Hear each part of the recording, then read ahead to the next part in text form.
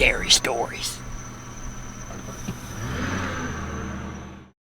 Before we get into today's stories, if you are new, go ahead and hit the like button and subscribe to my channel, as it really helps me out.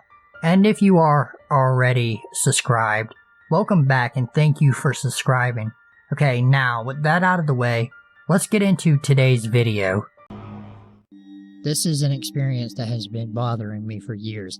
I used to live up in a subdivision in the middle of nowhere, north of Divide, Colorado. Our gravel street ended in a cul-de-sac and we were the middle house of the three at the end of the street, which was on the side of a hill. Because we were pretty far away from anything, I was a latchkey kid and usually was home alone for a few hours after school. This took place in the early 80s when I was about 8 or 9 years old. One day, shortly after the bus dropped me off and I got home, I saw someone pull into the driveway. I didn't recognize him, so I hid behind our wood-burning stove in the corner. He came up and insistently started knocking on the door and looking in the window.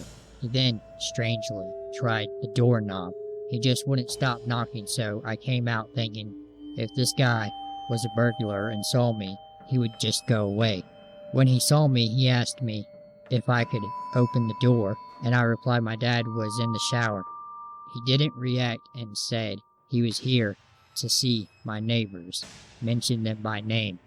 I told him they lived next door in the house on the left. He said okay, seemed a bit frustrated and started walking away to his car. But instead of getting in his car, he started walking around my house. The house was built on the side of a hill, so it had a walkout basement. I started freaking out because at this point this wasn't normal, and I thought he was going to try to get in through the sliding glass door in the basement, which was locked. I got ready to jet out the door and into the woods, but then I saw him come up the other side of the house, get into his car, and tear out of my driveway up the gravel road. He never did go to my neighbors, who he said he was looking for. Sobbing, I picked up the phone and called my neighbor halfway up the street, who had a son my age and used to watch me sometimes. She had seen the car speed up the gravel road and told me to come over. So I took off running through the woods to my neighbor's house, avoiding the road in case he turned around and came back. Of course, I told my parents, but I don't really think they let it sink in. And since my neighbors weren't home, they said he probably mistook the house. From my standpoint, I'm pretty sure if I opened the door, I would not be here today. No one randomly drives down my street, much less into the subdivision in the middle of the mountains where I live. And I never saw the guy at my neighbor's house. I vaguely remember my parents asking my neighbors if they knew the guy based on the description. I've always felt he knew I was there alone based on his non-reaction to me saying my dad was in the shower. Knew the layout of the house, which is why he walked down the side of the house to walk out the basement, and preferred not to leave any physical evidence, which is why he didn't break in. Not sure if my neighbors knew him or not, but because of the remoteness of the location and the fact we often played in the woods, I am pretty sure if I did get snatched, they would have chalked it up to me getting lost or hurt wandering around. We moved out of state a year or so later. Never heard of any other local kids going missing, but I can't believe that this guy didn't try to make someone else disappear. So I was 12 or 14 years old at the time.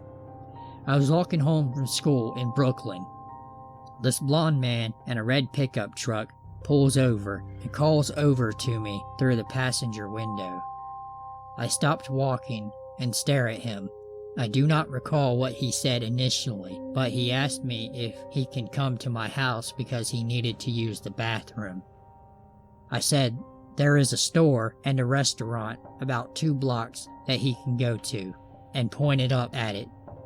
He resists and asks me again, and I again repeat that the store and the restaurant is right there. He then asked me if I can come over to him and help shield him while he pees. Luckily, I was walking on a large sidewalk that consisted of a huge apartment condo. He was parked right up to the sidewalk. If he wanted to kidnap me in broad daylight, he would have to walk more than 10 feet to where I was standing. Even to my adolescent mind, this was the most preposterous thing I've ever heard. I looked at him and said no. He then gives up and drives away. I remember being shaken and scared and watched his truck fly down the street. Even though I knew he was gone, and it probably didn't make much of a difference, I walked down the driveway 1 block away from my actual house to throw him off. So I was sitting on the couch in my living room with the sliding back door open. The cats can go in and out as they please, and a scraggly man walks up the deck and casually into my house. I didn't think much of him because all of my mom's friends are musicians and some look a bit worn. So I said hello, thinking he was here to pick up a guitar and drop something off. He said hey and asked what I was doing. I said, just eating a sandwich and watching TV, what's up?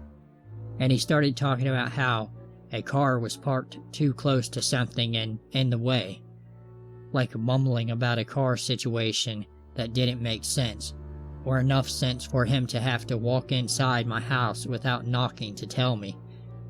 I knew none of our cars were too close to anything because they were parked behind our house, where they always were. I said something like, oh sorry, but those aren't my cars, so I can't move them. Then he said something like, never mind, it's okay, bye, and left. I didn't think much of it still, and brushed it off as one of my mom's friends or neighbors or something like that. I told my mom about it later, and she was immediately freaked out that some strange man just walked inside our house. She said none of our friends were coming by, and they would knock on the door first if they were. I am glad I was there to catch him off guard and not in the shower or sleeping, because I don't think he was expecting to see someone as soon as he walked inside. I don't know what he was planning on doing in my house, but let's not meet again, strange man that walked into my house. I grew up in a really bad part of town, full of crackheads, pill junkies, thieves, and general scumbags. I was always a smart child, and I had big plans for my future. It just turns out the Lord had other plans for me. Or maybe the temptation of the devil was too great. When I was 16 years old, my mom started dating this guy, Brad. She met at a 4th of July cookout in the neighborhood. This was before the neighborhood went to complete shit. Brad was really nice. After about 4 or 5 months, everything changed. Brad's friend, Marcus, got out of prison. And according to Brad, Marcus was trying to better himself and just needed to stay with us for a bit before he could get back on his feet. Marcus always made me feel uncomfortable. I do believe in second chances, and believe that most people do genuinely want to change when they get out of prison. But I didn't get that impression from Marcus.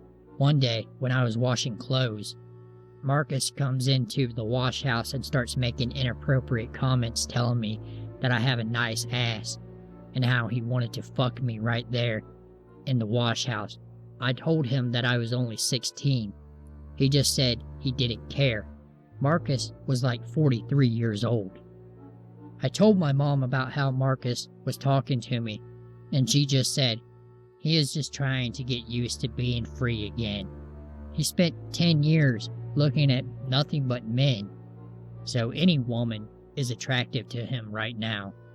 I have no idea why Mom was defending this guy. One night, when Brad was working the night shift at the mall as a security guard, I heard my mom screaming, and then I heard a loud smack. I run into my mom's bedroom, and Marcus is standing there naked with a knife in his hand. My mom was lying on the ground, with a huge bruise on her face. She was in her nightgown. She was nervously trying to cover her private area. Marcus grabbed me by my hair and tried to rip my clothes off, but my mom pulled Brad's gun out of his nightstand and threatened to kill Marcus if he didn't leave. Marcus just laughed and called my mom a stupid bitch and told my mom, "I gets what I want, bitch. I take mine. Think that gun scared me? Bet you ain't got what it take." No, but I do. It was Brad. He had a 9mm pressed to the back of Marcus' head. "I should fucking kill you where you stand, you sick piece of shit," Brad threatened. "Get the fuck out of here," Brad told Marcus. As Marcus was leaving, Brad walked outside and then I heard a gunshot. Then about 20 seconds later, I heard another, then another, again and again. Marcus lay on the ground bleeding out in the middle of the street as Brad stood over his body. Mom was screaming and crying as sirens were coming. She knew this was it. Marcus was shot over 15 times in the back and chest. Brad served 10 years in prison for assault with a deadly weapon. The DA wanted to charge him with attempted murder, but my mom testified against Marcus, and Marcus was sent to prison for 50 years for sexual battery and attempted rape. Mom and Brad got married and moved to another state after Brad was released from prison. So Marcus, you sick pervert bastard, let's never, ever meet again. So this happened in 1969, while my dad was 8 or 9. One night, both his parents were out of the house, along with his brother. This left him and his sister at home alone. Eventually, the phone rings and my father picks it up with standard Canadian politeness. "Hello, this is Bob." The person calling said that they were coming to kill both my father and his sister, and told them to leave the house. My father, slightly spooked, uses the intercom system to page his sister, telling her what happened. At the time, both children could drive, as they had been doing so on the farm, so leaving the house wasn't too much of a problem. While packing some things to leave, the phone rings again, and my father answers. "Hello, this is Bob." The voice says, "Why haven't you left yet? I'm coming to kill you." With which my father replies, "Well, I'm trying to leave, but you keep on fucking calling." "I can't leave when I have to keep answering the phone now, can I?" Voice hangs up and my father and his sister drive to where their parents were having dinner. Nothing else happened with the voice. It was probably just a prank of some sort, and it didn't really faze my dad. In 3rd grade, I had this strange, short teacher named Mrs. Todd. She was always super nice to me in class. She'd always call on me to do the fun activities first, compliment me whenever I did something, and was generally just very positive towards me. At the time, I thought she was perhaps my favorite person in the world. I remember telling my mother about how much I loved Mrs. Todd. Anyway, one day, I sat down at my desk and opened it up and put all my crap in it, when shockingly I saw that there was a Victoria's Secret magazine sitting in the pull-out drawer. The kid sitting next to me noticed how shocked I was. I thought I was going to get into trouble, and we started talking about how it may have gotten in there. Almost immediately, Mrs. Todd walks up and asks, "What have you got there?" I was seriously confused, and I told her it was sitting in my desk when I got here this morning. Well, she looks at me and tells me that the kid sitting next to me must have put it in there. She kept repeating that statement over and over again, until I finally admitted that I guess he could have put it in there. Maybe a few days later after that, she approached me after class to tell me about the special field trip I could go on if I kept doing good in class. It would be a trip with just her and I to the Gulf of Mexico for the weekend. I remember being really excited about it at the time. However, she got replaced at the school, and we got this new teacher that didn't like me as much. I was so heartbroken at the time. It wasn't until many years later that I realized how fucked up that situation was. It scares me thinking about it now. When I was around 7 years old, I was walking to my babysitter's house, all by myself. She only lived a block away from the schoolyard. I'd done it all the time. This car pulls up beside me on the road, and the driver keeps gesturing to me to come closer and shouting, "Come here, come here." I'm frozen on the sidewalk and shaking my head no, while my knuckles turn white, clinging to my paperback. All he says before driving off is, "Stay away from Christina," and then I never saw him again. Christina was one of my on-again, off-again friends in grade school, along with another girl who alternated between hating me and being buddy-buddy. I had completely forgotten about this after a while and went on being on-again, off-again with both of them. In the 5th grade, the other girl invited me to the pop machine in the back hall at lunch. Cool, okay. Quality time with a girl I've known since I was a baby. We get back to the classroom and Christina tells me that people were playing with my lunch and hid my stuff, but she was nice enough to bring it back to me. I started drinking the pop I'd brought for lunch, and something was really off. I spit it out and ran to the water fountain to rinse my mouth out. Turns out Christina and her sister had topped my drink with Lysol. If I had drank too much, I probably would have been stupidly sick. The police were called, and a restraining order was put on both of them. It was delightfully ineffective, however, because the school was so small there was no separate class to put them in. They got 3 or 4 days suspension. I have no idea if the two events are related, who that man was, or how he knew how bad Christina was at the time, but that memory sticks with me to this day. My wife and I stayed in a small rental property in Bath, United Kingdom, this spring. While in bed, I heard the gate to the property open and close quietly. This immediately made me jump up and become alert. I heard someone trying to quickly walk on the gravel walkway to our front door until the motion sensor light came on. I saw a person's shadow dart against the wall outside of our room and instantly went into attack mode. I ran into the kitchen and grabbed a knife from the wooden block and stood at the front door ready to pounce. It was silent for way too long, and then I heard someone running away and the gate slammed. My wife said that once the motion light turned off, the person took off running. I have no idea what their intentions were, but I almost stabbed the hell out of somebody that night. It still gives me goosebumps thinking about it. I had just gotten finished watching Night of the Living Dead and Demons. The Demons movie kinda made me paranoid. I was walking through the hall to get ready for a shower, and I saw something in the mirror that scared the hell out of me. I freaked. Turns out it was just my friend's stupid clown mask. I laughed. "Get a grip, girl," I thought to myself. While in the shower, I started hearing faint scratching noises. I didn't pay them any mind. I figured it was just a rat. At the time, the cheap-ass apartment my friend and I stayed in had rats, so hearing noises in the middle of the night was really nothing to be alarmed about. I get out of the shower. I'm naked, water dripping off of me. I grab a towel when I happen to see a man staring at me through the window. I scream. The guy casually stands up. I'm still screaming. He has his thing in his hand.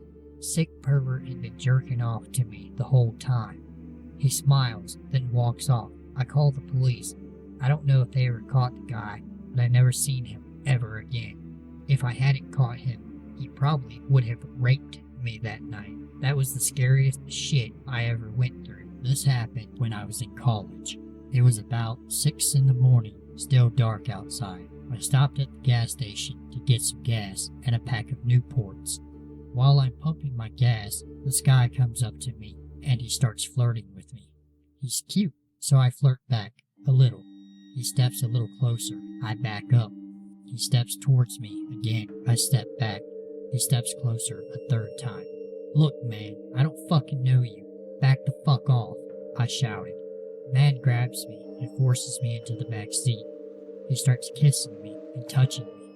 I see this little Indian woman in the store. She's hiding by the window, peeking over it. I'm screaming, "Help me! Help me!" The guy is just about to get it in.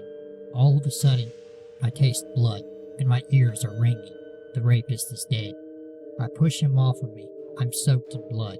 I see this tall, built black man with a beard and dreadlocks standing there with a 9mm in his hand. The barrel is still smoking. My ears are still ringing. "Thank you," I cried, with tears in my eyes. I hear sirens, and the black guy takes off running.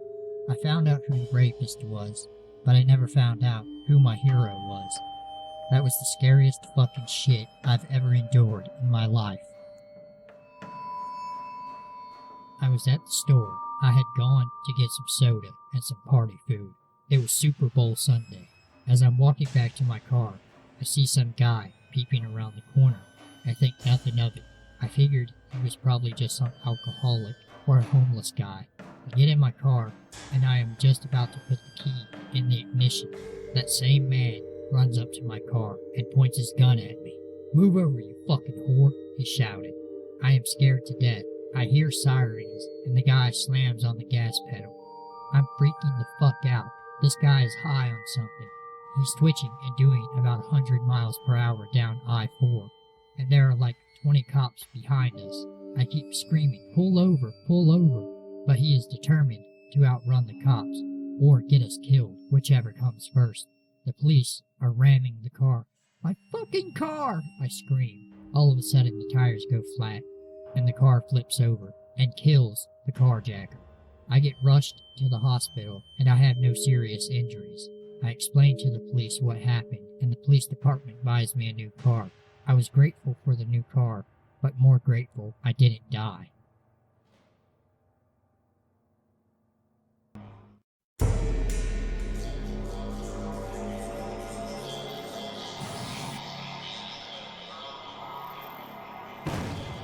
Scary stories. A little bit of backstory. My neighborhood has recently had a series of break-ins, ranging from cars getting broken into in broad daylight at our neighborhood pool to having people's garages broken into. This isn't an unusual occurrence, as some sort of break-ins usually happens every summer. Recently, a house in the back of my neighborhood was targeted, but luckily they had a security camera set up in the corner of their garage. The family sent the video to the neighborhood watch, who then sent it to basically everyone in the neighborhood with the title "Carpet Creeper." The video is pretty unsettling because you see a tall, lanky, older looking man walk up from the dark into the open air carpet. He was wearing a hat and sunglasses, even though it's pitch black outside. In the video, he walks with his back to the car and runs his hands along the car. He then walks around to the other side of the car and does the same thing, where he runs his back alongside it. Then you see him walk near the side door to the house, bend down and sort of crawl on the ground. He lingered in the carpet for around 8 minutes just walking around and touching things, and all he ended up stealing was a pair of nice tennis shoes from the homeowner, left outside their house. So flash forward to tonight. My house has an open air carpet with a security light that is supposed to flash on when someone walks underneath it.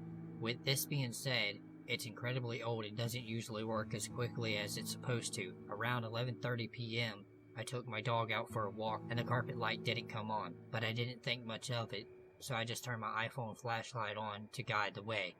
After about 10 minutes of letting my dog walk around, I headed back down my driveway, noticing that the light was now on, but I figured it had just kicked on late. I went inside my house, locked the door, and walked directly to the sink to make a glass of water. I was about to walk down the hallway directly to my bedroom, but had remembered I had left my phone charger in the living room. As I turned around, I saw a tall, lanky man standing on my carpet. He was just standing there in between my parents' cars. I literally froze with fear as my back was pressed to the fridge and looked through the front door about 15 feet away, which is all glass, so it was a clear view. The man literally just stood there, as still as a statue, and a smile began to curl up his lips. And it was so fucking terrifying because he had sunglasses on, so I couldn't tell if he was looking right at me. It felt like the staring contest went on for minutes, but it was probably only 5 seconds, before he bolted out of my carport and back out into the driveway. I started crying because the thought of the man with at least a foot in height on me being in the same carport hiding behind a car as I walked my dog in and opened the door to my house absolutely terrified me. My parents called the police, but they couldn't do anything because the man ran away. I am now scared shitless to take my dog out at night again.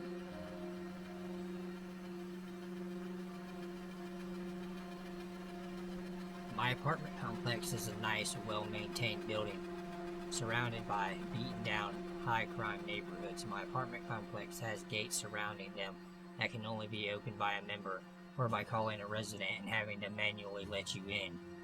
But that doesn't mean that it's impossible for trespassers to find their way inside the gates. One night at about 10 or 11 p.m., I pulled into my apartment after spending some time at my fiance's house. My roommate had taken the parking spot in front of our building, so I was forced to park off to the side of the buildings in an uncovered spot. It was a short walk to the apartments, but when I got out of my car, I realized that the lights in front of my apartment building were turned off. The building directly across from the building still had their front lights on, so I had figured that the bulbs were being replaced at 11 p.m. I was lucky that the lights from the other building illuminated parts of the pathway to my apartment, but my anxiety flared up and my imagination began to run wild.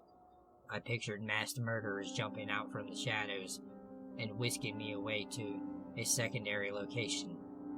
My keys found their way between my knuckles as I created a makeshift weapon against the creatures that go bump in the night. I was so wrapped up into my own nightmares as I power walked into my building that I didn't realize someone was standing in front of me until I was almost on top of him. His back was turned towards me and his head was down. I thought he was lighting a cigarette, and that was the reason for his strange pose. When I took a step or two closer, his head flipped around and he was staring at me as if I was a ghost. He was wide-eyed and looked like an animal caught in a trap facing a hunter. I literally jumped, but did my best to maintain my composure. My apartment complex is very small, and I have made sure to learn the faces of my neighbors. I didn't recognize this man as living in the complex, and he seemed as though he was homeless. His hair was long and unruly, and he had a beard with bits of matter clinging to his scraggly hair. His clothes were obviously worn, and he was wearing a jacket too big for him and too heavy for the Arizona weather. I continued walking, my grip tightening around my keys in my hands, just in case. I neared the staircase that led to my apartment and turned back when I felt eyes burrowing into me. The man stood where I had left a few yards away, but he had twisted his body so that his arms were frozen above his head, and one of his legs looked as though he was about to jump away. The whole contorted look made him look as though he was dancing the Running Man, but he was completely frozen, with his eyes glued to me as I moved for the stairs. We stood staring at each other. He looked like a screenshot of a 90s dancer, and I'm sure I looked like a drowned rat. I squeaked out an apology for interrupting him and ran up the stairs and into my apartment. I stood by my door locking the peephole to see if he had followed me, one hand holding my cell with 911 ready, and the other wrapped around the baseball bat my fiancé had left me after the previous encounter at my complex. Thankfully, he didn't go up the stairs, and I was left with nothing but a bizarre story to retell. I did end up calling the apartment complex's manager, and he had informed me that the security officer was on his way to investigate.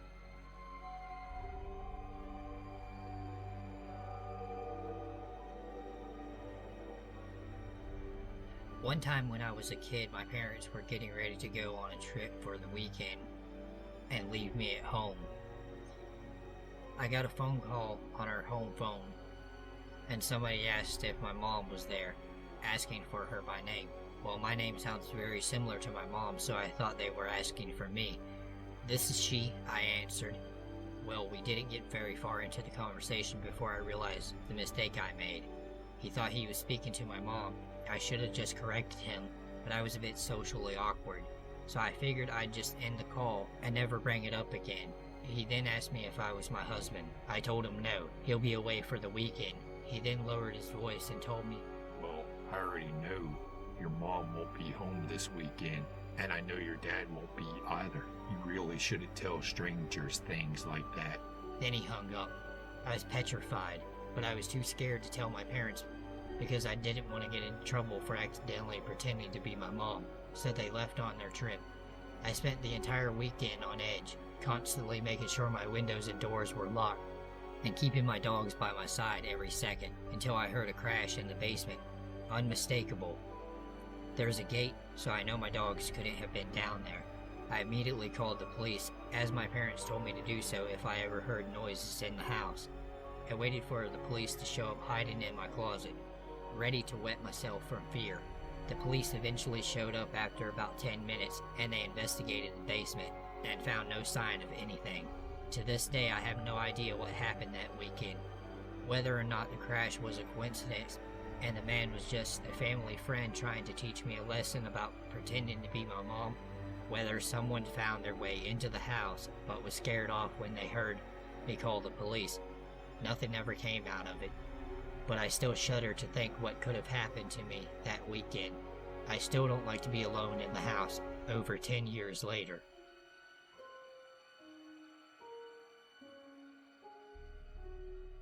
I work at a grocery store pulling carts and bagging things. It's a shitty job, but it pays the rent. I'm a 20-year-old female. I have posted about strange customers before, but this guy, he's a repeat offender. This has been going on for about 6 months. 6 months ago, I'm standing in the liquor section, dusting the bottles and making sure the display looks nice. A man about 10 or so years older than me enters the section and asks me to recommend him something. I answer honestly that I am 20 years old and therefore know nothing about alcohol. Yes, I've had it before, but I know jack shit about what's good and what isn't. Are you sure you're not 21? He asked. Yeah, I'm sure. That's a shame. He says. I could show you a good time if you were old enough. And then he winks. I just kinda laughed awkwardly, not knowing what to do. Then I pretend someone needs me over in another section and scurry off. I brushed it off thinking that it'd be the last I heard from him. 2 months later, I'm picking up the slack for my sick coworker and stocking the shelves in his absence. It's about 10 at night and the store is dead quiet. I normally like these times because it gives me time to myself. I'm rearranging some cereal boxes to look nice when someone taps me on the shoulder. I jump and turn around. It's the guy. Generally, it's kind of a faux pas to touch random retail workers you don't know, but this guy didn't have a care in the world about that. Are you 21 yet? He asks. I shake my head no, remembering where I had seen him before. I ask him if he needs help finding anything. No. He says. I just wanted to know if you were 21 yet. And he turns and walks off without another word or without grabbing any merch from the shelves. He may have bought something later from another aisle, but I sure as hell didn't stick around to find out. 3 weeks later, I'm bagging in one of the check stands when he comes through again, posing the same question. I again answer no. And since there's a lot of people around, that's the end of it. And now, last week, I'm marking down a service walk about 7 in the morning. Basically, that means I walked to the store and made sure that there were no messes or safety issues. I'm at the customer service desk alone, and my back is turned. I hear someone clearing their throat and turn around. Are you 21 yet? He asks. He's staring intently, like he's trying to will me to suddenly be 21, and once again answer no. I am not 21. He scowls at me. Are you sure? He asks me again. Oh yes, I am quite sure. Thank you very much. Thankfully, my manager swoops in to take care of what he needed, and I get the fuck out of Dodge. I've told my managers about this dude, and they don't really seem to care. For now, he hasn't done anything but creep on me hardcore, but I worry.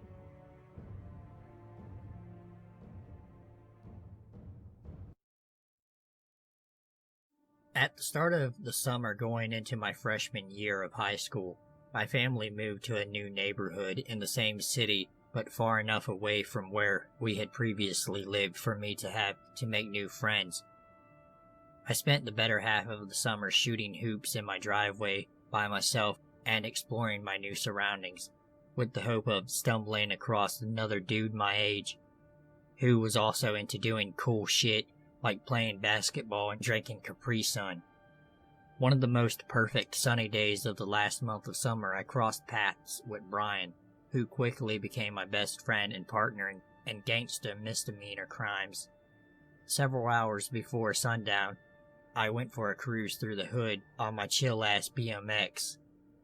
Just as I was getting ready to return to the crib, I spotted a guy my age, who I had never seen before, playing b-ball in his driveway. I rolled up, introduced myself, and bravely asked if I could join in. He said, "Hell yeah, what's up? I'm Brian."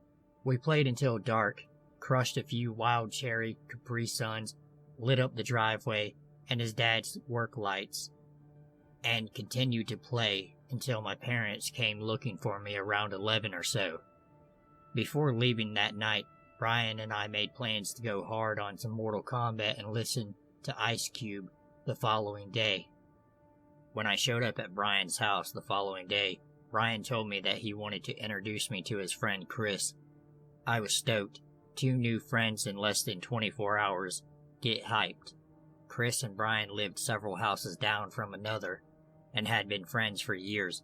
We started to settle into a Mortal Kombat match while waiting for Chris, but no sooner than I could select Liu Kang, Chris was upon us and glaring at me. Brian introduced us, and Chris told me he had a winner. I lost, and the next hour was awkward. Chris made one inside joke after another as I grew increasingly disheartened by my outside status and the stellar job that Chris was doing of making it glaringly obvious. Brian would later explain to me that Chris was just like that, and that I should not worry, and I would later not worry for, let's say, the next 3 or 4 years. By the start of freshman year, Brian and I had become inseparable. I learned to tolerate and sometimes even love Chris.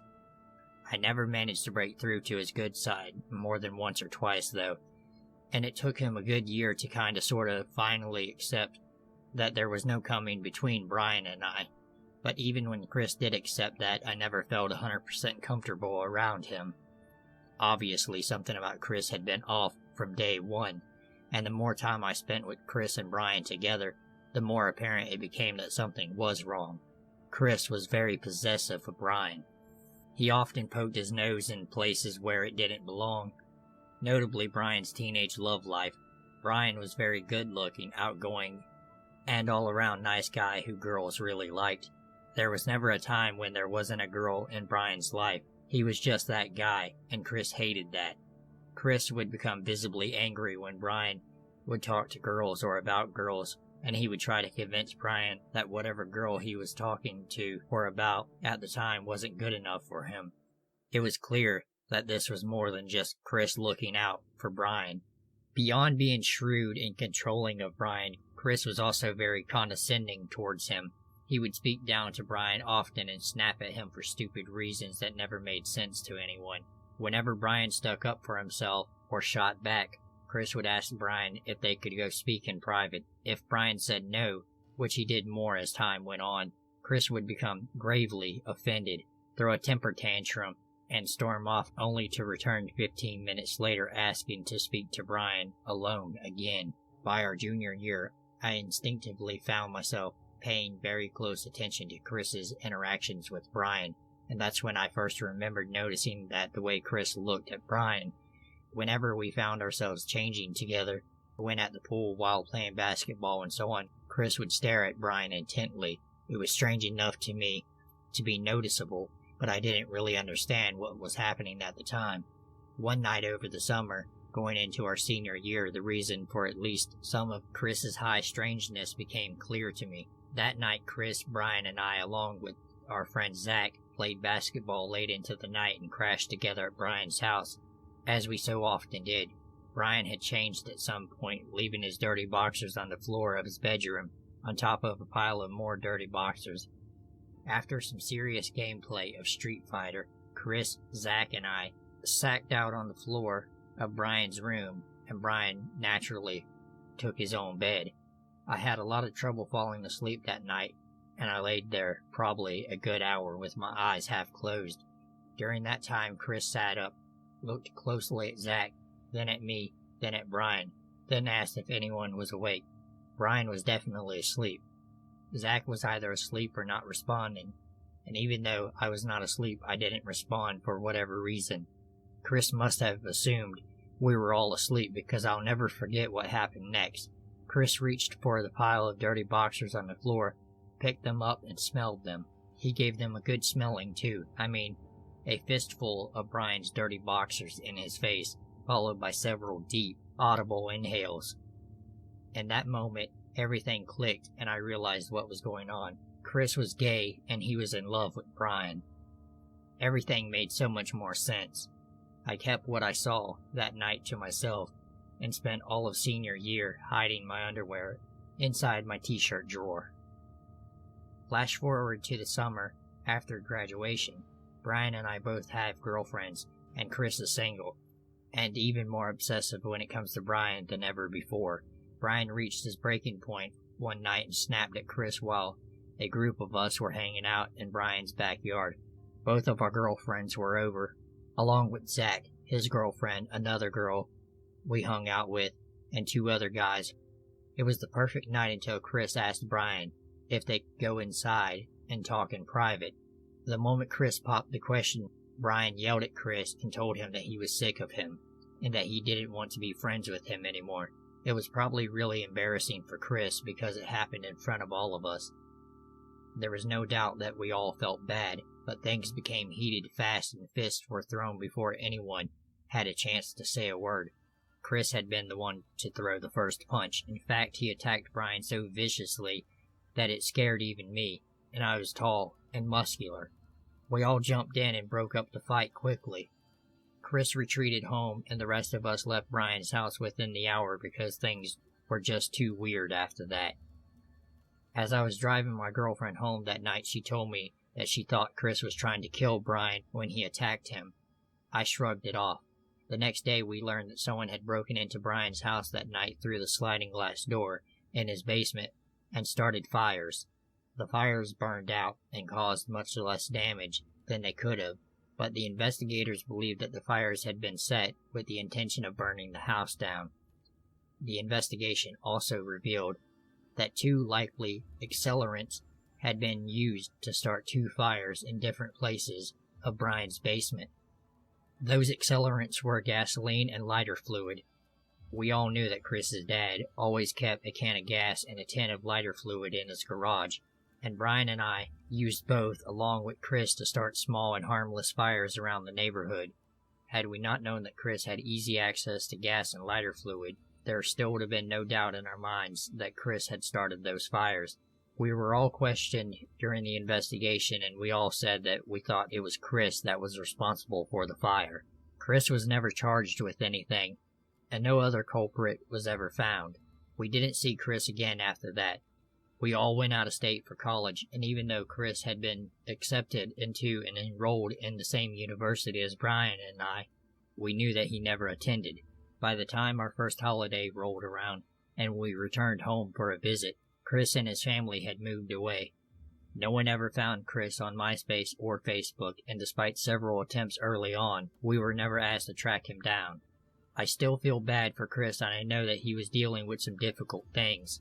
It was probably hard on him to love someone that didn't love him back, but the way that Chris loved Brian was violent and consuming and clearly unhealthy. To this day, I believe Chris fully intended to kill Brian, and that he would have finished the job had he ever been given the chance. Brian and I are still best friends, and we talk about Chris from time to time. Brian suspected that Chris had deeper feelings for him all along, and even though Brian cared for Chris, he didn't care about him in the same way and didn't know how to deal with the situation. He made a lot of sacrifices for Chris, but nothing was ever enough. In the end, being belittled, manipulated, and controlled incessantly for years proved to be more than Brian could handle, and it pushed him to his absolute limit. Brian has never felt that he handled things right in the end, but personally I think he handled the situation as best he could at the time. I doubt that I will ever see Chris again, and I'm not sure that I want to, but I hope that wherever Chris is, that he is well now. I know that Brian hopes the same. So this is a few summers back. I was visiting a friend in Norway. He was a great host and took me out to Oslo. We were at the outdoor bar having a couple of drinks. Anyway, we were sitting there chatting and catching up. I had to fly tomorrow, and he was my 6 a.m. ride to the airport. So we were very slowly nursing our drinks, and flying hungover is actually the 7th level of hell. As it gets later and later, the bar we are sitting at is getting more and more turned up. Lights go down, music ramps up, gets more and more crowded. We actually were about to finish up our drinks and head out. I see a couple of guys chatting up some very attractive young ladies directly across from me.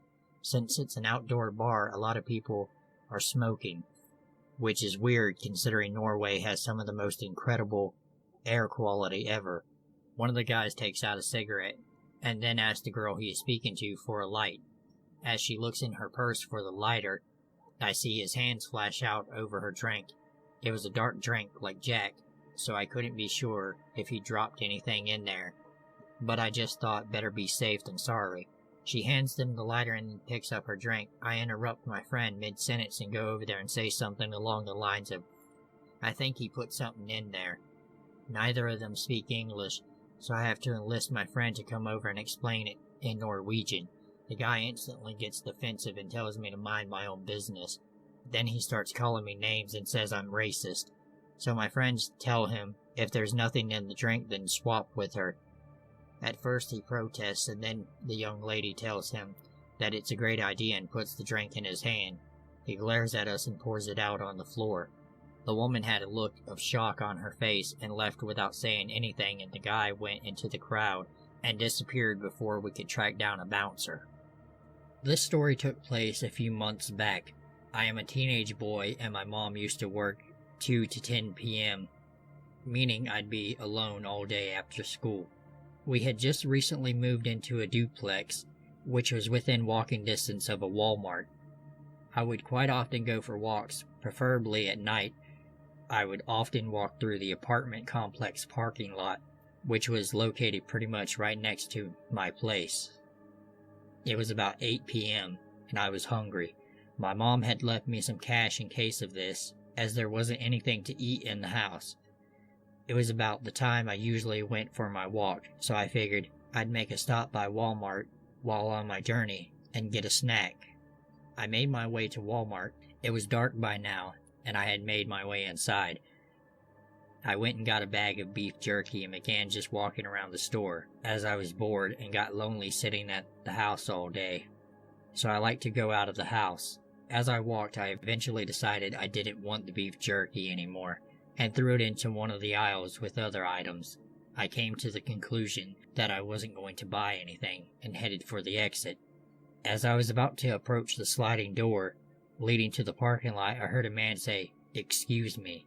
I turned around and saw a man, probably in his 30s, wearing a sweatshirt, jeans, and he asked me if I knew where the beef jerky I threw was.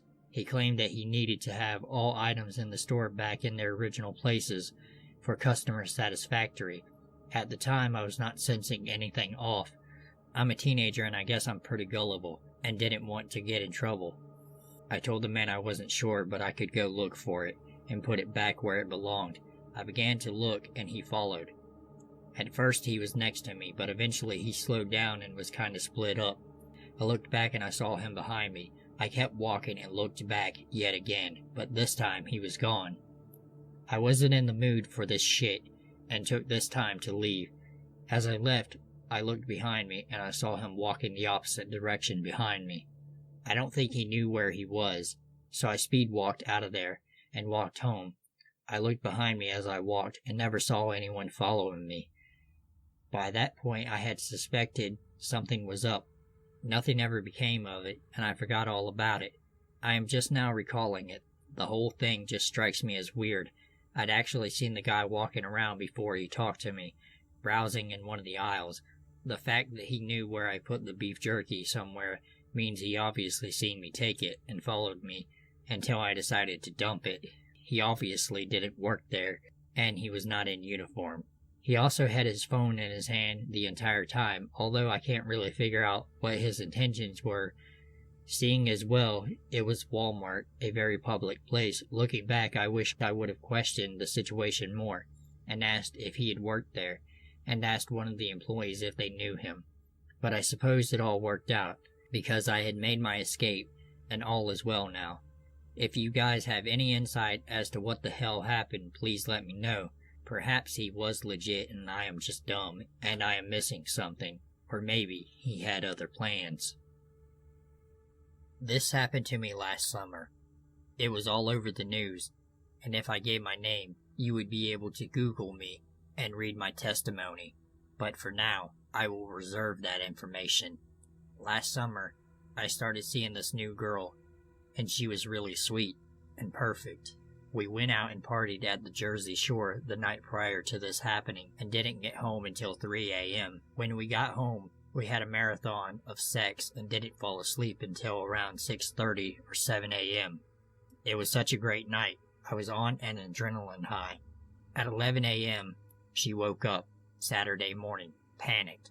She began to scramble and throw on clothes. I asked her what was up, still laying in bed, and she yelled out to me, "My parents are coming over at 1 p.m. My house is a mess and I have to go buy food and alcohol. I need your help. Get dressed." I slowly got up and rubbed my eyes. Still feeling very alive from the night before, we both got dressed, me much calmer than her, and I agreed to drive her to Walmart so she could buy everything she needed for her day with her family. When we got to Walmart, she asked me to just let her out by the front entrance, and I suggested I would just wait in the car, as I was half asleep still, and would have only slowed her down. She rushed into the store, and I went to go find a parking spot. The parking lot was packed, so I had to park far away by the tire shop across the lot. I texted her to let me know when she was coming out so I could pull up and pick her up where I dropped her off. As I sat in my car, slightly daydreaming about the great night I had, and fantasizing about the great days to come with my new friend, I closed my eyes. I felt myself doze off, and it was amazing. The air conditioning from my car greatly easing me to sleepland. A few minutes later, my heart raced as I suddenly and violently jolted from my nap. Some very sketchy-looking man stood outside my passenger window, holding a red gas can. The way he knocked on my window jarred me. I was pissed, and I'm a pretty big guy at 6'5", and this creep was very tall as well, but very gaunt and slender. A lanky-looking drifter, who is probably the kind of scumbag that would take any drug you put in front of him. He motioned to me to roll down my window, and stuttered out to me, "Hey, sir, do you think you can help me out? I just need a few bucks for gas. My car ran out." As I mentioned, I was pissed off. He woke me up in such a fashion. So my immediate response was a very dismissive and rude, "No, I don't have any cash." The vagrant implored, "Sir, please, I'm desperate and stranded." and again I said no, dismissing him again, and began to roll up my window. He stuck his free hand on top of the window glass. "Sir, even the change in your cup holder could help me, please. I'm in a horrible situation." Realizing this guy wasn't going to leave me alone, I decided to give in and reach into my pants pocket, where I fished out a few singles. Before I gave them to him, my friend texted me. I put my phone down and rolled my window down. I reached toward the man with $3 in my hand, and what happened next changed my life. In less than a second, I could see he was gearing up to attack me. His face got serious, and he pursed his lips, gritting his teeth, as he dropped the gas can and reached in with his left hand, lunging for my arm and grabbing it with all of his strength. I tried to pull away and screamed, "Get the hell off of me!" But he had my arm in a vice grip. With his free hand, he reached into his back pocket and pulled out a syringe, which was loaded with God knows what. He turned, freeing my arm up a bit, but it was too late. He had already stuck his needle in my arm and pushed the plunger down, releasing whatever it contained into my bloodstream. I screamed and pulled my arm free. He pulled back and stared into my car and screamed at me, and I screamed at him I was going to kill him. This made him even more intense. as I remember him screaming, "Bring it on!" but before I could hear what he said next, I felt my eyes go black and myself lose consciousness. I was cold. As it turns out, I woke up several hours later in the hospital bed, my friend and my parents and my brother standing over me. They rejoiced as I came to, and my mother called for the doctor and nurse. I asked what happened, and my mother told me, "Sweetheart, you were attacked. A deranged maniac stuck you with a paralyzing agent and you passed out. Jen had spotted your car and what was going on. She's the reason you are alive. She saw the man standing around your car and noticed you weren't moving. So she called 911, and luckily, there was a police officer down the street that responded in under 2 minutes. Jen screamed out at the man that she sees him and that she called the cops and that they were on their way. He jumped into the car and tried pushing you out of the driver's seat. But before he could, the police arrived and took him down with a taser. It turns out he was homeless and recently released mental patient, and he intended to abduct you, and God only knows what he was going to do next, but Jen saved your life." What a huge bombshell to drop on someone who had just returned to the land of the living. Jen and I are engaged now, and we plan to get married. The story that I am about to tell happened because I guess I am too nice to people. When I was 17, I was a pretty blonde girl who was very nerdy. I would often get guys who wanted to be more than just friends when they found out I liked games and films, but they always just made their crushes known, and I would gently let them down. I had a high school boyfriend at the time. I worked at a movie theater in the Midwest. I loved this job and became good friends with the people I worked with. It was the perfect job for a teen who loved movies and needed to work after school. That was until I met Simon. Simon was a guy who worked at the theater with me. He seemed nice enough, a little geeky, and not very attractive, but kind of just a regular guy. I was friendly, as I always was. He was almost 10 years older than me, so I wasn't too worried about him thinking I wanted to be more than just friends. As time went on, he gave me more and more attention, talking to me for hours during the downtime when movies were playing. I suspected he might like me, but I wasn't too worried, as he was a manager and I wasn't, and dating between managers and staff was not allowed, so I thought he would just keep it to himself. Then after a year, I was asked to move to another theater as the one I worked at would be shutting down in a few months. I agreed, but was the only member of the staff to be offered this option. I realize now that this was not as fortuitous as I thought it would be. Just a week after I started at the new theater, Simon showed up to say hi. I was friendly as always and was nice to him. After all, we were the same movie chain, so he could come here and watch movies for free if he wanted to. I thought it was innocent, but soon started to feel uncomfortable with all of the time Simon was spending hanging out at my theater. I asked my coworkers if he came in when I wasn't there, but they said no. Then it dawned on me that we no longer worked at the same theater, so he was free to pursue me romantically without worrying about his job. This made me worry as he started outwardly, if not awkwardly, flirting with me. I found out later that a girl at my job who didn't like me had given Simon a copy of my schedule for the next 2 months. So I started to hide every time I saw him. Every time I saw him, I would make up some excuse to go and hide in the stockroom or in the project booth. It was starting to make me very uneasy. My boss, who is still a great friend to me, noticed how uncomfortable I was and told me if I wanted to, I could report it to the home office to get him to stop. I thought this was taking it too far, and I declined, thinking eventually he would give up. Well, he didn't. He came in close to my birthday and dropped off a card and a CD with lots of rather creepy music on it. I had finally had enough and told my boss to report him. The management told him he wasn't allowed to come to my theater again and he would be fired. I didn't see him for a few months. I thought it was over, but then I had people I worked with at the old theater who went to high school with me coming up to me in the halls and cussing me out for getting Simon in trouble. They said I had led him on, and that he was a lonely guy who had a crush, and it was cruel that I got him in trouble, and that I wouldn't give him a chance.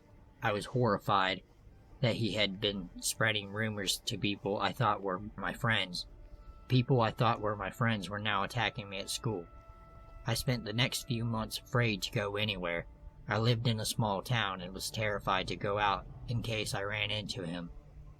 I am generally a nervous person who scares easily, so my parents thought I was overreacting. My boss told me not to worry and that Simon had probably given up.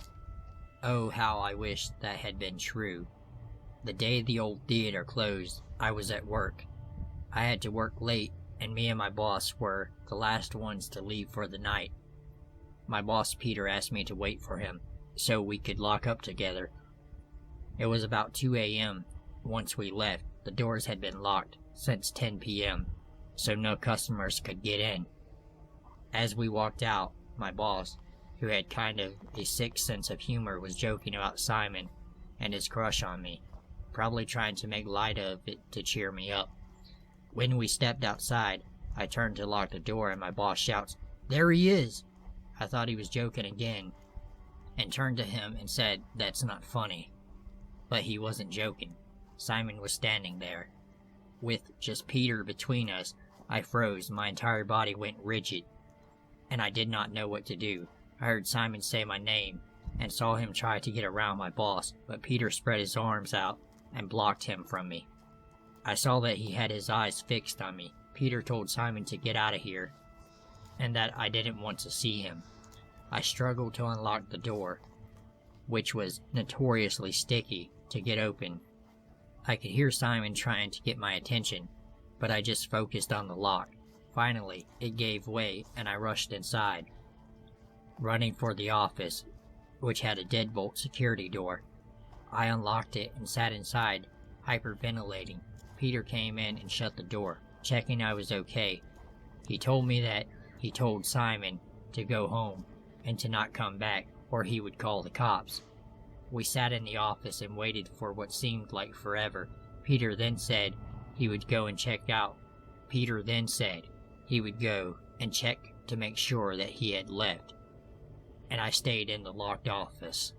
A few minutes go by and I hear Peter's voice telling me he was coming back. When he opened the door, he looked furious and headed straight for the phone.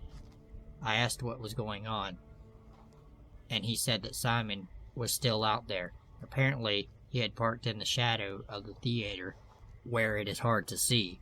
He parked in such a way that I would have to walk past him to get to my car.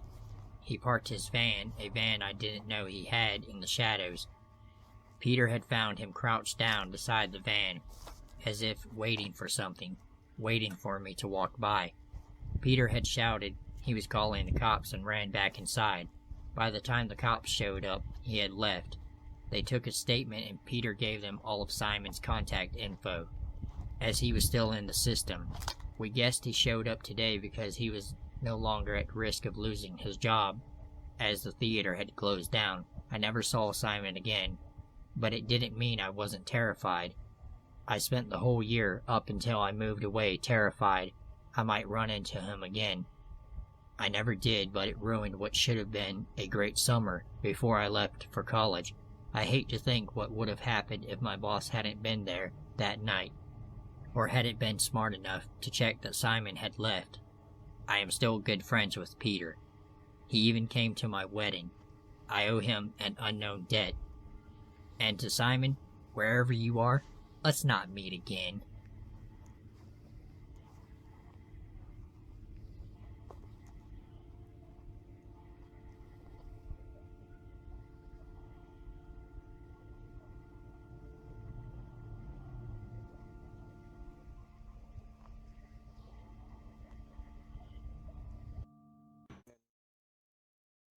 This is definitely going to be hard to believe, and I know, but I feel this is good for me.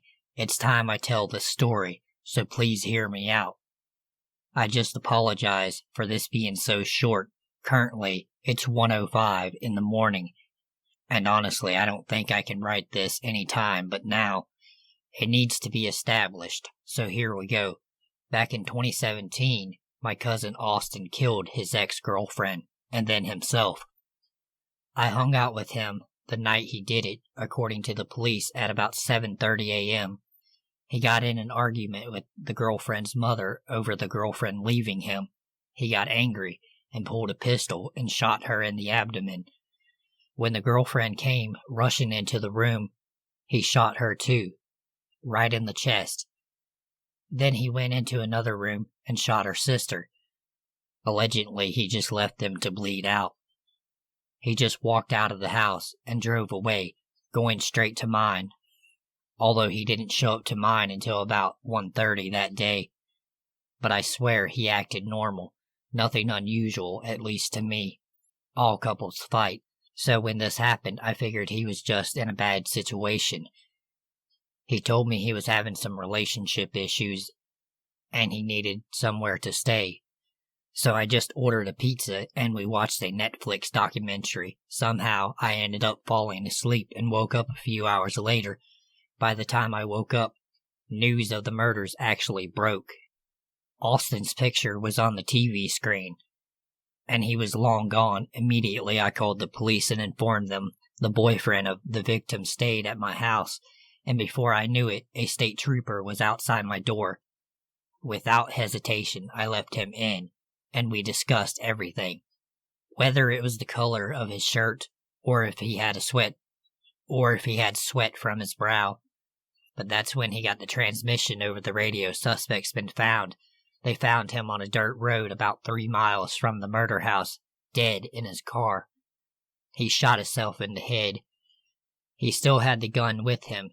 He could have killed me. I could have been one of his victims. It's been years, but I still get nightmares. No one in this family really talks about it anymore. We have put it all behind us, but the fact I was around him after he did such heinous things is just unbelievable. I slept in the same house as a killer and didn't even know it. And that's what scares me the most. I live in a pretty major UK city and moved here when I was a student 7 years ago. In my second year of university, I was living with 3 other girls in a little house, an area that has really dodgy outskirts, known for crime, the kind of place where students are warned to stay by the main road at night. A few roads away from me was a street that had become infamous for rapes and sexual assaults that year. There was supposedly a guy or a gang of guys on the loose, and the story was constantly being covered on the news at the time. So one morning, I set off for university at around 8:30 a.m. It was a nice sunny spring morning, and I had my music player on and my iPhone. I walked from my house into the back of a car park with a large supermarket on the main road.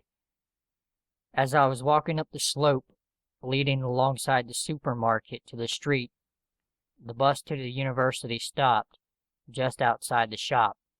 I became aware of someone walking behind me. I immediately took one earphone out as I looked at him through my peripheral view. He had a bike, so I assumed he wanted to get past, and I hung back for a bit. He stopped and I got a proper look at him.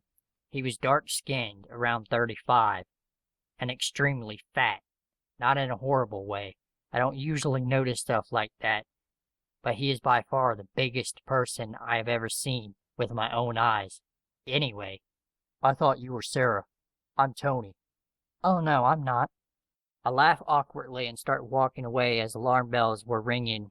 As I said, this is the kind of place where you don't chat to random blokes. He speeds up to walk alongside me, asking me questions about where I got out clubbing. When I'm next going out, what I like drinking. I humor him as the main road was like 100 meters away, and there were people anyway. I'm just kind of giving him quick answers and give up on my music by unplugging my iPhone, stuffing my headphones in my pocket. Can I have your number? Sorry, I'll give you my number. So he reads me his number out, and I just put it in, thinking that will be that. Okay, now ring it. I know I should have said I don't have credit or whatever, I know. But in the weirdness of the moment, I did it.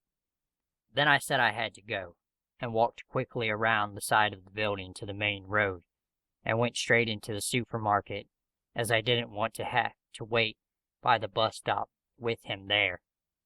I looked behind me and saw him locking his bike up outside the entrance, so I quickly ducked down an aisle, went around the back of the supermarket, and popped up at the end of the other aisle to look at the entrance. Guess who was walking along checking the aisles? I darted across, used the checkouts lining the other side of the shop as cover, and somehow made it back outside. There was no bus. I stood close to a group of people waiting, keeping an eye on the shop entrance. Tony appeared and smiled this massive, toothy grin at me. The bus arrived and I jumped on, relieved to be finally free of him. Then the phone calls started. By the time I had gotten to university 30 minutes later, I had about 5 missed calls and a voicemail. I go into my class and immediately told my friends Alex and Gaz. I was kind of laughing it off at this point, and the whole class was listening in to the voicemails, and it was all a bit of a joke. "What did he look like?" Alex asked. I told her that he's around 35 and morbidly obese.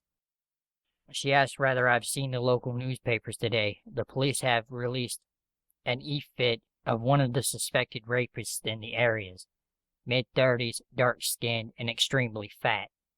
So now things take a more sinister turn, and it's no longer funny as the calls and the voicemails rack up even more. By midway, I had 11 missed calls and 4 emails, all mentioning the club night he was talking about. When can he take me there, etc. I decided to call the police, and they came to my house that afternoon. He actually phoned while they were there, and the policewoman answered it. After taking down all the details, they left and promised to be in touch. The next day, a cop in plain clothes comes up. Tony was a convicted rapist, and they had him in the police station. The name Tony and the number I had given them checked straight out of the records and led them to his door. Never heard anything else from him or the situation. Ironically, I have recently moved to the infamous Rape Road. Although within a 10-second walk from the main road, Tony, whoever you are, please, let's not meet ever again. To clarify, I was naive, sheltered, and only 14, so one day I went to this chat site because I remember I was having a hard time falling asleep, and it was like really late into the night. I thought talking to some strangers might help me doze off. Anyways, I was on there for maybe about 15 minutes when I got a private message. I remember his name to this day. It was something like Loving Dad or Lovely Dad or something like that. He introduces himself and says his real name and asks me for my information. I tell him my real age and my real name. I remember we were talking about Disney movies, nothing creepy, and he was funny. So I felt like maybe he was a good guy. Wrong. So we end up innocently talking for like an hour. Never did I think of asking his real age. And I don't think I even really cared. But I was finally getting sleepy and I told him I had to go to bed. But he really wanted to stay in contact with me, so I didn't see why not. After all, we spent an entire hour just talking about movies. And he knew a great deal of details about them, so I thought he was my age. Anyways, I give him my Skype, and for the next week, we continue talking. We both cammed, and then I saw how older he looked. Then I thought, oh shit. It turns out he was looking for a young girl to do God only knows what with him. Creepy pervert from Skype. Let's never ever meet, or I will make sure you rot in prison until the day you die. A year ago, I was coming back home late at night from then my boyfriend's place. He lives in a few cities over, about a 50-minute drive. I was coming home late around 3 a.m. We both live in major cities, so the roads were well lit, and I didn't get through any shady areas. Also, I'm a young woman in my early 20s, so this experience is especially scary. As I get off the highway close to my place, I am stopped at a red light with another car. It was a black SUV. The car is a little bit ahead of me in the lane beside me, so the front of my car is closer to the back end of that car. As I get off the highway close to my place, I am stopped at a red light with another car. It's a guy in a black SUV. He is a little bit ahead of me in the lane beside me, so the front of my car is closer to the back end of his car. He rolls down the window and sticks his head out and looks at me for about 5 seconds. He looks to be mid-20s, early 30s, Middle Eastern looking man with a buzz cut. He puts his head back in his car and rolls up the window. Okay, so that was weird, I think to myself. I kind of glance at his license plate and notice it's a custom one. It was unique and memorable. This will be important later on. I try not to think much of it and carry on my way. I notice my gas is low, so I head to the gas station close to my place. I see his car in my rear view mirror and notice he turns off into another major road heading the opposite of where I was ahead, so I was relieved. When I get gas and headed down the main road to my house, I'm driving for 5 minutes and I'm literally 2 minutes away from my house. I see a car nearly rear-end me, flashing its high beams at me like mad. I look at my dashboard to see if I mistakenly left something on open and checked my side mirror to see if my gas hatch was open. Perhaps this person was trying to warn me or tell me something, but there was nothing out of the ordinary. I go a little faster and turn on to another main road to see if he'll follow me, and he's still right on my tail. I'm panicking at this point and zoom right past my house. No way I was going to lead him to where I lived. He's still chasing me and high beaming me like crazy. Thoughts were racing through my mind, like, oh my God, this is how I am going to die. As I turn onto another main road, I scramble for my phone so I can call 911. This guy comes from behind me to right next to my car. I feel him glaring at me. I force myself not to look. I don't want to see this nasty person's face. I bring my phone to my ear and the 911 operator picks up. I'm stuttering my words to this woman, telling her that there is a psycho chasing me and that he was trying to kill me. I tell them to come quick. The woman tells me to stop and park my car. I said there was no way I was going to do that because he was still chasing me. What if then he stops and gets out of his car? Then what? After about 30 seconds, she convinced me to pull over, and I felt that if I wanted help, I should comply. At this point, we were going about 110 miles per hour in a 60 mile per hour zone. So I hit the brakes and his car flies forward. I see the license plate and it's the same guy from when I got off the highway. I took note of the car make, color, and remembered his face. I see his brake lights come on. I can tell he was thinking about whether he should turn around and continue chasing me. He decides against it and speeds off. I'm almost in tears at this point, giving the operator the play-by-play about what is happening. I pull into this neighborhood side street and explain to her all the details of the car and person, and she says it's not found. I give her different variations of it, and still nothing. She says I can wait in the neighborhood for the police to come to file a report, but that'll take 20 minutes. It was nearly 4 a.m. at this point, and I was tired. I decided against it and went home. I don't know what would have happened if I stopped for him, or worse, went home. Disgusting car chaser. Let's not meet ever again. I was hanging out with my friends, just a typical Saturday night, and around 12:30 a.m. I went back to my friend's house just to smoke some weed. So after a bit I decide to walk home from his house. It's only a few minutes walking distance away, so around 1:30 a.m. I start trekking in the cold and dark night to go home.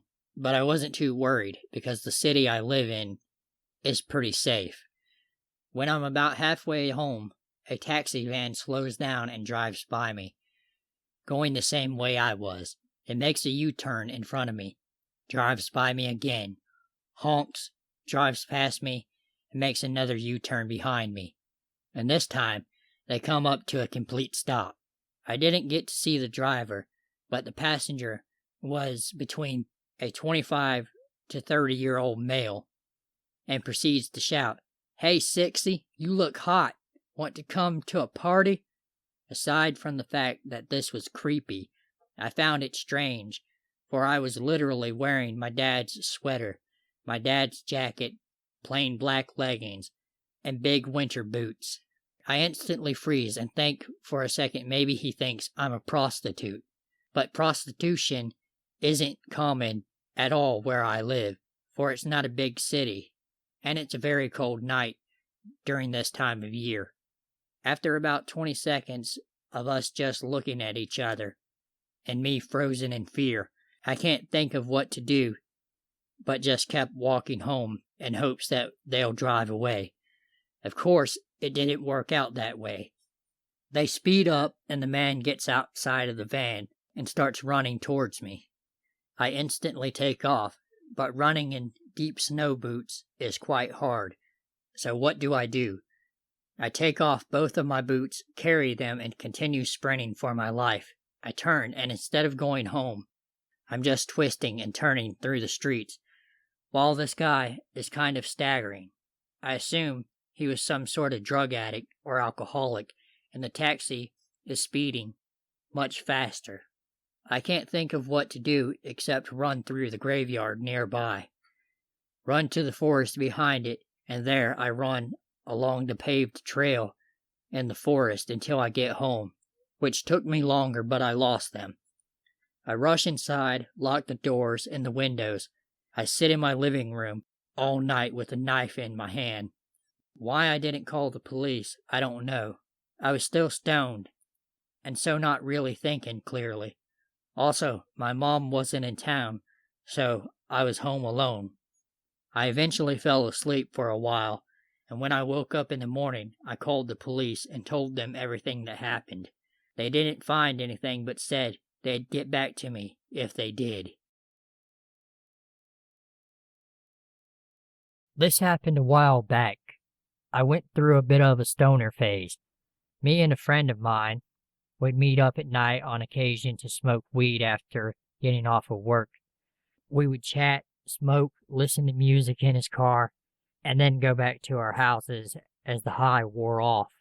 This one particular night, he picked me up around 10:30 p.m. and parked his car at a popular local park. Rather than smoking, we took marijuana-infused candy. We sat in the car with music playing loudly as we were slowly getting higher and higher as the edibles kicked in. Our attention to the car surroundings had, by this point, fully dissipated, and we were shocked as we saw two dark figures jump out from the right side of the vehicle and start running forward through the parking lot. As they started running, a large SUV with the truck already open quickly drove in front of them. The two figures hopped in and shut the door to the trunk of the car as it slid away from the park. Despite how idiotic it sounds now, we both had a bit of a laugh after they drove away, figuring it was just some teenagers fucking around.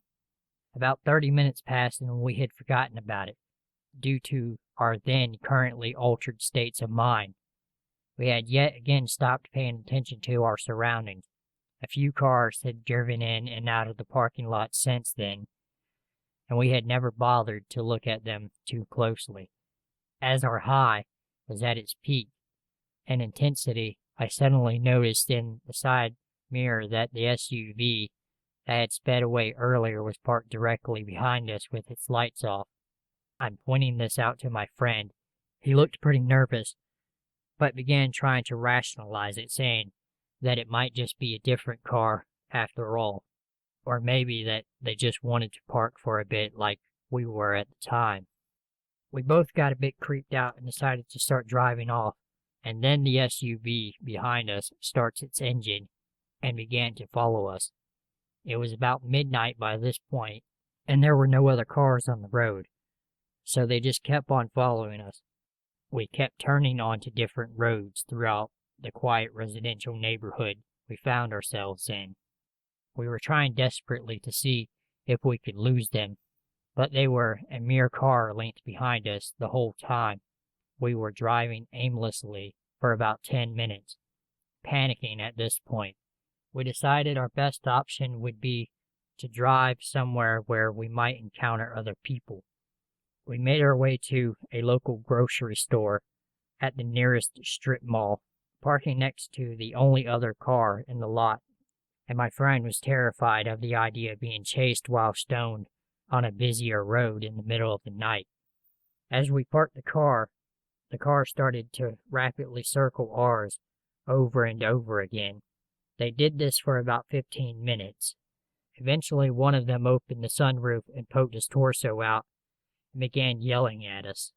The man was white, average-sized, and appeared to be in his late 20s or early 30s.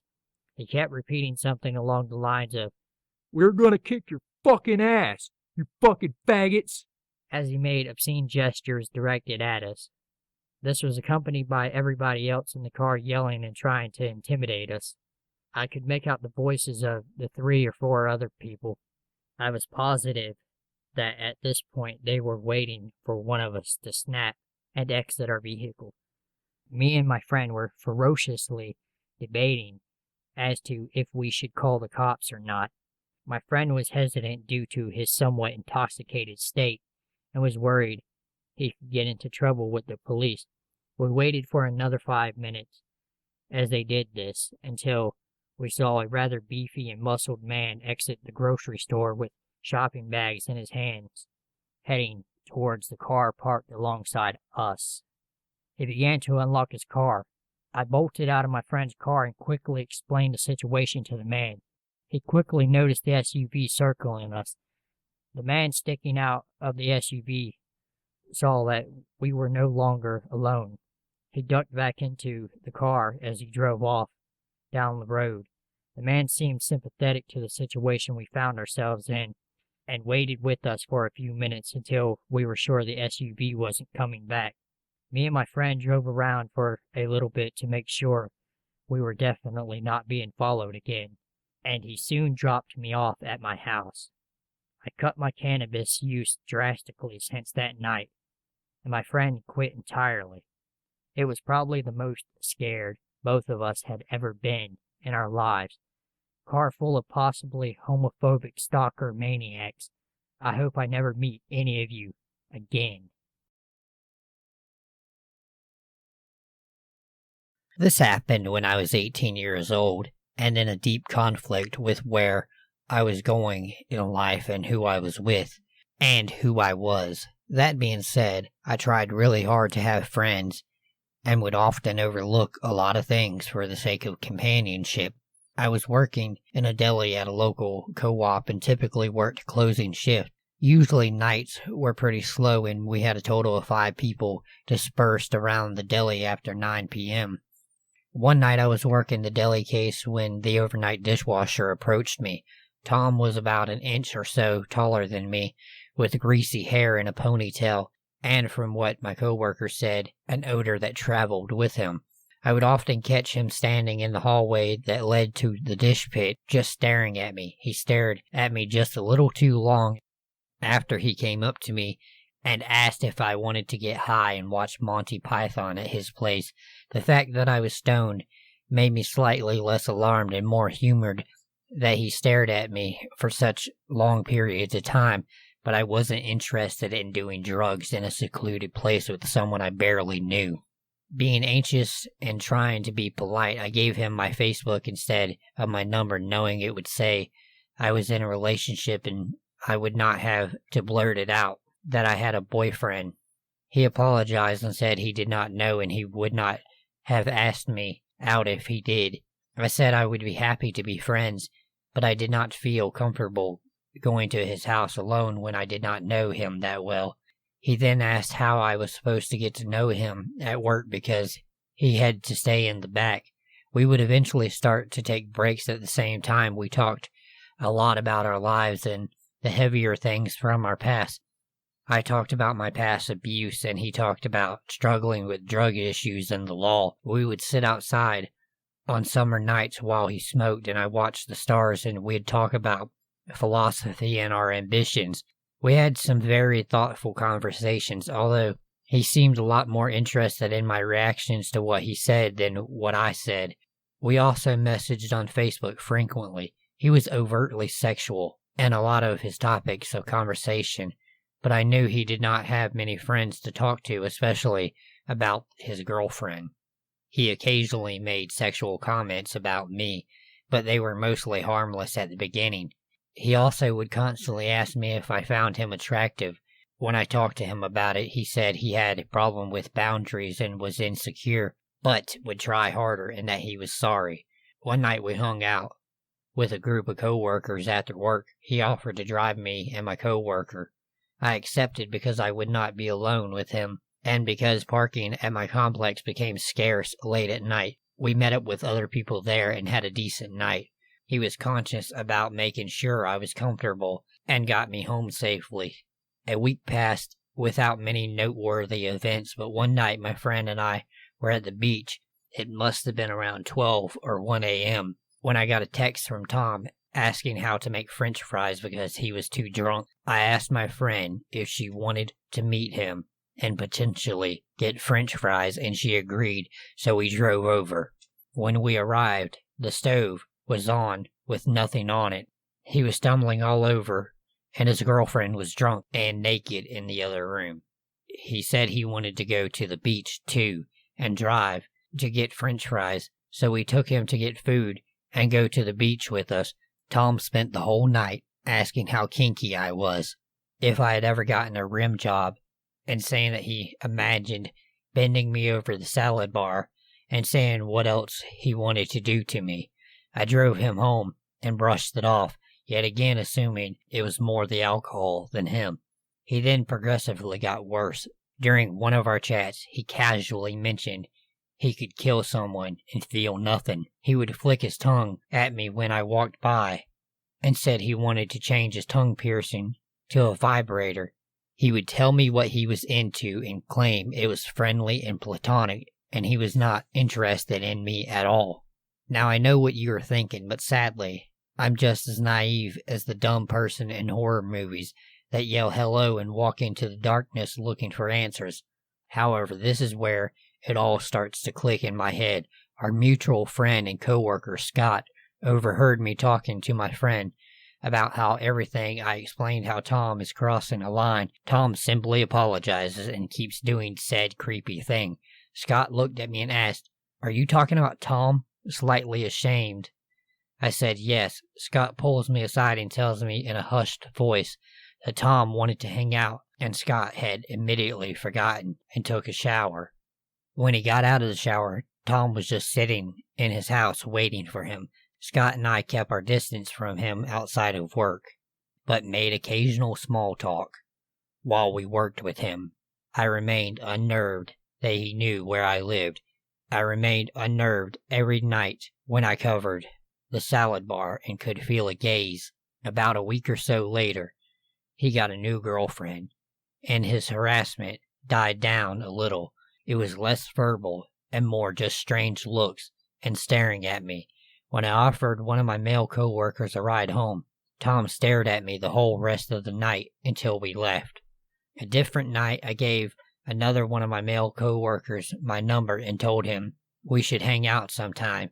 Sometime after that, I was in the back gathering supplies to stock the espresso bar, and Tom came up to me and cornered me. He started asking why I gave my coworker my number and asking if I wanted to have sex with him. I politely responded that it was friendly and pushed him back. I could always feel him watching me. About a night later, I was talking to that same coworker when Tom interjected and said, and I quote, Do you know what the difference between sexual harassment and what I do to you is? That was the last straw that broke the camel's back, and I reported it to management and blocked him the next day. He was talked to and told he could not talk to me at work unless it was about work and work only. Management decided it was a good plan against my wishes to have this talk right before we started our shift together. Scott ended up coming in and standing by to make sure nothing happened. He claimed he had no clue why I reported him and called me a bitch to our mutual friends. He also quit about a week later because there were too many dishes. Thanks for the nightmares and bringing up past trauma I told you about, Tom. Let's not meet again. So for context, my front door faces the corner of the house, and I could see part of the front and the backyard. One of the wilder memories I have of my neighbor Beth is when her youngest son, Damien, came over and shyly knocked on the door. I was the one to answer and looked down at him and asked him what's up. He looks up at me and says, "Can I borrow your phone?" Barely as soon as the words left his mouth, something catches my eye and I focus over his shoulder to see Frank fly back and land on the ground. I hear an angry yell, and Louis rushes out and punches Frank. By now, Mom can hear the fighting and starts to call 911 and stand next to me to watch. Frank shows Louis away, and just then, Beth runs out and starts shrieking at Frank to stop. He swoops down and gets a brick from their stepping path and throws it at her. He missed. Beth stopped screaming, and Louis tries to punch Frank again, and then Frank grabs Damien's skateboard and flung it at him. He missed again, and the skateboard went through the front window, breaking it. There's more screaming, but then Frank runs back towards the house, snatches Damien's baseball bat, and jumps through the broken window and disappeared into the house. Beth and Louis both come over, and we waited for the cops. We started hearing repeated shattering noises, things getting broken, impact sounds. The police come, and he splits once more where he hopped the brick wall into my yard, and then the people behind me. Once the cops confirmed that he was arrested, Damien, Louis, and Beth head back inside. Not too long after, Damien comes back over while Louis and Beth were giving their statements. He looks absolutely crushed. I asked him what was broken, and what he told me broke my heart. My computer tower, my monitor, my TV, and the Xbox 360. I couldn't believe it. What a scumbag. Beth told me later that Frank said he did it because Damien had asked us to call the cops. He was also coming down from a bender on cocaine, which explains, well, everything. So this is a few summers back. I was visiting a friend in Norway. He was a great host and took me out to Oslo. We were at the outdoor bar having a couple of drinks. Anyway, we were sitting there chatting and catching up. I had to fly tomorrow, and he was my 6 a.m. ride to the airport. So we were very slowly nursing our drinks, and flying hungover is actually the 7th level of hell. As it gets later and later, the bar we are sitting at is getting more and more turned up. Lights go down, music ramps up, gets more and more crowded. We actually were about to finish up our drinks and head out. I see a couple of guys chatting up some very attractive young ladies directly across from me. Since it's an outdoor bar, a lot of people are smoking, which is weird considering Norway has some of the most incredible air quality ever. One of the guys takes out a cigarette and then asks the girl he is speaking to for a light. As she looks in her purse for the lighter, I see his hands flash out over her drink. It was a dark drink like Jack, so I couldn't be sure if he dropped anything in there. But I just thought better be safe than sorry. She hands them the lighter and picks up her drink. I interrupt my friend mid-sentence and go over there and say something along the lines of, "I think he put something in there." Neither of them speak English, so I have to enlist my friend to come over and explain it in Norwegian. The guy instantly gets defensive and tells me to mind my own business. Then he starts calling me names and says I'm racist. So my friends tell him if there's nothing in the drink, then swap with her. At first he protests, and then the young lady tells him that it's a great idea and puts the drink in his hand. He glares at us and pours it out on the floor. The woman had a look of shock on her face and left without saying anything, and the guy went into the crowd and disappeared before we could track down a bouncer. I am not sure why my parents allowed these guys to live with us now that I think about it, but the guy had always been nice to me and my brother, kind of like kooky uncles, and my dad had been friends with them since he was a kid. Anyway, when he left a book called The Necronomicon. I was a kid. I didn't have a clue what it was. We were moving too, so my dad just threw it in the yard sale we were having. It's getting late in the day. Mom and Dad are packing what is left of the yard sale stuff away when this creepy guy walks up and just starts looking through the stuff. He is talking to himself and just looks like something out of an end of days movie. We'd seen him before, but he had never gotten this close. He picks the Necronomicon up and proceeds to tell my dad about how he is into the devil and wants to buy the book. The whole time, just eyeing me and my brother. My dad snatches the book from him and tells him to leave. He isn't selling the book to him. Guy gives him odd stare, does his slow walk, off, talk to himself thing. I'm a kid and forget about the whole thing right away. Fast forward to a week later, and the guy is back. Just come up to our door and knocks. My dad opens it and he leans in and looks around, sees me, and his eyes just light up. Starts telling my dad that he saw a picture of me at this circus and he wanted to take me to see it. I'm a little kid, just excited at the idea of a circus and there being a picture of me there. I'm jumping up and down asking to go. My dad tells me there is no circus and there is no picture. Pushes the guy off the porch and tells him that if he ever comes near us again, he would kill him. We moved soon after that, but I still went to the same school. For a week straight, I noticed a girl I used to live with across the street from the trailer park wasn't at school. When I did see her again, she didn't look the same. She was quiet and withdrawn. Later, I found out that the very same man who had been trying to take me to the circus had molested her. I'm sorry if this is all over the place. It happened over 20 years ago, and much of my childhood was crazy like this. I am glad my dad was there, and to the man who wanted to show me my picture, I'm glad we never met again. I am a 21-year-old senior in college, living with 3 other girls, in an old one-story house. We are located about a 15-minute walk from the main campus, and the majority of our neighbors are college students. That being said, this town is notorious for being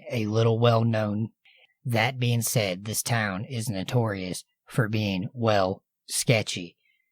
Millie is home to one of the first insane asylums built in America. After the majority of it being closed down, abandoned for years, the final building was shut down about a month ago and the remaining patients were released. Now, I doubt this is directly correlated with my creepy experience, but I am not the only one who has interesting encounters with strangers since the release of this town. 2 nights ago, after getting off of work around 11:30, I came home to my roommates getting ready to go for a night out. I realize now how stupid it was, but we often had an open door policy, free for anyone to come over and visit as they please. We would lock the door at night, but the one time we forgot really came to bite us in the ass. Around midnight, I was hopping in the shower as my roommates were headed out the door. We said our goodbyes. I would be meeting up with them later. I had just stepped out of the shower when I heard what sounded like the front door slamming shut. I automatically assumed one of the girls had forgotten something, so I called out their names. No response. I then hear footsteps in the hallway. I call again. No response. Fear and dread came over me, and I immediately grabbed my clothes and ran into the bathroom. I threw my clothes on, leaned my ear to the door, and waited in silence to hear if someone was in the house. I hear nothing. I decided it must have been one of my roommates grabbing something and leaving again. so I head into the living room to get my phone. 6 missed calls, and it's still ringing. My roommate, Carrie, was on the other end. I answered and immediately could hear the panic in her voice. "Lee, are you in the house?" "Yes, why?" "You need to get out of there. Sam drove by and said he saw a man walking through the front door. He called the police, but you need to leave." I shit my pants. Nothing was going through my head besides pure adrenaline and fear. I was not sure of the man's intentions, but I sure wasn't going to wait to find out. While remaining on the phone with my roommate, I bolted out the front door and hid behind my car. I watched the house from afar, waiting anxiously to see any movement. As my friends approached in a truck, I sprinted out from behind my car and jumped into the back of their truck bed. Just as I did, a dark figure scurried into the woods running in the opposite direction. I can only assume he was inching closer to me as I was waiting for them to arrive. I screamed, "Bloody murder," and we floored it out of there. I refused to go back into the house until the police arrived, and it had been triple checked. There were no signs of anything being touched or stolen. Which makes me wonder what the man's intentions were. You can guarantee that I have locked the door every night since, and to the stranger who walked into my house while I was in the shower, let's not meet. I am a quiet loner and like to go on walks just to get some me time.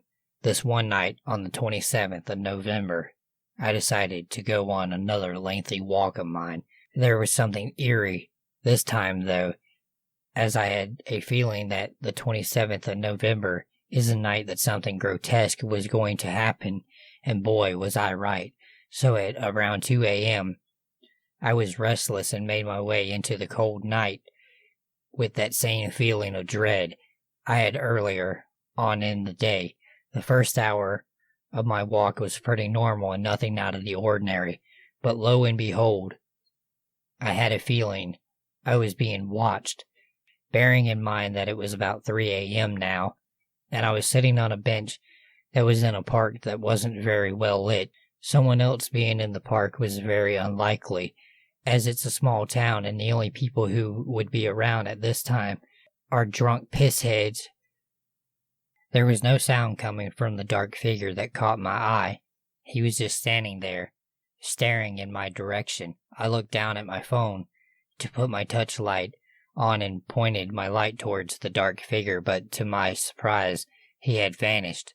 Me just being paranoid and extremely tired, I just ignored the weird encounter and decided it would be best to make my way home and get some shut-eye. Placing my phone back in my pocket and lighting up another cigarette, I made my way back to my house, but still had this uneasy feeling of someone watching me. I am normally not easily scared, but this felt different, like someone had decided to taunt me. I looked behind me to see the same dark-figured man standing right beside a tree, just looking my way. Now I know this isn't just something my mind had made up. I shout to the figure, "Hey man, is there a problem?" You could tell there was fear in my voice, but I wasn't going to let this creep get the best of me. No response from him. This was just getting weird now. I stood there with my eyes widened. The man got to the floor and started crawling towards me in a manner I could only describe as insane. The only thing I could hear was this hissing noise, which I presumed was coming from him. I just stood there, wondering what on earth he was going to do to me. But in my current state, I just looked at him with fear. As he edged closer, I vaguely noticed something was dangling from his rucksack. I guessed that it was some sort of bird, or some sort of small creature. Anyway, I did not want to hang around to find out, so I dashed up a small lane right behind to my house. Looking back on the ordeal, maybe I should not have headed straight back to my house, as he would know where I lived. But my head was in a messed up place from all the fear this man had caused me. I ran through my gate to my front door and quickly glanced behind me to find him just standing outside my closed gate. One thing the man said to me will always send chills down my spine to this day. He muttered the words, "One day we will meet again, and this time you'll be coming home with me." The events of this night stopped me from going on walks because I still, even to this day, 5 years later, fear that he will come back and take me to some sinister place where he could do whatever the hell he wants to me. So creepy man from the park, let's not meet again.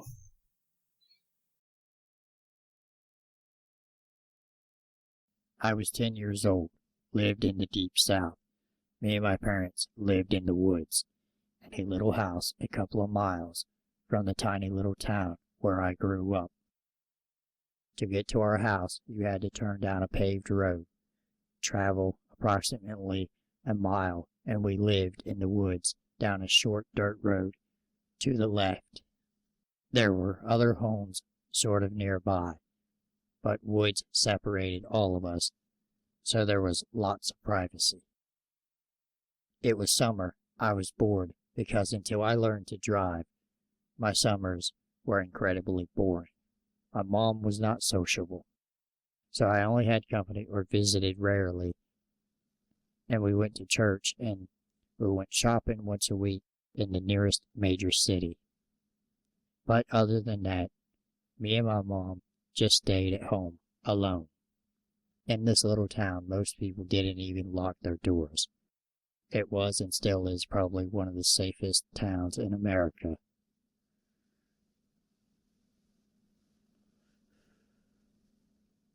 So in the summer, we would have the doors open and windows open, nothing locked, never dreaming that our safety could be threatened. One day, my uncle, his wife, and 3 kids showed up. His kids were my age, and I was excited.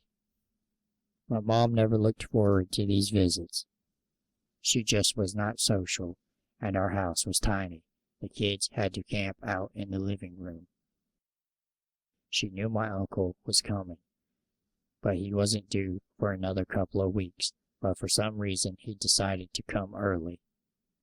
It was summer evening. Me and my 3 cousins were out running around in the yard, playing like kids do, when my cousins got to arguing. My uncle was in the living room. He called them in and made them sit down for a while, until they could learn to behave. I stayed outside and practiced cartwheels, something I was desperately trying to learn before school started back. I noticed that this big guy came walking into the yard. He was carrying a limb. He walked up on the porch and knocked on the screen door. My mom came to the door and he told her he was lost.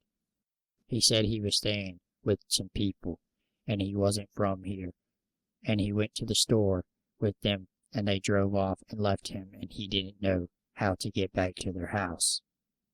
My mom, she told him that she would call this lady that lived down the road from us and asked if our teenage sons would drive down and pick him up and help him get back to where he was staying. My mom left him standing on the porch and walked away to make the phone call, and he did something that I thought was a little strange. He opened the screen door and stuck his head in, looking around. Of course, he saw my uncle, who was this big, strong, stocky guy sitting on the couch. Mom called this lady. Her boys drove up and got him pretty quickly, and he was gone. We didn't think much of it until my uncle and family left because we were too busy and I was having fun. But after my uncle's family left at the end of the week, we found out some things. First of all, we found out this guy was not lost at all. A relative that lived at the end of the road where you turn off to head toward our house said he's seen that guy walk past his house 2 or 3 times in a row. And he would stay for a while, then he would walk back by. Then the lady whose son gave this guy a ride, she called my mom a few days after this happened, and she said He told her sons exactly how to get to where he was staying. She also told my mom that me and her needed to stay in the house and keep the doors locked because this young man was up to no good. I believe he had been watching and saw a petite woman and a little girl home alone all day with doors unlocked and unassuming of danger. Anyway, I've always wished my mom would have asked these boys' mother why she felt that this guy was dangerous to us, but my mom just didn't. But anyway, creepy stranger who came into our yard that day, let's never meet again.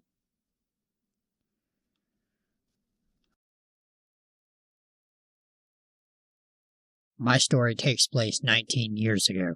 I am a female and I was 16 at the time. I like to think that I am strong, but I couldn't take on 2 young men, so it begins with my mother and stepfather, and leaving my 17-year-old sister and I alone. They did this quite often.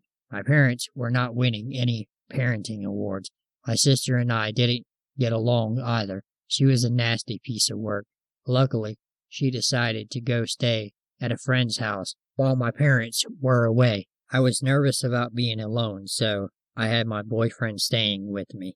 He was a dickhead, but I'm glad he was there. One night, Brett and I were at my house, and we had just started messing around when I heard a really loud knock at the door. My mom was in the basement, but at the landing area between the stairs. There was a window that I could see the stairs that led up to our front porch. I could see 2 people standing there, and just as I was peeking out to see them better, one of them saw me. I remember feeling the breath sucked out of my chest. There were 2 young men. It was almost midnight, and I had no idea who the hell they were. The guy that saw me let his friend know, and they both looked in the window and asked me to come to the door. My boyfriend had gone upstairs to open the door, and I remember freaking out because I had told him not to. He was one of those guys that thought he was a tough guy and believed he could beat up anyone. He was telling the guys to leave just as I joined him at the door. They saw me and called me by my name and asked me to let them in. Brett told them to fuck off. One guy, I think he said his name was West or Les or something like that, said, "Come outside. We just want to talk to you," to my boyfriend.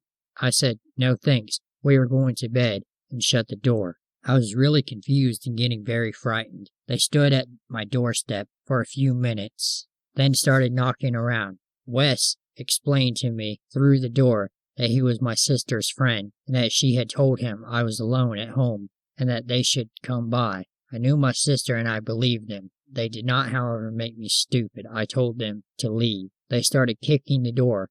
It was shaking, and I seriously feared that it would not hold up. I was so scared that I ran into my kitchen to call the police. I was assured that they would be there very soon and to lock the doors, and they stayed on the phone. Meanwhile, Brett was still yelling at them, which only served to piss these guys off more. I begged him to shut up, but he would not listen to me. I was locking all the doors and windows upstairs while Brett went down to check the doors. Down in the basement there was a huge mudroom area.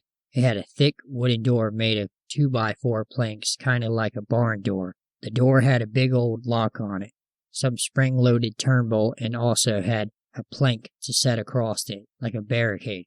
One of the guys was pounding on this door, and Brett heard him tell the other guy to go try the back door.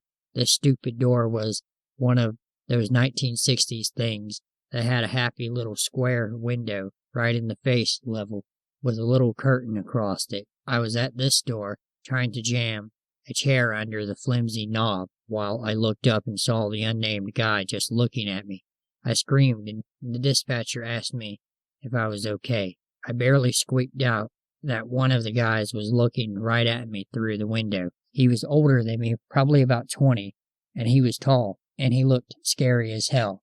His dark eyes were drilling into me, and he wore this creepy placid smile on his face. I had never seen this man before, but he knew me by my name. He tapped on the window with his finger, never breaking eye contact, and said, "Becky, let me in." I couldn't breathe.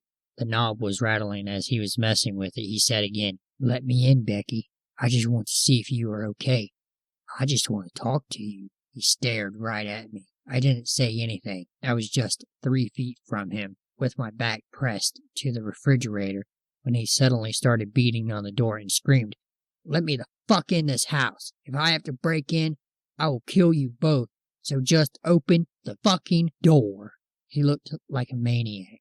Then there was a loud knock at the front door, and the man went silent. He gave me the most hateful sneer I had ever seen. I heard shouting, and he ran down the back stairs and into the woods along the back of my yard. Brett had gone to the door. It was the cops. There was 2 female officers at the front door. One was just starting to raise her voice, asking where I was when I came to the door, too. I was so relieved. I started sobbing.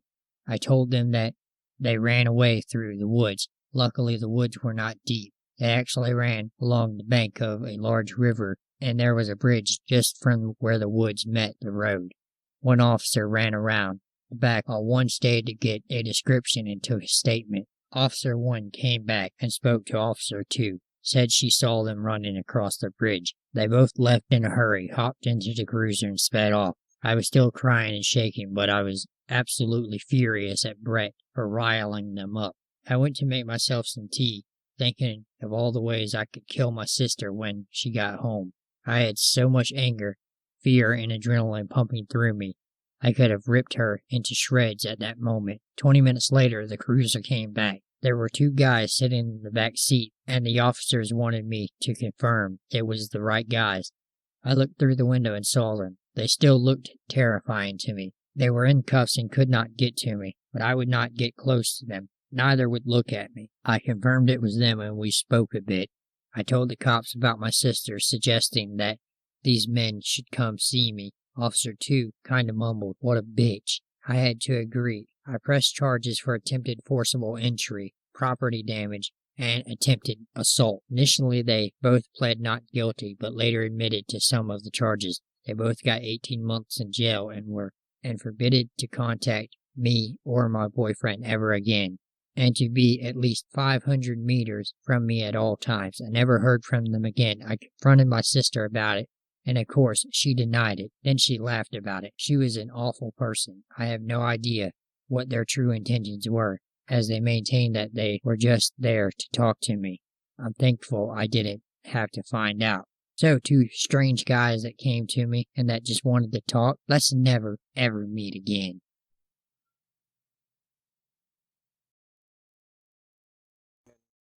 When I was 17 years old, I was intrigued by computers and everything the internet had to offer.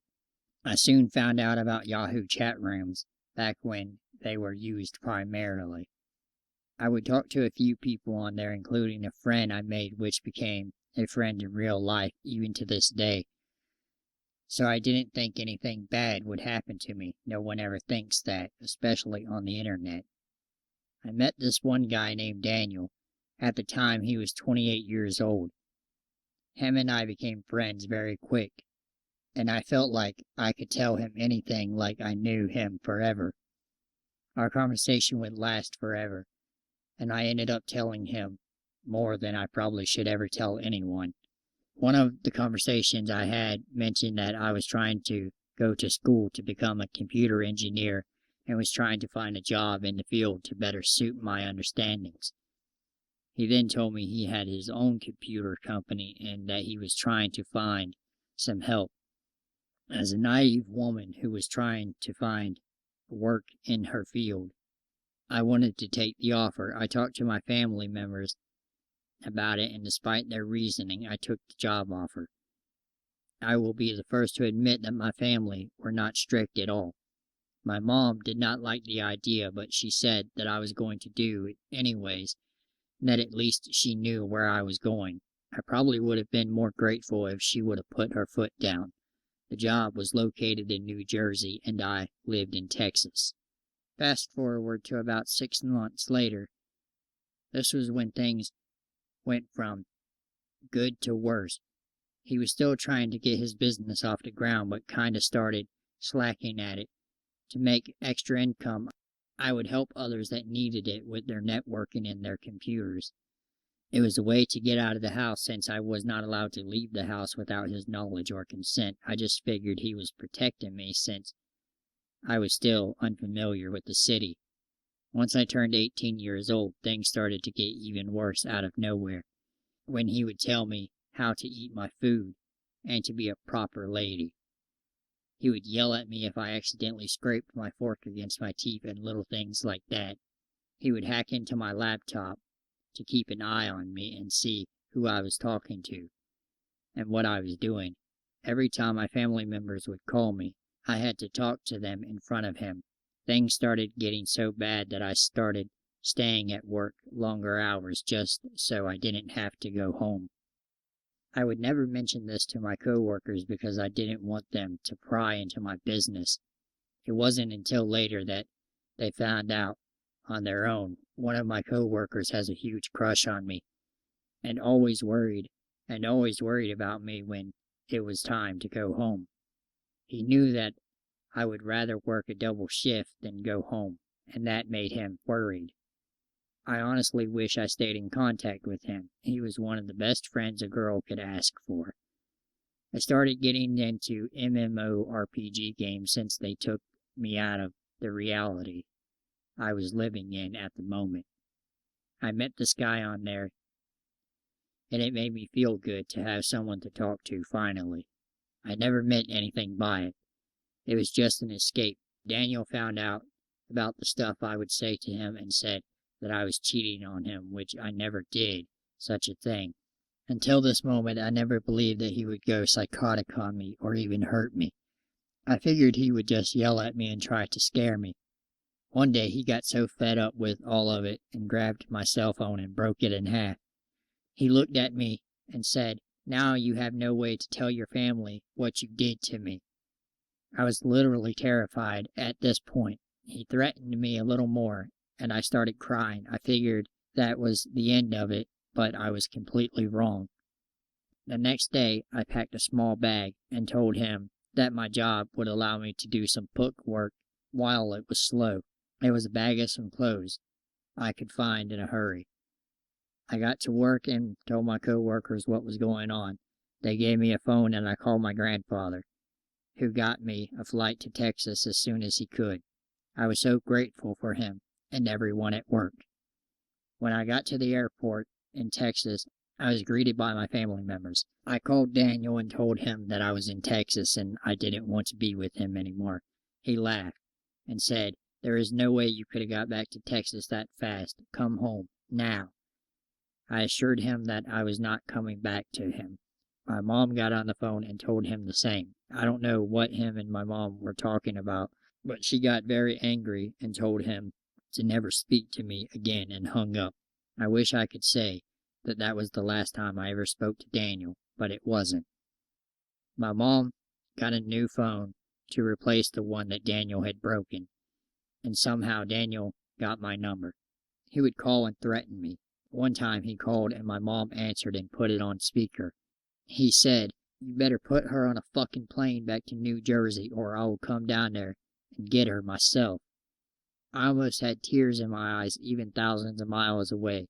He still terrified me. My mom replied, "I will wait for you to come and get her. There is a body bag with your name on it." After that, the calls became less and he wasn't harassing me as much anymore. It took about 2 months for him to finally stop calling me, and I was able to move on with my life. I do not talk to people the same way I used to anymore, and I watch what I say to anyone now.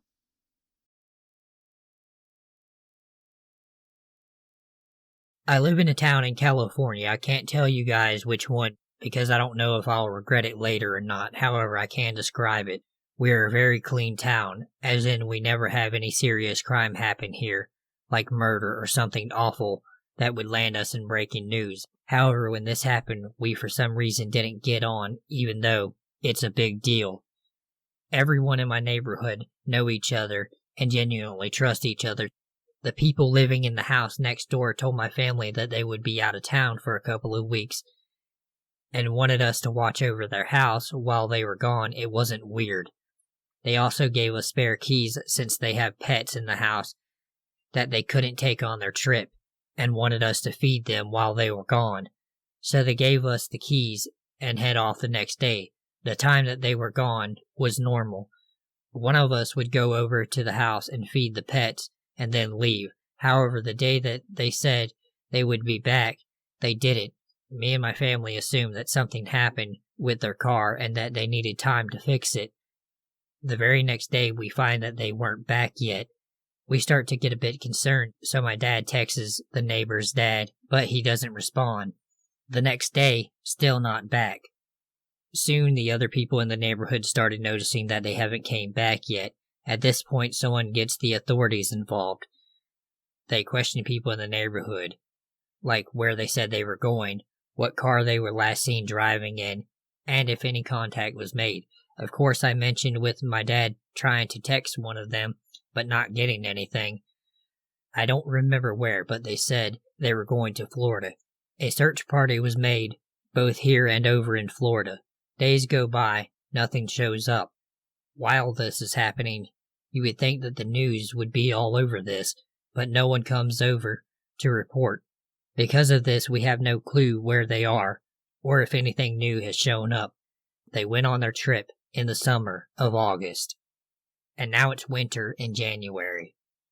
I watched a lot of crime and case documentaries. I've never seen one where not only has not even one scrap of clues or evidence has shown up or not been reported by the news. I have a bad feeling that this isn't going to end well. Either they are found dead or alive, or they are never coming back. But I also feel like there is something bigger to this, like weird stuff is about to happen.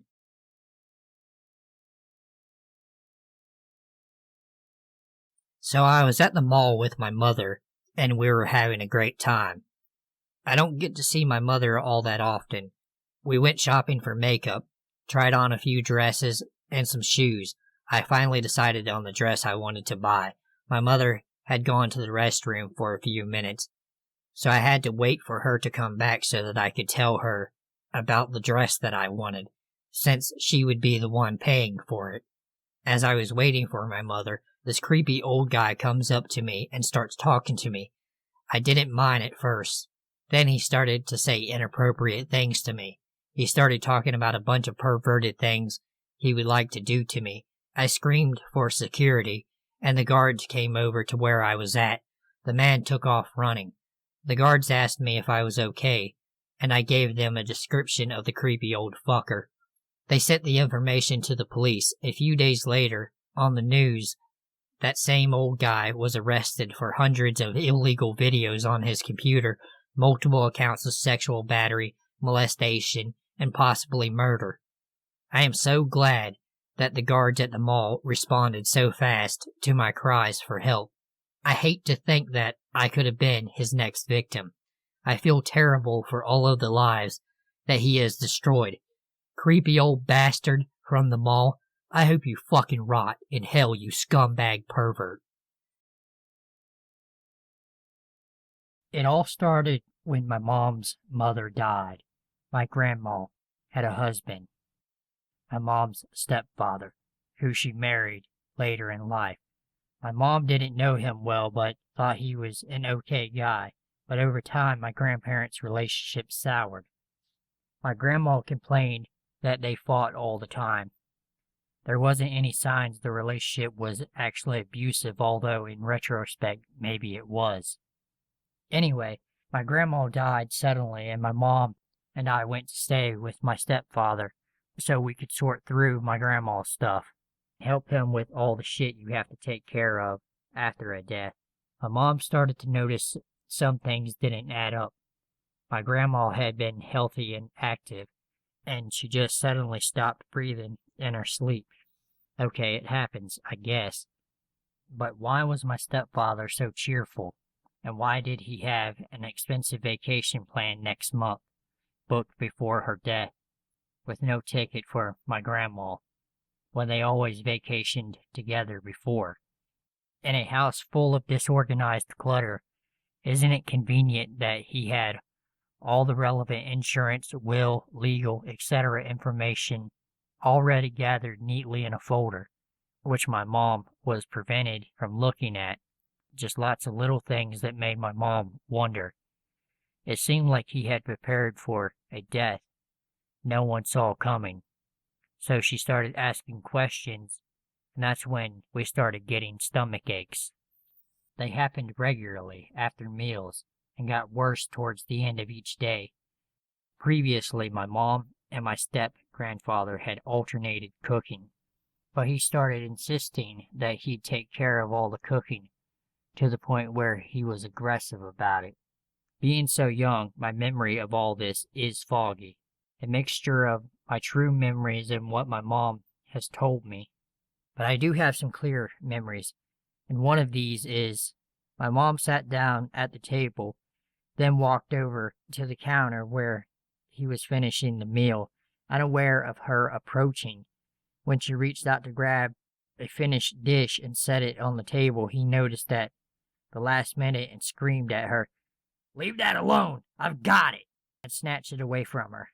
She watched him carefully after that and noticed that he always seemed to fiddle with two of the dishes right before serving them, always to me and my mom.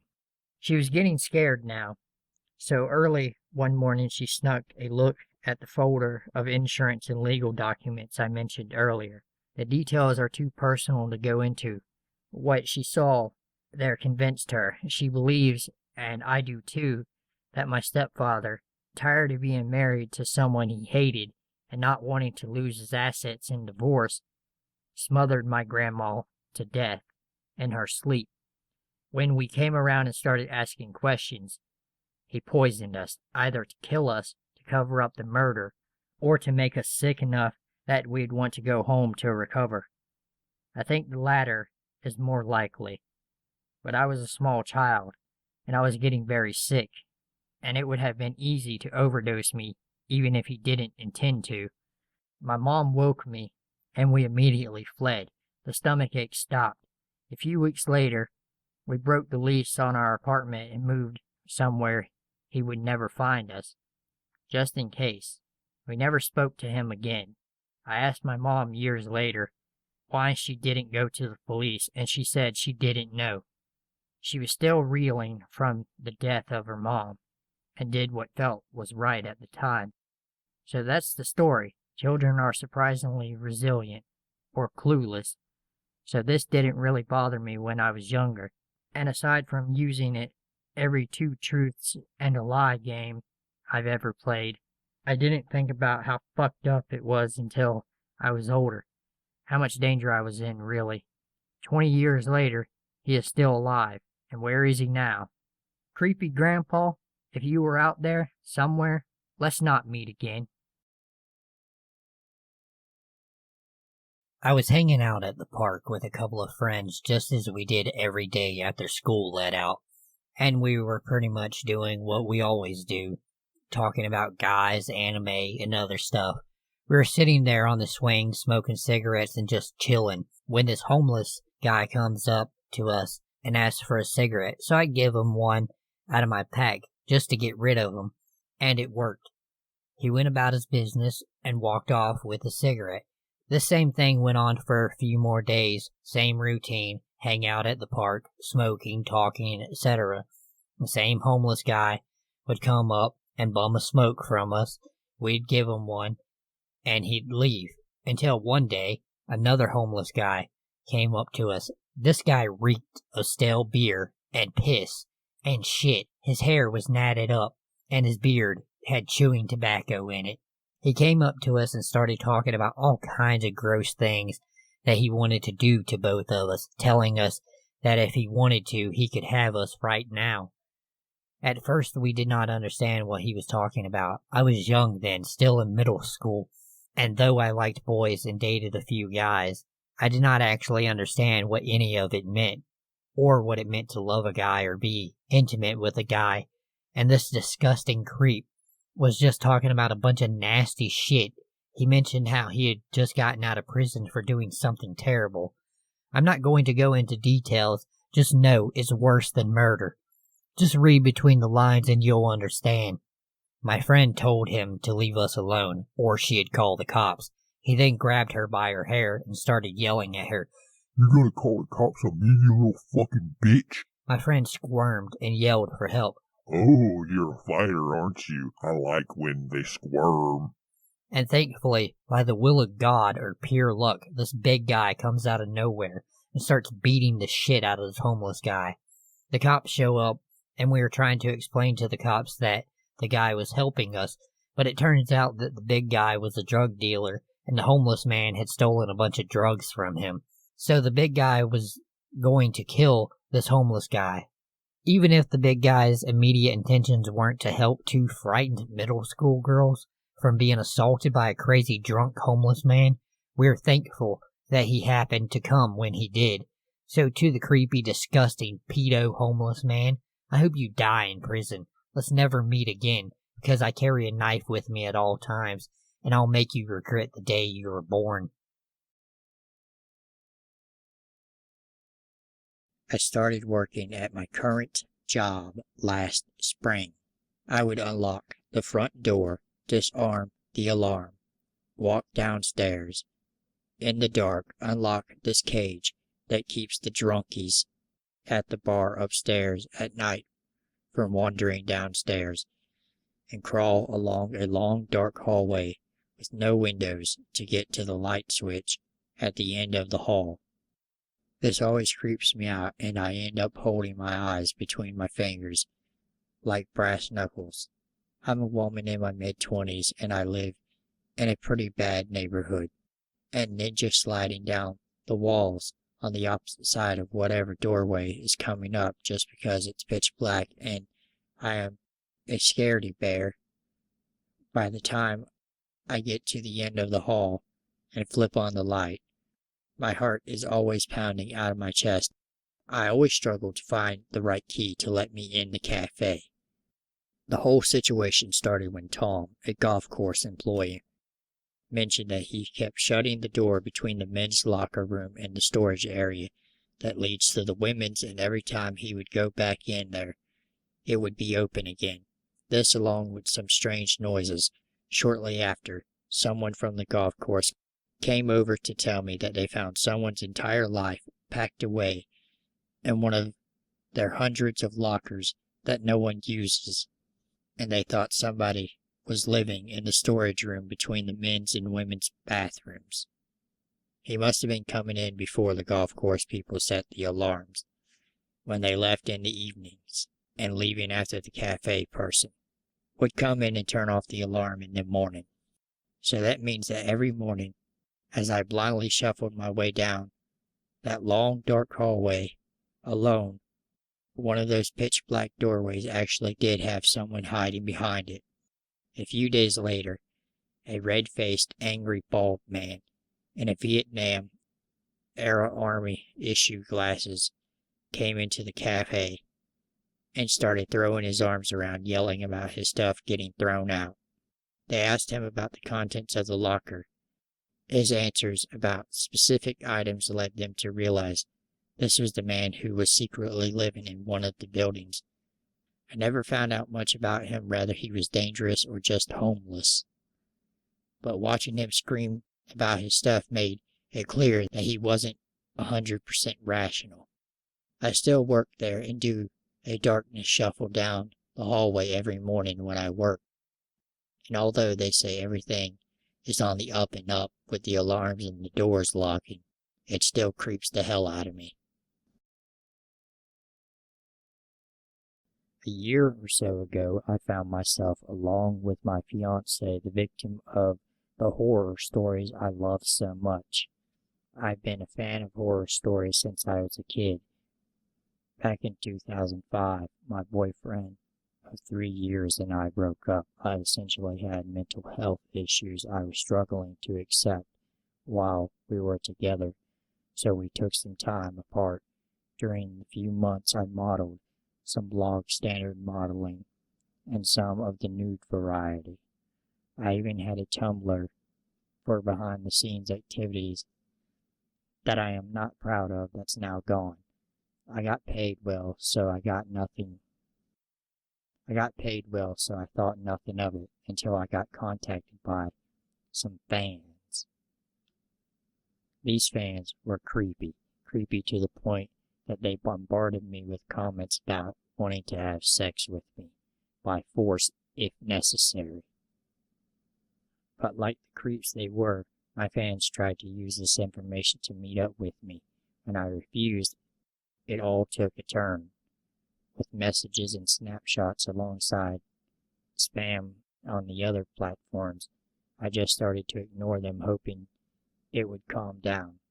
My ex received a lot of the usual death threats that ensued with white knighting on Tumblr, and we were both starting to get our lives in better places.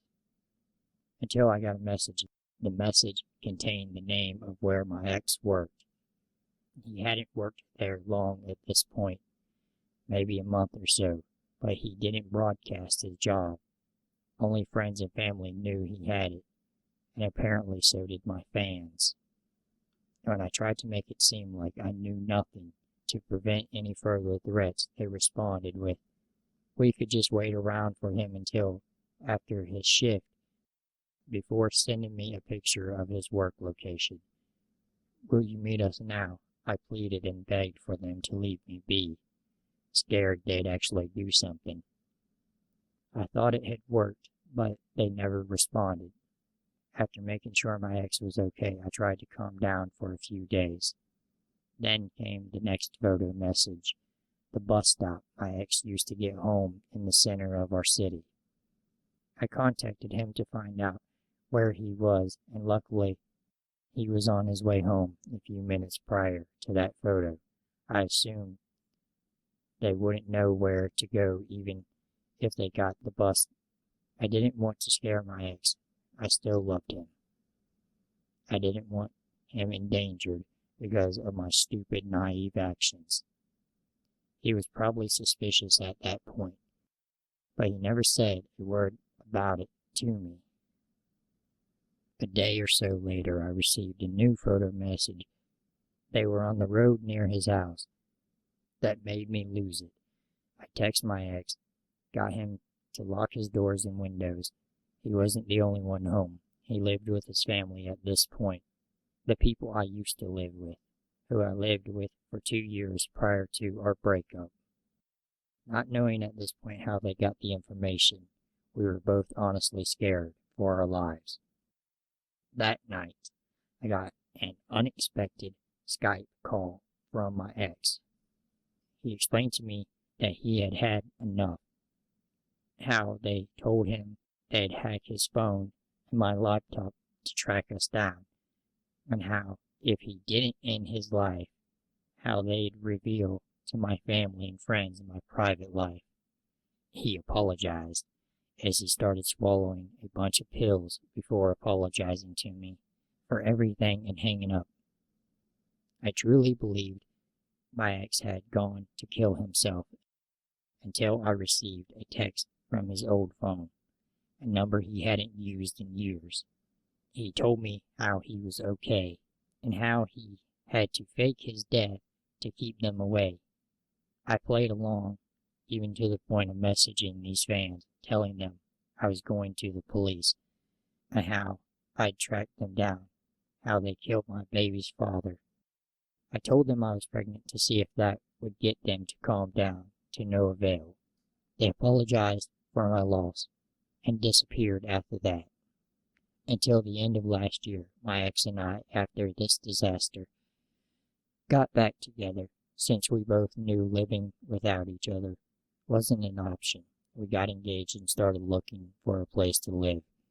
Usual adult decisions. One day, in October, I got a message on my personal Instagram.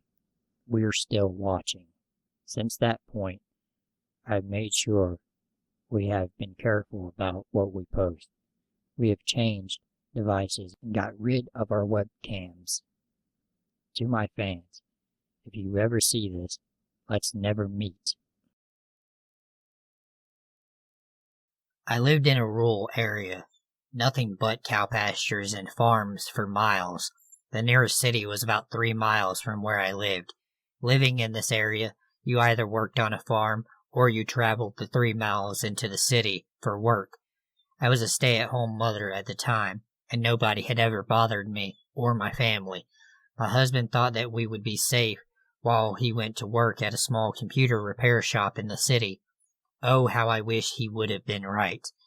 My son was only 3 years old at the time, and since we lived in a relatively secluded area, I thought that he would be safe while he played with the baby goats that we kept in the backyard. I should have known something was wrong when he came running through the back door one day screaming and crying about one of the baby goats being gone. He was very easy to calm down whenever he got worked up, but for some reason, today was not one of his good days. My husband was going to be working late tonight and wouldn't be home for several hours. Even though we lived in a secluded area, the phone calls from scammers and telemarketers were very frequent. Today was one of the days where the phone just rang non-stop. I was already frustrated with not being able to calm my son down, and the phone ringing wasn't making it any better. After the third or fourth call, I answered every call with an obvious tone of disdain. The tone of my voice seemed to end the rapid string of phone calls. All of a sudden, I hear the goats going absolutely crazy outside, so I had to go investigate. My son stayed in the living room, watching his cartoons and eating his favorite snack, Pop-Tarts and chocolate milk. I was sure that he would be safe while I was out back investigating whatever caused the goats to lose their minds. When I went outside, I saw a man standing in our pasture, just staring directly at my house. Of course, being the only one that was home with my son, I was immediately terrified. I ran back into the house and the man began to pursue me. When I got inside, I was able to lock the door before he could get in and call the police. It seemed like an eternity before the cops showed up to take the man away. Disturbing man that was terrorizing my animals. Let's never, ever meet again. Everything happened last year in May. At the time, I was 15 years old and was in the 10th grade at high school. My high school has an afternoon program for the 9th and 10th graders. This meant that my classes started at 12 p.m., and I sometimes finished at 5 or 6 p.m. For 3 days on the 25th, the 26th, and the 27th of May, I have been attending a convention, East European Comic Con, which was really far away from home, on the other side of the city. To get there from home, I had to use the subway and the bus. Because the first day of the convention was the 25th, a Friday, I went directly from my high school with my best friend Mary, and stayed only 2 to 3 hours. I did not want to come home late, and I was really exhausted because I finished my classes at 5:30 p.m. Everything was fine, and I came home really happy because I had lots of fun. The next day was the 26th, and it was a Saturday. Usually on the weekends, the subway, it's 10 times more empty, and the roads get busy only in the evening. I met my friend at the bus station in the morning at 9 a.m., and we went together to the convention. There we met other friends and stayed about 10 or 11 hours. She had to wait for her mom to pick her up, but my parents insisted that I had to get home using public transport. Clearly something my parents regret now. Everything was fine during the bus ride. I was listening to music, scrolling through Facebook, and just minding my own business. When I got to the subway, it was really empty. You could barely see people. It was 8 p.m. Because I had to change the through fare, I needed to walk about 5 minutes to get to the train that leads to the nearest station to my house. As I was waiting for the train, a man starts walking around me. He was in his 30s. He was looking pretty bad. He had red, puffy eyes and dirt on his hands and face. At first, he walked past me 3 times. I felt like he was walking in circles around me. As an instinct, I put my phone in my pocket and took off my headphones and unplugged them. The train arrived. It honestly felt like an eternity. I sat down and tried not to panic. He sat down right next to me. We were the only ones in the subway wagon. I thought to myself, why would he sit right next to me When there were lots of empty seats, there was an old man that was sitting at the other end of the train. I wanted to get to him so I could feel a little better and safe. As I stood up, this dude literally grabbed my hand and pulled me really hard, and I fell back on the seat. He started smiling and said, "If you do not sit right here next to me, it's going to be bad, girl." I almost started crying. I tried to stay calm. I nodded, and he let go of my hand. And this time, I looked and examined him very well. He was wearing ripped jeans and a t-shirt with holes in it, and a jean jacket. He started asking me questions. How old am I? What's my name? Where am I coming from? What do I have in my bag, etc. He was speaking aggressively, and I did not know what to do. When he saw that I am not answering, he mumbled something and then started talking about his interests, Norse gods and Norse mythology. I don't know what made him talk about this topic, but I sat there listening. It's been about 10 minutes and I felt like I had no escape. I heard footsteps, and in that moment I look up and realize that the train was almost reaching the second to last station. The footsteps were coming from the old man that I saw earlier. He looked at me and said, "Where have you been? I've been calling and texting you for hours. Come on, we need to go home." I sigh in relief. I could hear the dude mumbling something again. Just before the train stopped, he asked me if I am willing to give him my phone number so we could chat again. I told him that I could not, and that I really had to go. The old man gave him a look, and we got off the train. We started walking towards the exit, and when we saw that the train left the station, we stopped. He looked at me and said, "Is this your station? Are you okay? Did he hurt you? Is there anything I can do for you? I saw the way he pulled you and heard the way he spoke and thought you need some help."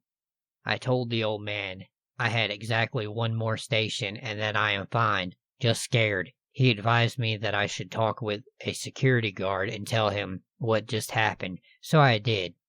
I kept thanking the old man for what he had done for me. I took the next train and I texted my dad and told him to pick me up from our subway station immediately. In about 3 to 4 minutes I got off the train. I was at my station. As I was climbing the stairs to reach the exit, I heard someone yelling, "You lying bitch!" I did not have time to turn around because I was knocked down.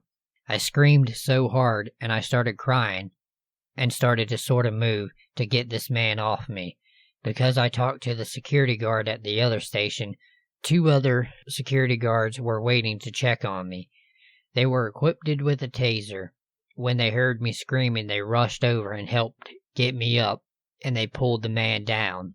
They told me to call the police and wait for someone to take me home. I told them that my dad was upstairs, outside the underground area. I ran so fast to my dad and told him everything, and he called the cops. The man was arrested. I am a 27-year-old female, and this happened to me when I was 24. I live in Los Angeles and have for my entire life. I was feeling lonely, so I decided to go on Craigslist to try to find someone to hang out with. Not necessarily to date, but someone to just chill with. If it led somewhere, then so be it. That was my thinking. I emailed a few guys, one of which stood out to me. He sent me some pictures, and I was fine with how he looked and he seemed nice enough. We agreed to meet and go have coffee. It took him a lot longer than he said it would to get there, and once he did arrive, I instantly regretted what I was doing. But, being overly nice, I got in his car, and instead of heading to Starbucks as we planned, he drove to a CVS. I was like, what are you doing? To which he said he had to return some stuff to CVS so that he'd have money. I was super uncomfortable already and just wanted to get out of there, but again, my shyness got the better of me. and I just waited it out. Once he returned, whatever it was he was returning, he then said he had to stop by his apartment. We pulled into this underground garage, and he said he'd be right back. You don't know how badly I wish I had run right then, while he was gone, but I didn't. He got back in his car, and I could tell right away that he was high on something. Having been to rehab before myself, it was blatantly obvious. I told him that I'd gotten an emergency phone call while he was upstairs and that I was sorry, but I had to be taken back. I told him he could just drop me off at the nearest train station. I lived in a city like an hour away, so I wasn't about to have him drive me all the way home. We got on the freeway. That was the fastest route to the main stop, but we ended up passing the exit. I told him a few miles ahead of time which one it was, but he did not say anything. He just ignored me. I thought maybe he just hadn't heard me. Hey, that was the exit, actually. You passed it, I said, instead of pulling over to the right lanes. He kept pulling further and further over to the left until we were all the way in the far left-hand lane. I asked him what he was doing, trying to keep my cool. I can't honestly remember his exact words, but it went something along the lines of, I'm not dropping you off. We're having sex. Why do you think I did this? I looked at him with my jaw to the ground and asked him, So, you are refusing to drop me off? I asked him. Yes, he said, and then he sped up his car. The first thing I thought was obviously calling the police, so I pulled my cell out. He turned towards me and hit me in the face hard, and I dropped my phone because I was so shocked. The phone had fallen somewhere below his seat somewhere. I couldn't get to it. I was panicking. As we continued to drive, I tried desperately to think of what I should do. We came up on another interstate. For some reason, seeing the freeways intersect and seeing that we were about to get on yet another freeway was hugely ominous to me, and I decided I could not let him get on the next freeway. I couldn't get out of the car, so I did the only thing I could think of. I took a breath, grabbed the steering wheel, turning it as hard as I could to the right. He was so shocked he didn't even try to grab it back from me. As we crashed into one, then another car, and crashed into the side barrier, he turned towards me and started hitting me while screaming, You fucking bitch! You fucked up everything! I put my legs up to block the blows from his fist. I ended up falling backwards out of the car after managing to put my hand up and open the door. I ran to one of the cars we had crashed into that had pulled over behind us. The guy in the car had his phone out, presumably calling the cops. I knocked on his window screaming that this psycho tried to kidnap me, and he rolled it up all the way. I couldn't believe it. When I looked back, Psycho was coming towards me. So I said, fuck it, clearly no one is going to help, and ran towards the fence, and was even weaker because of what had happened. So literally had to lean on the fence until it bent enough for me to fall over. Climbing up a chain-link fence was not an option at that moment. Luckily, instead of him following me, he ran the other direction. He just left his car on the side of the freeway. Once I was over the fence, I realized that I was on the same horse trails that I was familiar with because I had worked at the equestrian center nearby. So I just walked through the miles of trails until I got into the nearest city, which was Burbank, and called the police from a bowling alley.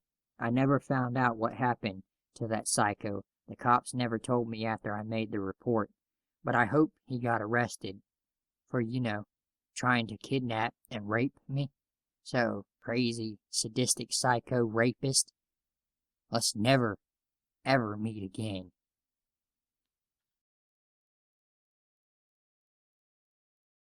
I used to daydream about driving across the country in an RV and seeing the world. I had wanderlust like no other.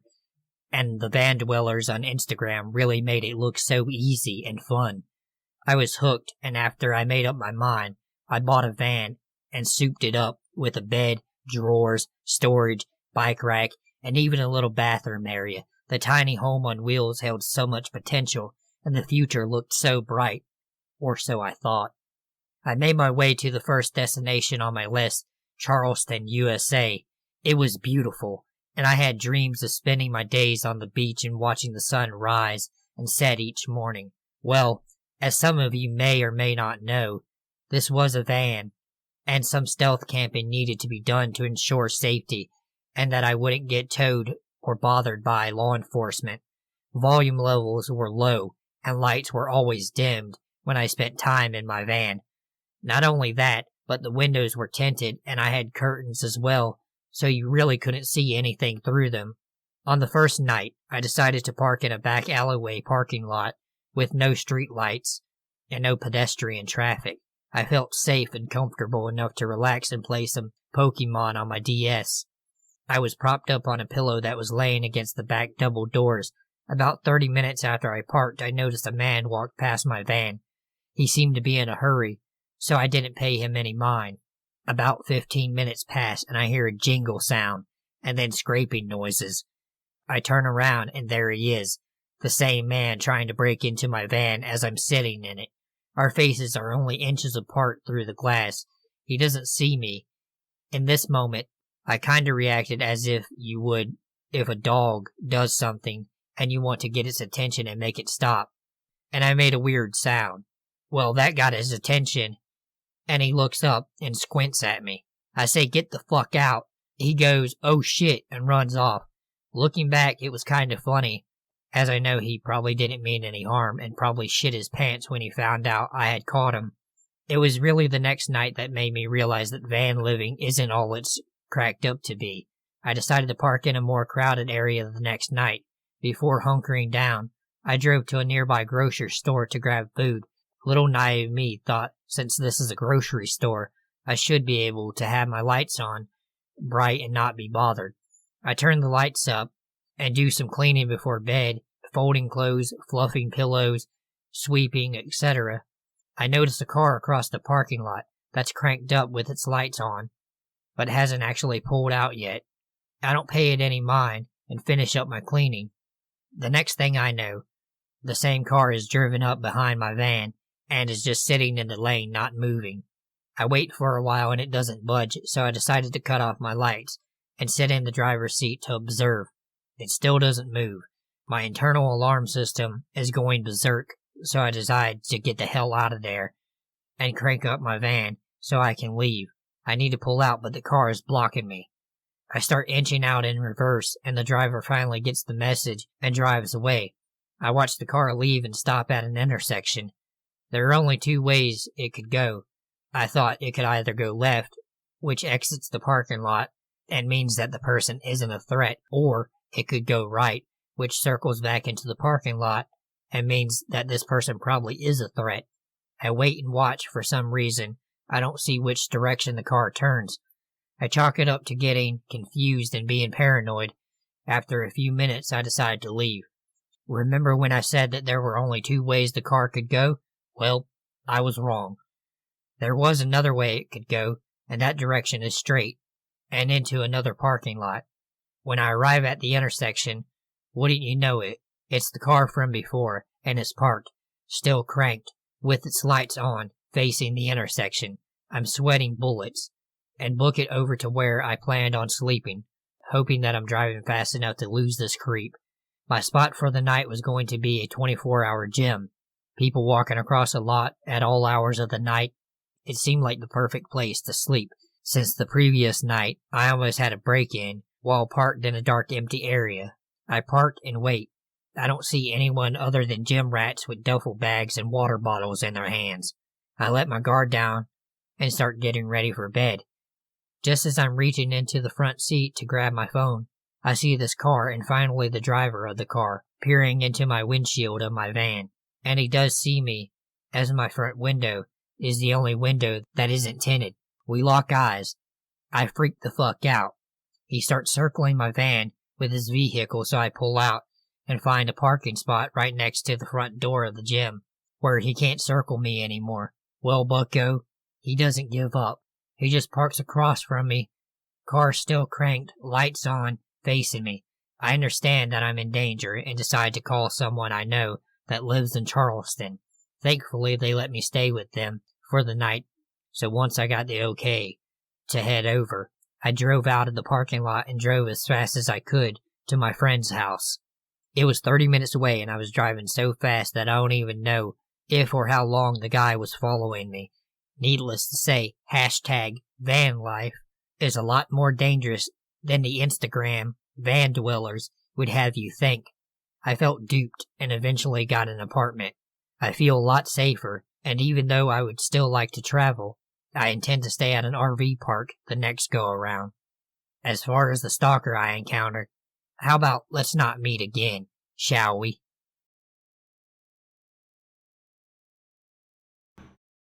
My husband and I were at the supermarket, and our baby was being especially fussy, so he took her for a quick drive, the motion of which usually calms her down.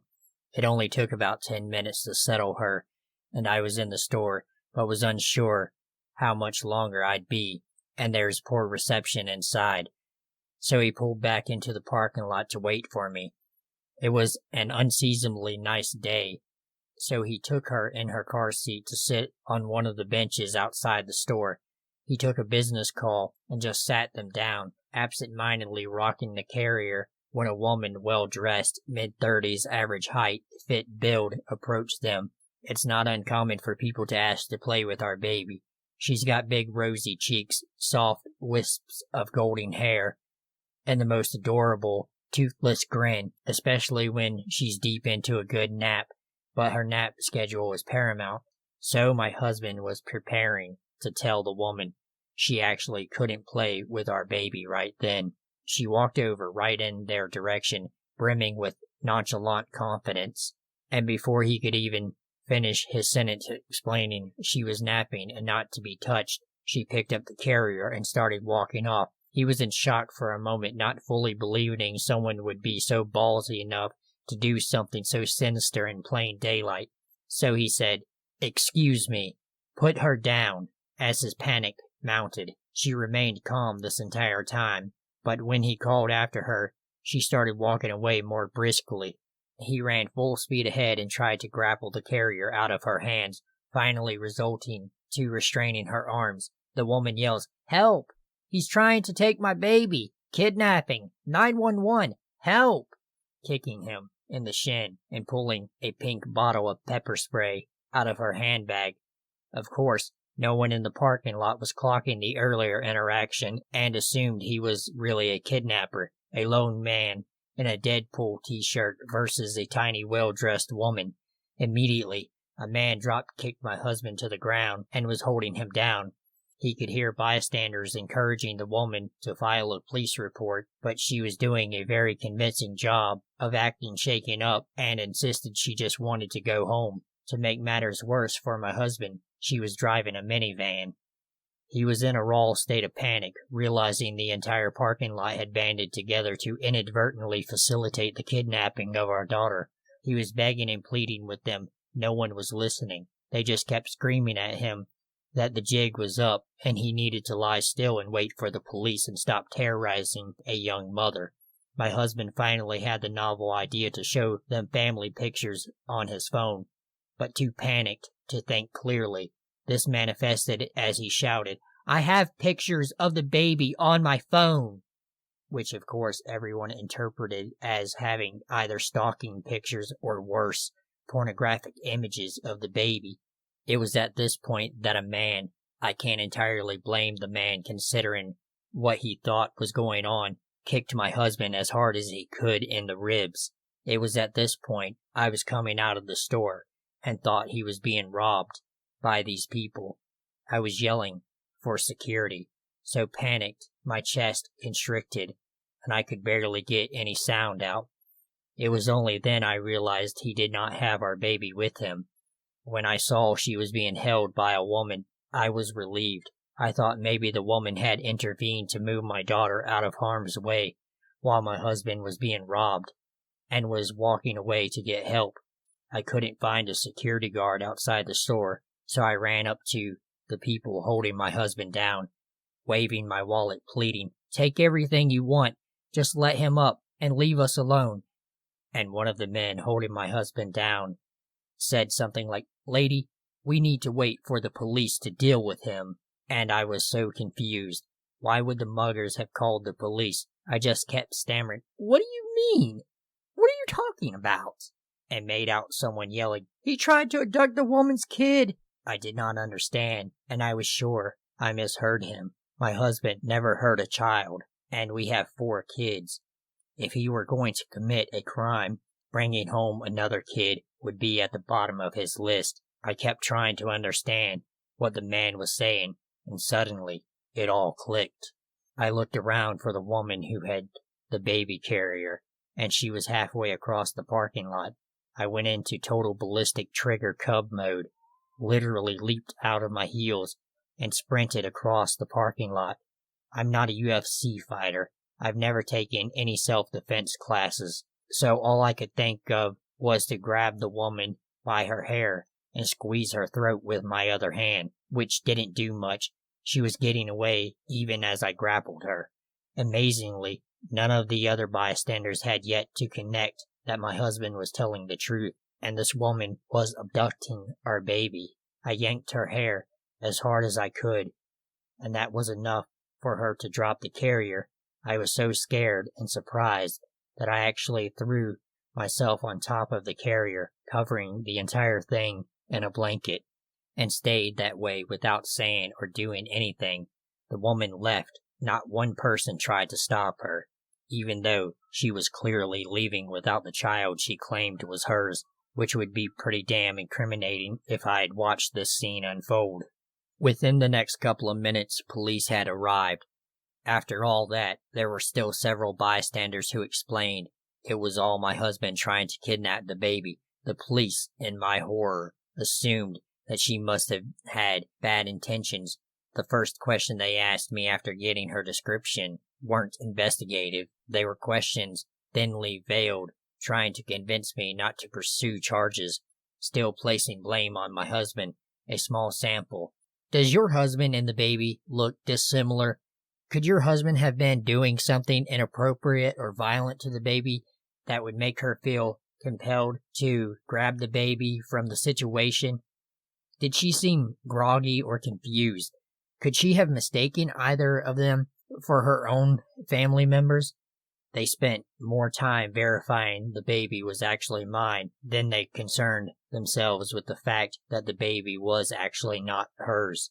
My husband had called his brother at this point, who works in an office with a lot of lawyers, and connected with one ASAP, who gave us the priceless advice to get every officer's name and badge number to request copies of the store's security tapes right away, and to escalate our complaint higher up the chain if these officers weren't taking us seriously.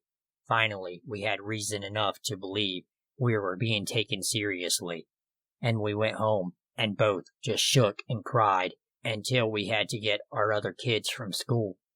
My husband seething with rage and grappling a feeling of helplessness from how little he was able to do, and has 2 cracked ribs from when the man kicked him. To the officer's credit, they did ask if he'd like to press charges, but considering the man was genuinely convinced at the time that he was on the right side of intervening in a kidnapping, and stayed to talk to the police and apologize profusely when the truth became clear, he denied to press charges. Amazingly and frustratingly, there were still people who stuck around to talk to the police, who were giving my husband dirty looks, and one man who even implored the police to involve CPS to verify it was really our baby.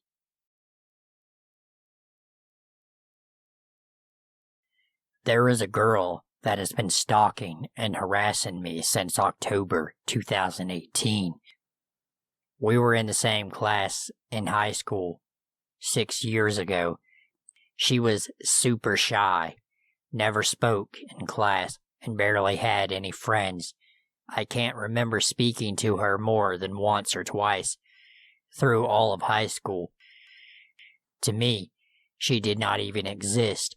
Then, all of a sudden, many months ago, I woke up to a message in my Facebook inbox that read, "Fuck white people." She is Asian. From what country, I do not know. I thought this was really strange, so I tried to reply back, "What's going on?" But she had blocked my messages. I decided to just ignore it and go on with my life. About a month had passed, and I woke up to yet another message in my inbox.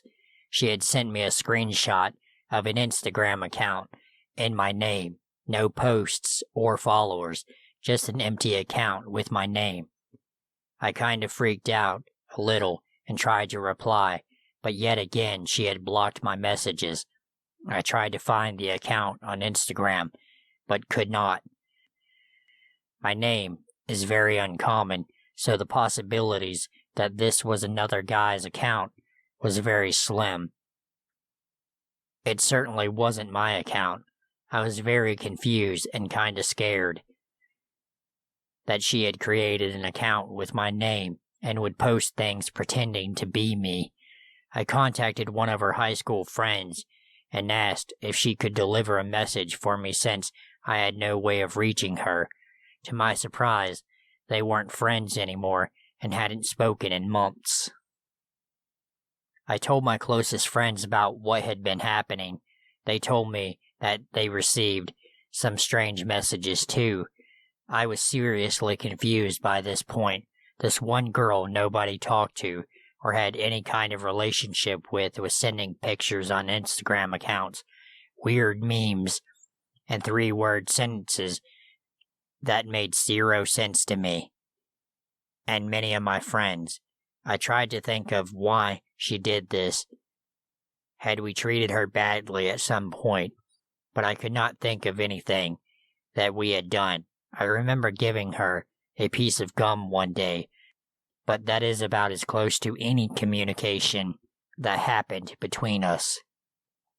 I decided I would just try to ignore her and hope she would not send me any more messages. But then, around Christmas time, I woke up to my Facebook exploding with notifications and messages. I think I had around a good 100+ notifications. She had been sharing all of my profile pictures and posts. I am seriously freaking out at this point, and opened Messenger. I have received 56 messages that all read, "Kill yourself." I tried to message her again, but surprise, surprise, she had blocked my messages. I was becoming really angry at this point. I clicked on her Facebook profile to block her and get rid of her for good. Before I went to block her, I scrolled down her wall, and she had been sharing literally hundreds of posts and pictures of me, my friends, and some other people I had no idea who they were. I did some detective work and found her sister's Facebook profile and decided to send her a message. I took screenshots of everything she had done and sent it to her, asking why she was doing this. She freaked out when she saw what her crazy stalker sister had done. The stalker had deleted her sister on Facebook because of an argument they had around October when this all started. So she hadn't seen anything she had done. She promised me she would talk to her crazy stalker sister and make her stop. I received a message from the sister a few hours later that she had talked to the stalker and promised she would stop, and she apologized. I was so happy this finally would be over and thanked her. Another few months passes. We are now in February 2019. I hadn't received any messages since I talked to her sister, and I had honestly forgot about everything that had happened. 2 days ago, I was playing some games with my friends on my PC talking on Discord. My phone was on the table, and I saw it lit up once. I had received a notification. I wouldn't bother to check it before the game was done. A few seconds after, I get another one, and another one. I could see my phone in the corner of my eye. Notifications came swarming in. Then I remembered the crazy stalker girl and got a really awful feeling in my stomach. Praying this wasn't her again, I stopped playing and picked up the phone.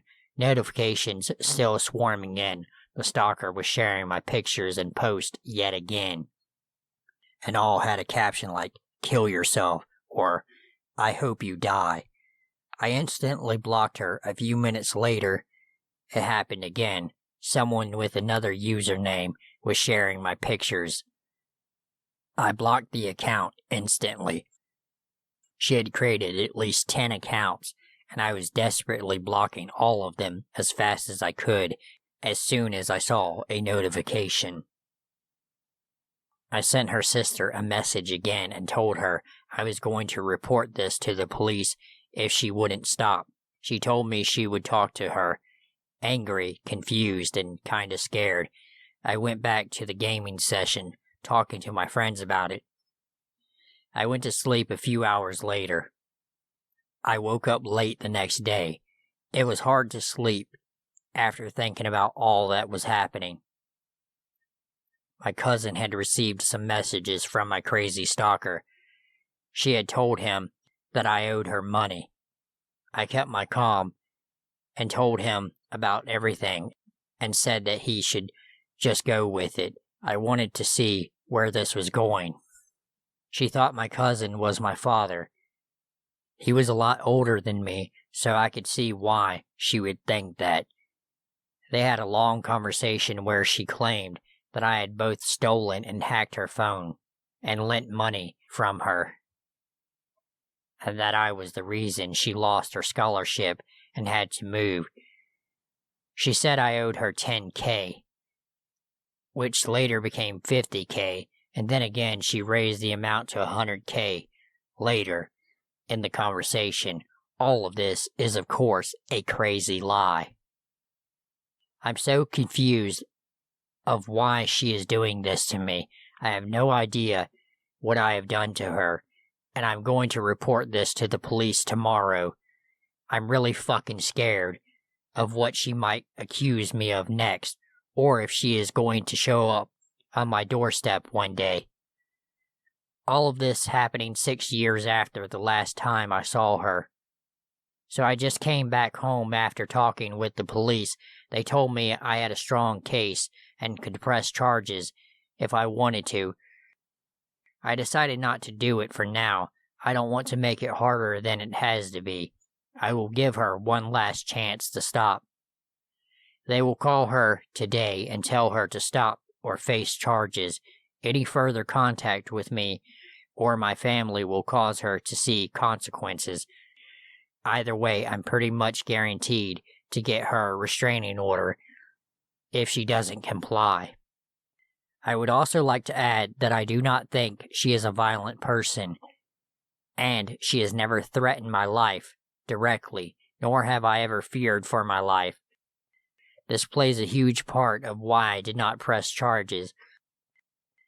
I firmly believe that something terrible has happened to her within the last year, and that she is really sick and in need of help. Her family know about the situation, and it's up to them or the authorities to make sure she gets help if she needs it. What bothered me the most about this whole situation was the false accusations, and not the sharing of pictures and messages itself. I am happy with my decision, and I hope I have made the right call. This story extends from 8th grade middle school to my freshman year in college. I'm 24 years old now, so this must have began in 2008. I was raised in a Korean household with strong Christian beliefs. Every summer and winter, there would be a youth retreat where all of the teens in our church would go to one big joint retreat with counselors and teenagers from churches in and out of the state. I met my best friend, Hannah, there. She was from Philly and had a pastor who was white, who we called Pastor Allen. After these retreats, everyone would add each other on Facebook and keep in touch. I remember a day or two after the '08 summer retreat, Pastor Allen would often reach out and ask how my talk with God was going since the retreat, and if I ever need someone to speak to, I could always confide in him. This didn't alarm me at the time because counselors would keep in touch all the time. I always kept our conversations brief considering the fact I was shy and timid. Over the years, I had seen Pastor Allen at retreats and was friendly with him. Nothing strange happened, other than his persistence with keeping in touch with me on Facebook. After retreats, I slowly stopped talking to him, and eventually we didn't speak at all. This is where it all starts to get weird. One day, after our summer retreat in 2011, I got a friend request from a woman named Sumiko. I noticed we had a lot of mutual friends from the retreat, so I assumed she was a counselor there. She messaged me immediately after I accepted the request.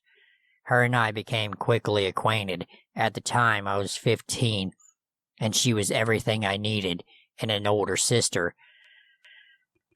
Although we never met, I let my naivety get the best of me and confided in her about my teenage girl troubles. After months in, I remember walking into church and asking one of my youth leaders if they had met her at the retreat. He said he had never heard of her. I asked him if he could go check the roster, and he did, only to find out there was no Sumiko on the list. That's when things started to get super eerie for me. I panicked and went home to block Sumiko off of my Facebook. I saw on her page that the only person who continued to tell her it was nice seeing her was Pastor Allen. No one else from the retreat seemed to really be interacting with her. It all started to freak me out. I blocked her and unfriended Pastor Allen.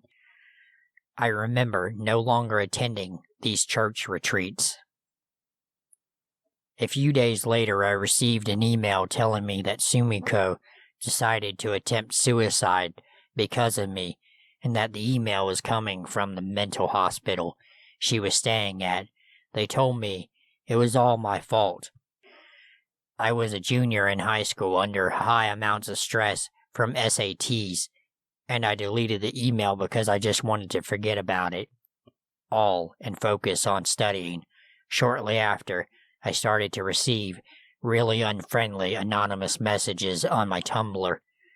They would tell me that I was going to burn in hell for eternity if I continued to stray from God. They continued all the way into my senior year in high school. I always deleted and ignored them, or I'd reply sarcastically and laugh at them with my friends. Eventually, the messages faded and I didn't hear much from them anymore. In 2012, I got accepted to a close-by Christian college and moved into my dorm. My dorm floor decided to have a little icebreaker meeting to help us get comfortable. I met another Korean girl and began talking about our similarities in our childhood being raised Korean with Christian parents. I opened up to her about the encounter with Pastor Allen, and midway through the story, I saw her face slowly dropping and getting pale. She told me she had a very similar encounter with a pastor she knew, and that he was also a white man working with the youth in an all-Korean church. I asked her where she was from, and she replied with the same state that Pastor Allen was from. She then asked me if the name of the pastor was Pastor Allen. We had the same predator in our lives at the same age.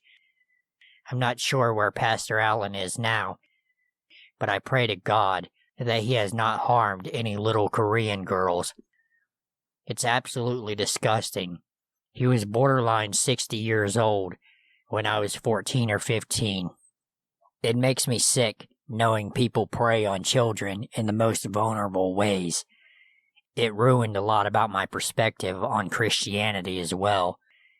It's horrible to take something so spiritual and take advantage of a child with it. So Pastor Allen, with a creepy young Asian girl fetish, let's never ever meet again.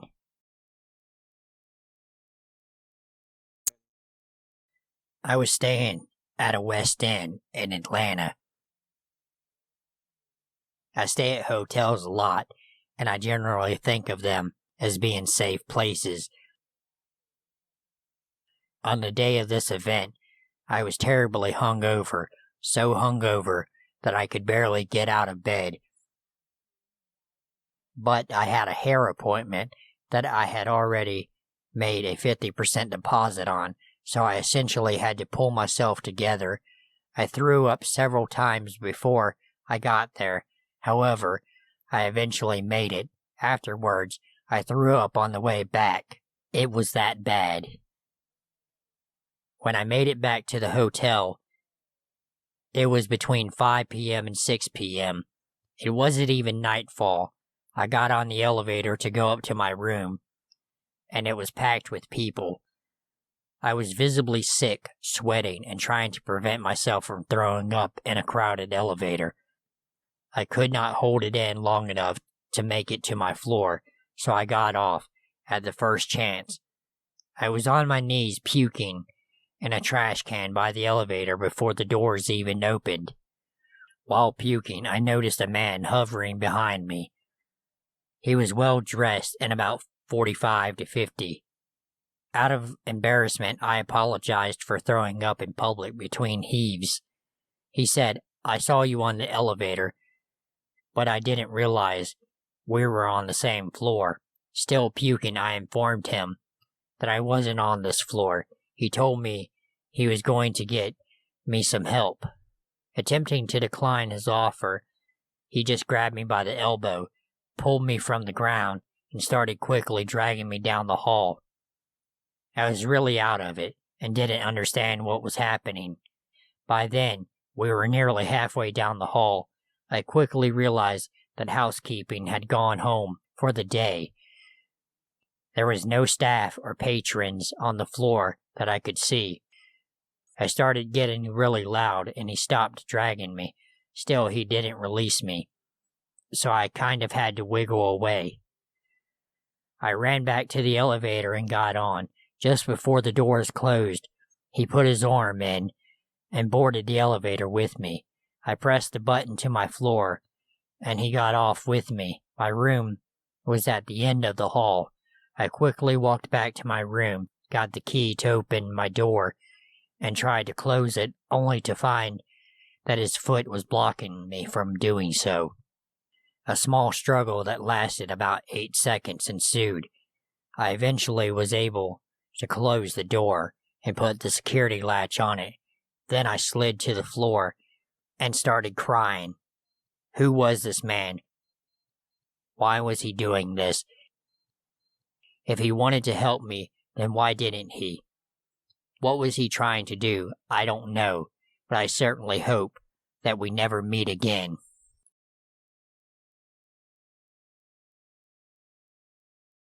I work on a small dairy farm in the upper Midwest. It kinda has a weird layout, but I'll try my best. Right when you walk in, there's the milk house, then you keep going, and you're in the parlor. Once you go to the edge of the parlor, you can turn left into the calf barn, or right and make your way out to the big barn where the milking cows are. Also, I should mention that the calf barn is connected to an older barn that we keep pregnant cows in. The doors are never locked because we have people coming in at random times throughout the day. Plus, it's a barn, and there are doors literally everywhere, and I mean everywhere. Anyways, I'm a female who is fairly thin, maybe 5'5", 120-ish pounds, and mind you, I'm still in high school. One night I was working the night shift, so anywhere between 8:30 to 2 a.m.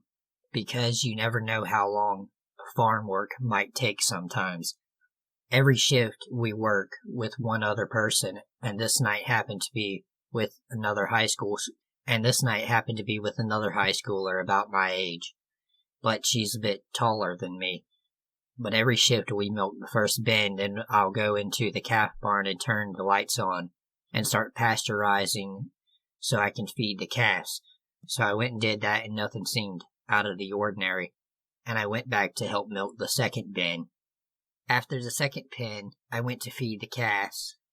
So here's a layout of the calf barn. There's an alley down with the weaned calves in the left and hay and grain on the right for feeding. Then at the end of it is a big room.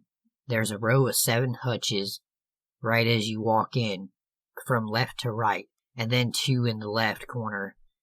Then there's 6 pens, 3 on each side, with a little milk house in the middle for the feeding purposes. The doors on the milk house are always closed to keep in warm air.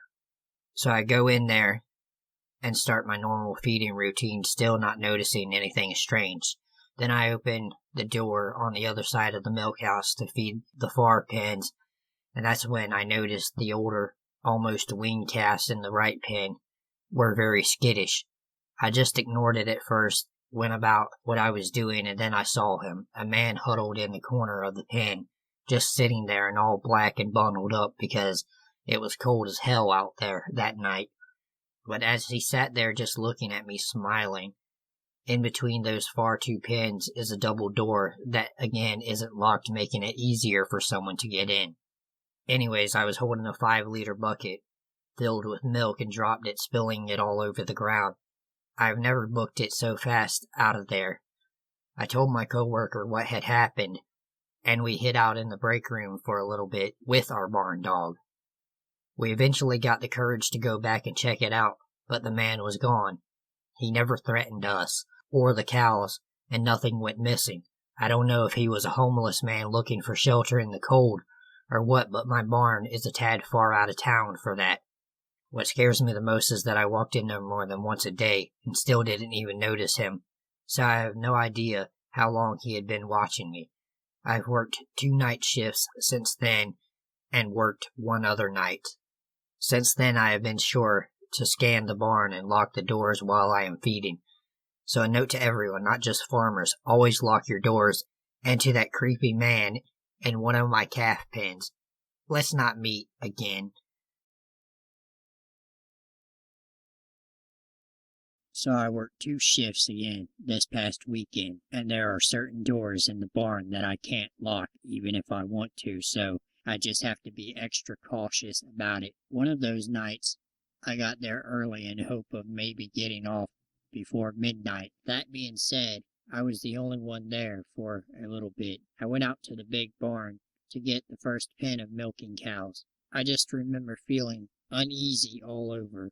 It might have been just me being paranoid given the previous situation. Well, that night I thought someone was lurking in the pasture in which we had the heifers in earlier. I couldn't see because it was dark, but I saw that familiar smile with the little light I had coming from my silos. But I figured I was hallucinating, being a little skittish, so I brushed it off and went into the barn. I almost had the whole first pen to the pillar when my coworker showed up. We continued the night as usual, and then I had to go start the pasteurizer. Of course, I didn't want to, but I had to. I went in there and the calves seemed fine. Everything seemed perfect. I looked around and everything was good. I went back to help milk the second pen. After that pen, I went to feed the calves while my coworker went to get the third pen like usual. Like I said, everything seemed fine. I was probably in there for around 20 minutes feeding the hutch calves, which typically takes longer, and then I went to the far pens where I saw the man the last time and everything was okay. Then I went to feed the middle pens, and that's when something didn't seem right. One of the calves was laying down and refused to get up to eat, so I hopped the fence and helped it. I turned around once. I got the calf up, and there he was. This time he was standing and still smiling. I couldn't really see his face because it was covered, but he was still wearing the same clothes, which was weird because it was 60-something degrees out that night. He wasn't very tall or very big, but just had a really creepy appearance and smile. He didn't say anything, he just smiled. I have a knife on me for work purposes, usually to cut baling twine. I was working with the same girl, and me and her literally locked ourselves into the break room again and called our boss. We got out there and we went to the calf barn again, and everything was just as I left it, except one thing. The milk pail that had previously been filled to a mark on it was now empty, and the milk was all over the ground. My other co-workers started reporting things going missing, cows being moved, lights turning on and off, doors being left open, milkers being turned off. One even said that the man was sitting in one of the empty calf hutches, and they didn't realize it was a calf until they went to feed it, and he was just smiling at them. The cops had been notified, and we now have a cop parked by the barn every night, and one that stays in the area at all times. I don't know where he was, but this guy really creeps me out, and lately I've been turning down night shifts. The whole thing really just freaks me out, but I hate being afraid to go to work. So to the guy who keeps showing up in my calf barn, please never come back, and let's never ever officially meet. My story starts 4 years ago, and is still kinda happening. Lucas was the bus driver who drove the kids from my village to school next to town every day. He always was the nice bus driver, as there was a grumpy and moody one who sometimes switched shifts with him. A lot of people thought he was cool and always polite. I was 17 when there was some heavy rain in the afternoon when I was on my way home, and I arrived at the station in town. Lucas was already there. As he noticed me, he let me in the bus and we started a conversation. I felt uncomfortable first, but he was always a good talker, so the weird feeling had gone soon. At one point he asked me about my then ex-boyfriend. He saw us together and the two of them used to talk when he was still in school. He was 21 at the time, already working. I told him that we broke up and that it was for the better. Then we continued talking about school. We started to talk every now and then, and after a while he asked me for my phone number, so I could maybe text him if I'm late for the bus or I need a ride in general. I found out that he was married, had 3 kids. He claimed to be 33, but later he said over 40. I never really found out how old he actually was. The day after we exchanged numbers, he texted me that he was going to take a bath and said that there would be enough space for 2. I replied that he should ask his wife about that, and he then said, "She is out of town, so I am pretty lonely." We left it at that. One time later, like 2 weeks later, I saw him and a young girl during his break making out. I sent him a message telling him that it's not the way a married man should talk to younger girls.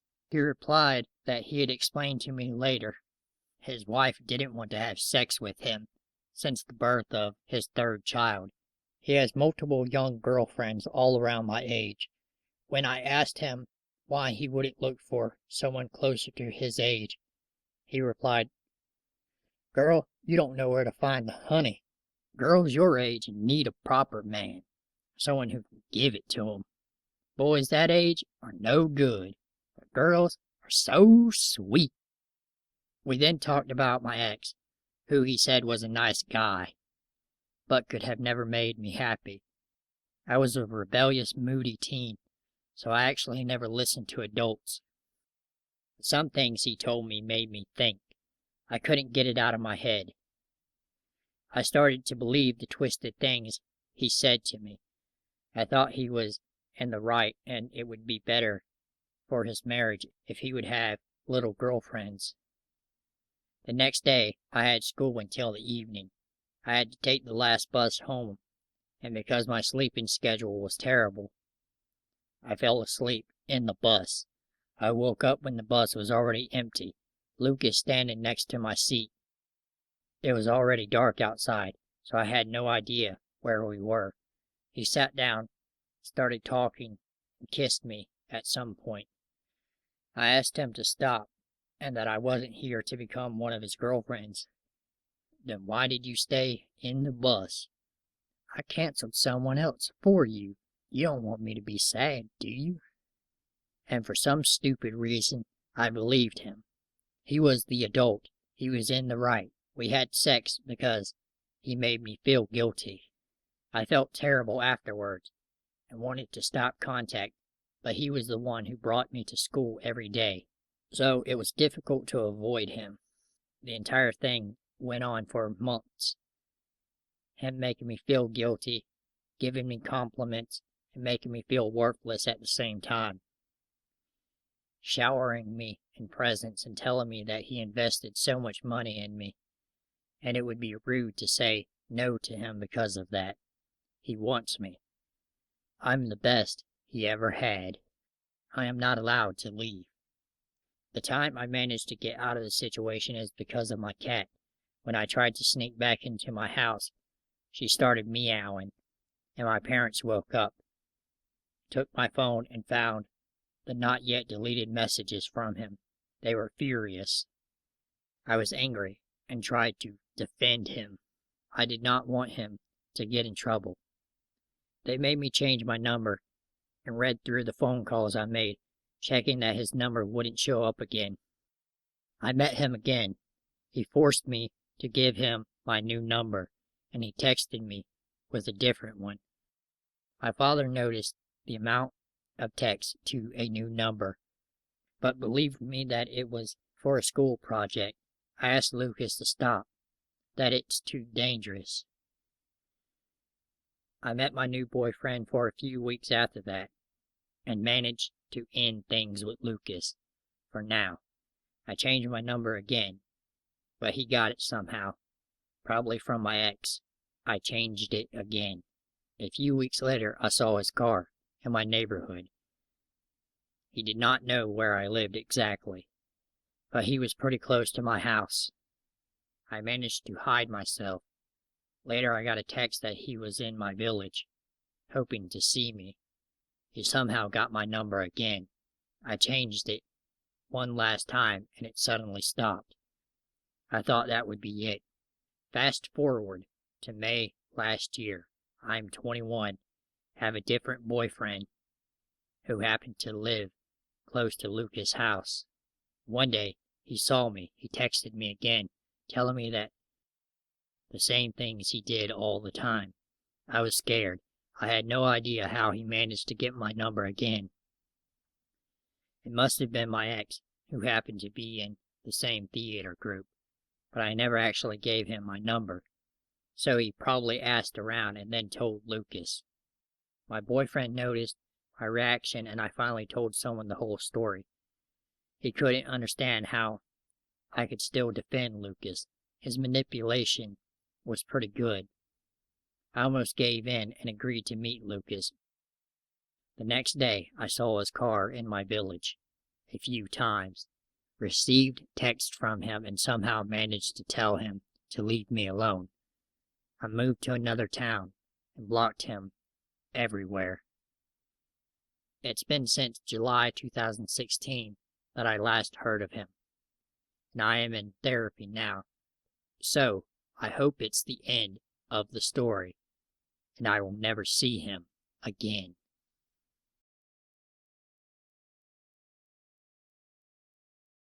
So a bit of backstory here. Not sure if this matters, but at the time of the incident, about 6 months ago, I was 21.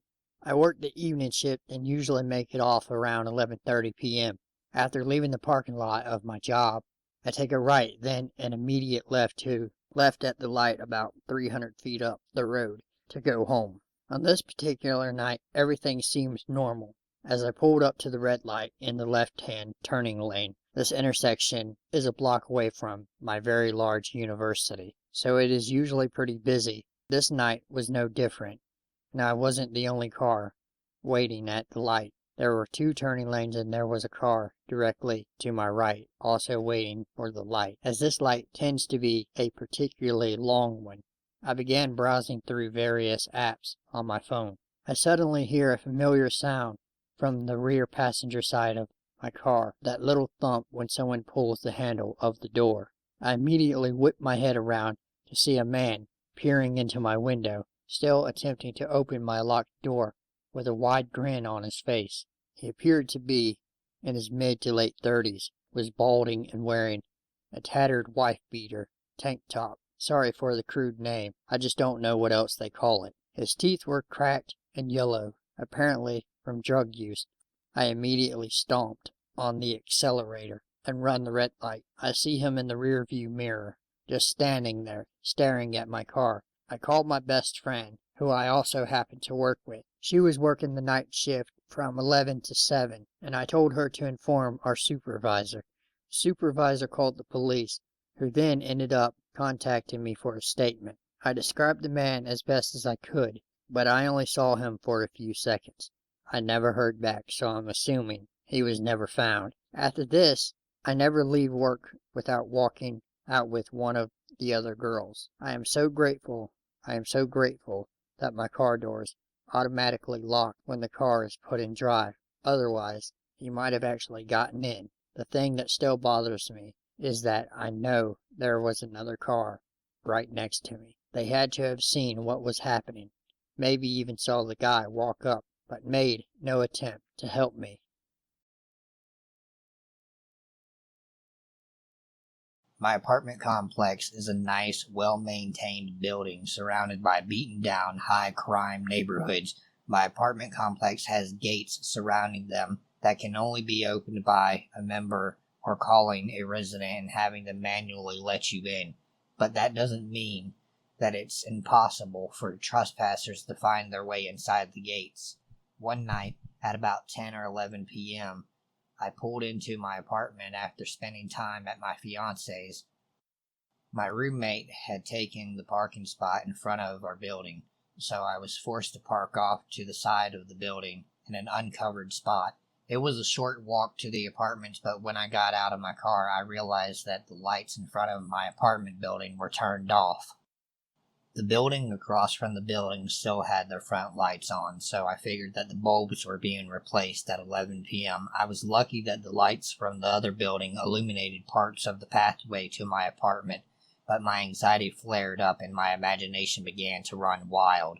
I pictured masked murderers jumping from the shadows and whisking me away to a secondary location. My keys found their way between my knuckles as I created a makeshift weapon against the creatures that go bump in the night.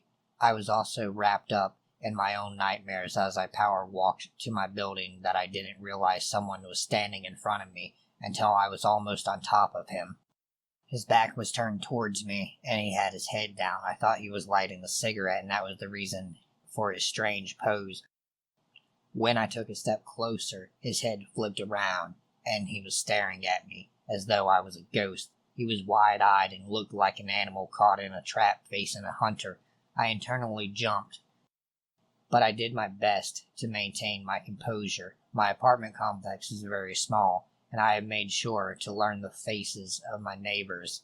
I didn't recognize this man as living in the complex, and he seemed as though he was homeless. His hair was long and unruly, and he had a beard with bits of matter clinging to the scraggly hair. His clothes were obviously worn, and he was wearing a jacket too big for him and too heavy for the Arizona weather. I continued walking, my grip tightening around the keys in my hand, just in case. I neared the staircase that led to my apartment and turned back when I felt eyes burrowing into me. The man stood there. I had left him a few yards away, but he had twisted his body so that his arms were frozen above his head, and one of his legs looked as though he was about to jump away. The whole contorted look made him look as though he was dancing the Running Man, but he was completely frozen with his eyes glued to me as I moved for the stairs. We stood staring at each other. He looked like a screenshot of a 90s dancer, and I'm sure I looked like a drowned rat. I squeaked out an apology for interrupting him and ran up the stairs and into my apartment.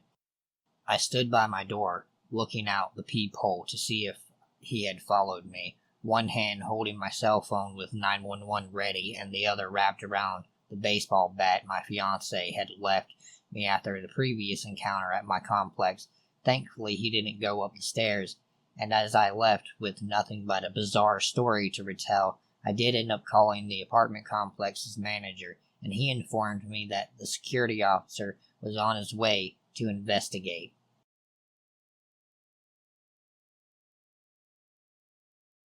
One day we started the chat on Twitter. Can't remember how it started, but we kinda just got along. I was the type of girl who sometimes went flirty with guys without any sexual attraction. I did that just because I could, so it wasn't weird that I became flirty every now and then with him. One day he asked me to hang out, but I wasn't the type of person who liked to go out, especially with a guy I wasn't that close to, so I made excuses. He kept responding to every tweet I made, even though I wasn't responding. This gave me red flags, and I tried as best as I could to slowly cut off any contact from him. Sometimes he messaged me, which I quickly deleted without reading his messages, because they were just weird. A few months later, my roommate, her friend, and I went out for dinner in a small diner near our house. We were just talking while eating when out of nowhere Daniel showed up and sat at a table in front of ours. He stared at me, and I remember thinking that was fucking awkward. But I played it cool and said hi to him from my table and asked if he was coming alone. He said his roommates weren't home, so he decided to eat out alone. Then, jokingly, I told him to get a girlfriend so he wouldn't have to eat alone anymore, and he laughed. He then flat out told me, "Nah, I want to have dinner with you." I just laughed it off and finished my dinner quickly, and asked my friends to head back home, and said goodbye to Daniel. When we were home, I went to my room and checked my phone. I left my phone at home earlier. I never touched my phone while eating. We left the diner around 7 p.m., and I got this message from him stamped a little after 7 saying, "I want to have dinner with you." That was it. He officially just hit another level of creepiness, and I blocked him on every social media. Fast forward to 2 weeks later, I told a high school friend of mine about the incident with Daniel. She told me that back in high school, Daniel did the exact same thing to her and a few other girls, lots of juniors. Turned out every girl knew he was a creep. Now when I think about it, I just remember a middle school friend who was Daniel's neighbor had told me about Daniel chasing her and freaking her out when they were like in 8th grade or something.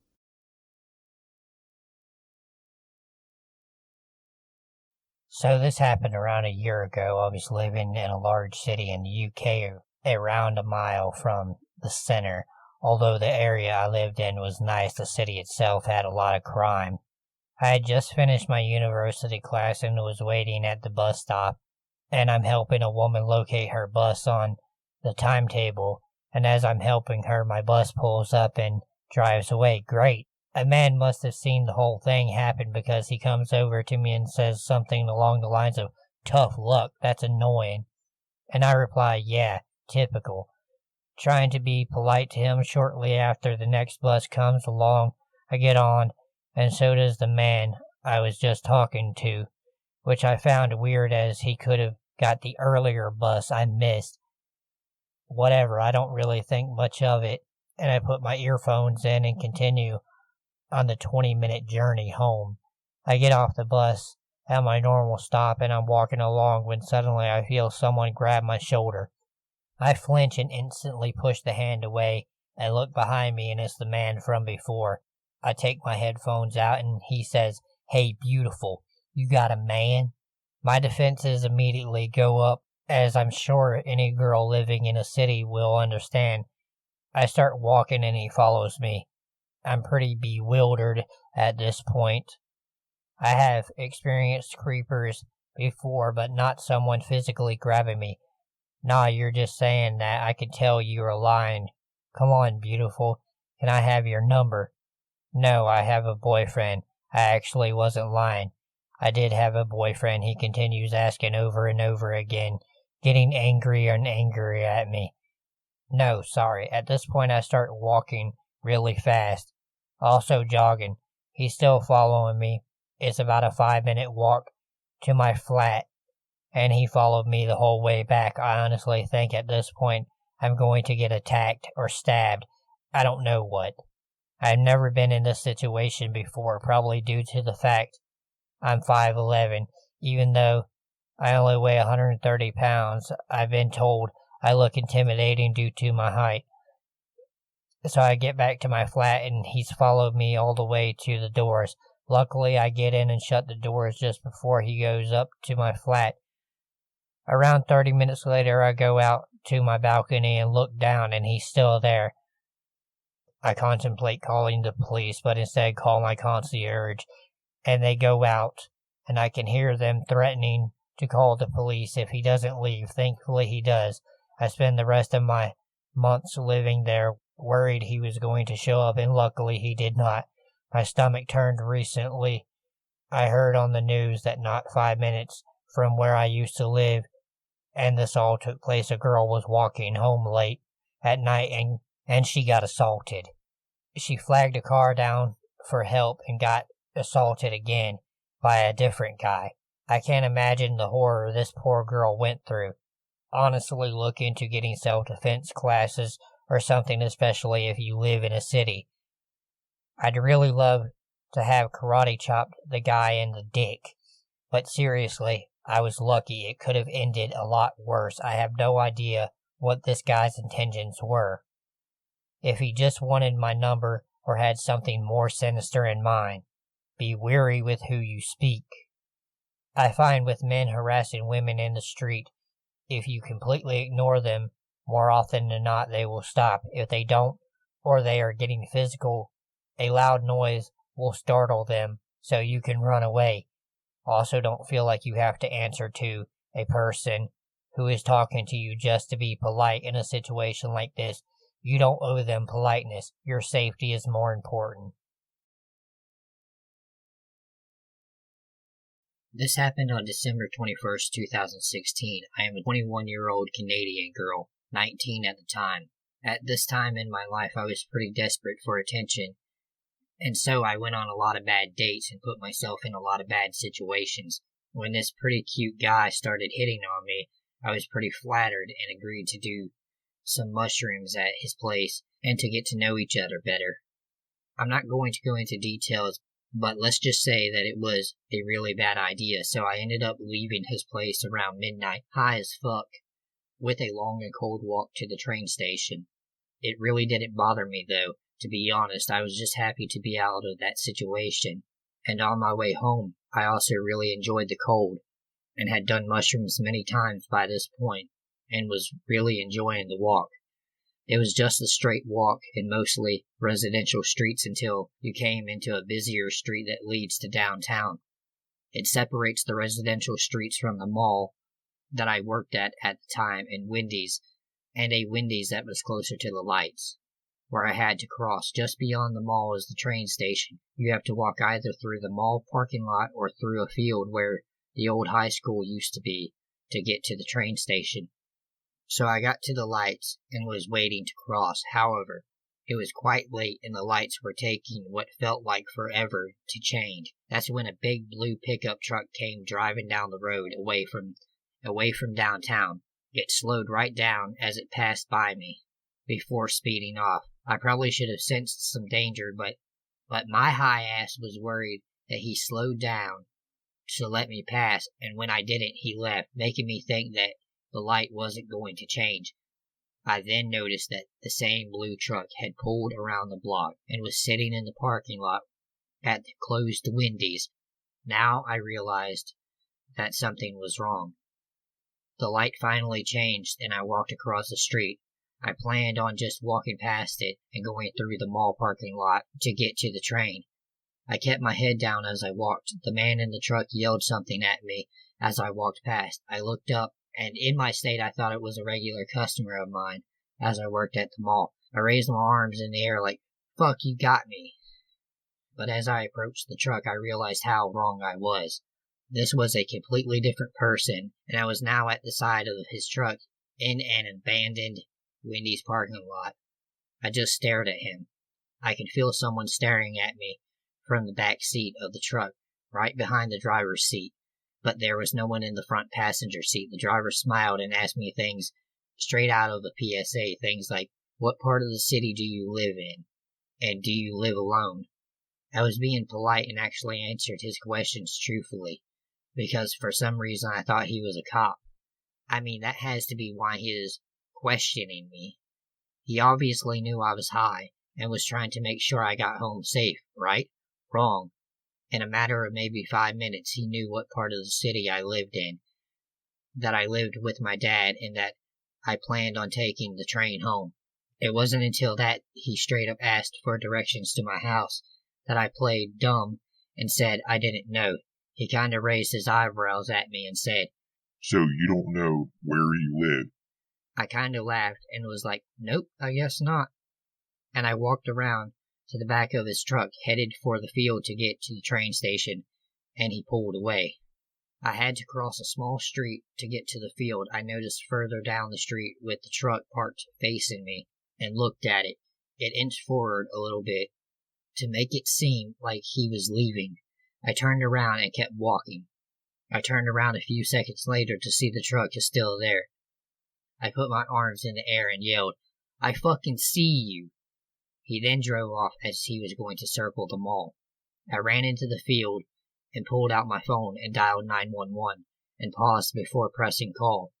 I was clearly high on drugs, and there was a good chance that I wouldn't be taken seriously.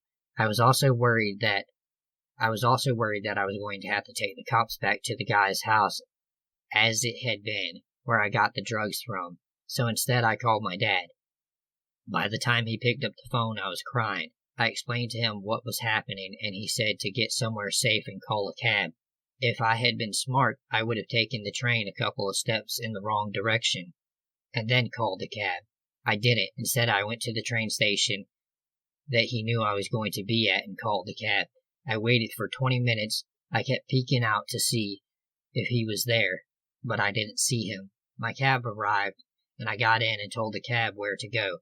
I was looking behind us the whole time. Just before we made it to downtown, I noticed that a large truck was behind us, but I couldn't see the color until we turned, and the truck turned behind us.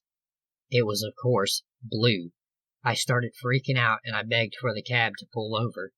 He did so reluctantly, and the blue truck slowly rolled by and then turned the corner, like he was going to drive back around the block. I yelled at the driver to start going again, and he did so, very annoyed. I finally did make it back home and collapsed on the bed in tears. I didn't leave my house for 2 days, terrified that he was driving around my neighborhood looking for me. I did see him and his truck one more time, but it's not really worth mentioning. Please be safe, people. There are so many things that I could have done to prevent this from happening, but I was too high and dumb to think straight.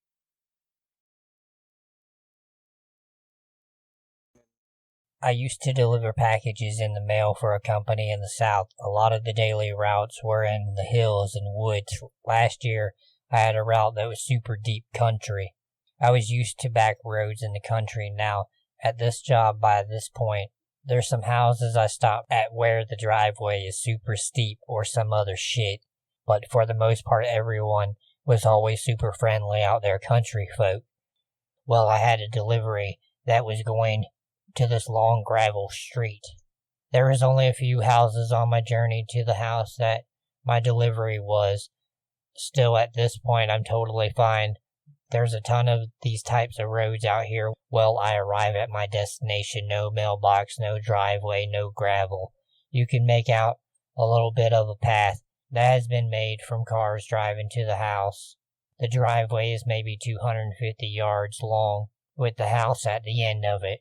I'm only sketched out because I'm in the woods and land is super unpredictable back here, meaning you never know when there's just a drop-off.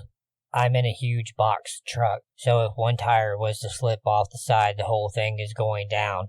So I'm driving literally less than a mile an hour, taking my time, being extremely cautious.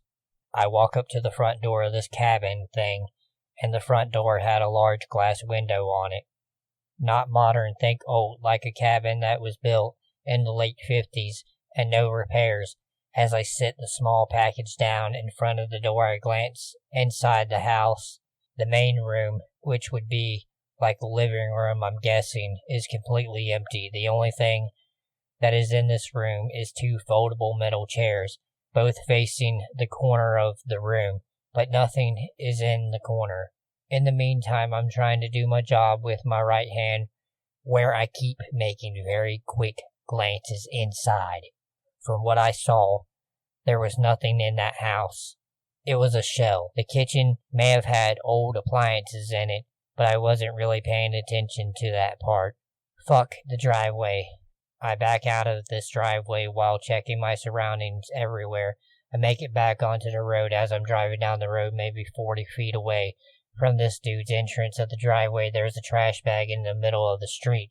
It's opened just a little bit. I slow down and it looks like there's a woman's sweater or something in there. Was that a kill room? Was someone or multiple people held hostage on that property? Something was up. Immediately I contacted my buddy and told him about it. He suggested I go back and snap a few pictures. I agreed. About 5 minutes go by, and I make it back to the address, and the trash bag is completely gone. I looked everywhere, on the street and the side of the street. Completely gone. But get this, I always thought about how I never know what I'm delivering, or who I am delivering to.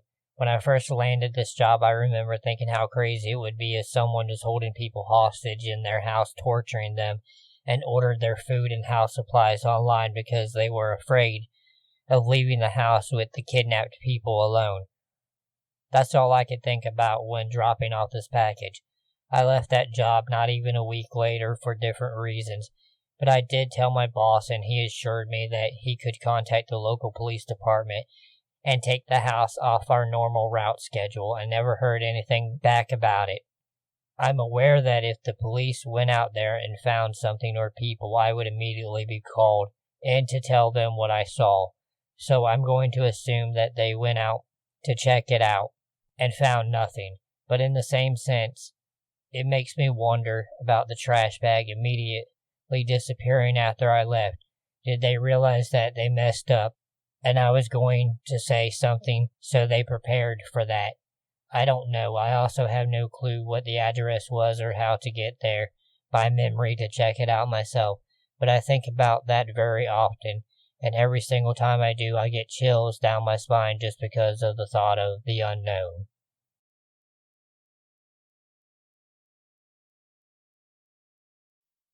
Back when I was a kid, my mom and I had a deal. She'd schedule all my stereo appointments, like dentist visits and vaccines, in the morning, and if I went without whining or fussing too much, I'd get to play hooky for the rest of the school day, and we'd get lunch, go to the mall, and see a movie. This was one of those days. It was a few weeks before Christmas, but the mall was pretty much quiet because it was around 1 p.m. on a weekend. I'd had my picture taken with Santa. We did some Christmas shopping and had lunch at my favorite restaurant, and we were going to finish off our day with whatever kid's Christmas movie was playing at the time. I don't remember which one it was, but I remember how fun and pleasant the day had been. The theater was pretty much almost empty. Just my mom and I, and a few parents with kids too young to be in school. A few minutes later, a single man walked in. I remember him entering because I thought it was weird that he didn't have any kids with him, and because he seemed to spend a long time surveying the theater, the way people do when they are trying to find a seat or two in a crowded auditorium. I remember him staring at me for quite a while, but then he sat down near the door, and I didn't think too much about it. A girl I played with in my neighborhood had really strict parents, and they always went to see kids' movies alone first to be sure they approved of them. Maybe his kids went to school with me, and he recognized me, and that was why his eyes had lingered. Just as the previews had started, I realized I needed to pee. I had just turned 8 years old a few months earlier, and my mom was finally letting me do things like that without her accompanying me. As I got up to go, my mom slipped me $10 and told me to get some candy and soda, a real treat in my house. I was so excited to be trusted to go by myself and to get candy. that I almost didn't notice when the man from earlier got up and followed closely behind me as I left the theater. Almost as I was allowed to do things myself more, my parents had drilled into me that I always needed to be aware of my surroundings and anything that felt off. And the way he bolted from his seat to follow me out of the theater felt off. To give a little context, the movie theater was attached to the mall, so the main entrance was through the mall itself. To make getting out a little easier, there were a few exit-only doors that led to the parking lot. The restrooms were right next to these. The man followed me all the way to the women's bathroom, not close enough to immediately spook me if I hadn't noticed him, but close enough that any passerby would assume he was a father trailing behind his daughter. After I got to the restroom, I peeked out. He'd stationed himself just outside the entrance to the bathroom on the side closest to the exit. I told myself that maybe he needed to use the bathroom too, but clearly he didn't. So I peed, and then I waited and waited. I heard a man's voice just outside joke with someone about how he was waiting for his daughter. I knew my mom wouldn't get worried and come look for me immediately because she would assume I was in line to get snacks, but I couldn't get back to her without going past the man. Finally, a nice-looking older woman came in. As she was leaving, I told her I'd forgotten how to get back to the theater where my mom was waiting, and could she walk me there. I held her hand tightly as she carefully told me she was glad to help. As we left, the man waiting took a quick step forward, like he had been waiting to grab me. When he saw that I was with the woman, he turned around and left out the exit door. I made it back to my mom without incident. I told her I didn't see any candy that I wanted, and I was kind of full from lunch anyway. In hindsight, I should have told her right away about the creepy guy who followed me, but I was afraid that I'd lose my precious new independence. But looking back as an adult, I still can't figure out any benign intentions that would explain his actions, and I desperately hope that he didn't catch some other little girl unaware.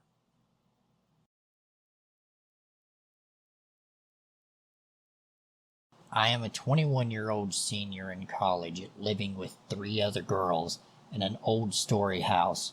We are located about 15 minutes walk from main campus, and the majority of our neighbors are college students. That being said, this town is notorious for being a little, well, sketchy. Millie is home to one of the first insane asylums built in America. After the majority of it being closed down, abandoned for years, the final building was shut down about a month ago, and the remaining patients were released. Now, I doubt this is directly correlated with my creepy experience, but I am not the only one who is interesting encounters with strangers since the release in this town. 2 nights ago, after getting off work around 11:30, I came home to my roommates getting ready to go out for a night out. I realized how stupid it was, but we often had an open door policy, free for anyone to come over and visit as they please. We would lock the door at night, but the one time we forgot really came to bite us in the ass. Around midnight, I was hopping in the shower as my roommates were headed out the door. We said our goodbyes, and I told them I would be meeting up with them later. I had just stepped out of the shower when I heard what sounded like the front door slamming shut. I automatically assumed one of the girls had forgotten something, so I call out their names. No response. I then hear footsteps in the hallway. I call out again. No response. Fear and dread came over me, and I immediately grabbed my clothes and ran into my bedroom. I threw my clothes on, leaned my ear to the door, and waited in silence to hear if someone was in the house. I hear nothing. I decided that it must have been one of my roommates grabbing something and leaving again, so I head into the living room to get my phone. 6 missed calls, and it's still ringing. My roommate, Carrie, was on the other end. I answered and immediately could hear the panic in her voice. "Lee, are you in the house?" Me. "Yeah, Carrie, why?" You need to get out. Sam drove by and said a man saw us walking through the front door. He called the police, but you need to leave. I shit my pants. Nothing was going through my head besides more adrenaline and fear. I wasn't sure of the man's intentions, but I sure wasn't going to wait to find out. While remaining on the phone with my roommate, I bolted out the front door and hid behind my car. I watched the house from afar, waiting anxiously to see any movement. My thought process was not at its finest at that point, and I realized I probably could have made smarter decisions. As my friend approached in a truck, I sprinted out from behind my car and jumped in the back of their truck. Just as I did, a dark figure scurried out into the woods, running in the opposite direction. I can only assume he had been inching closer to us as I was waiting for them to arrive. I screamed bloody murder, and we floored it out of there. I refused to go back into that house until the police arrived, and it had been triple checked. There were no signs of anything being touched or stolen, which makes me wonder what the man's intentions were. You can guarantee that I've locked my door every night since, and to the stranger who walked into my house while I was in the shower, let's not meet again.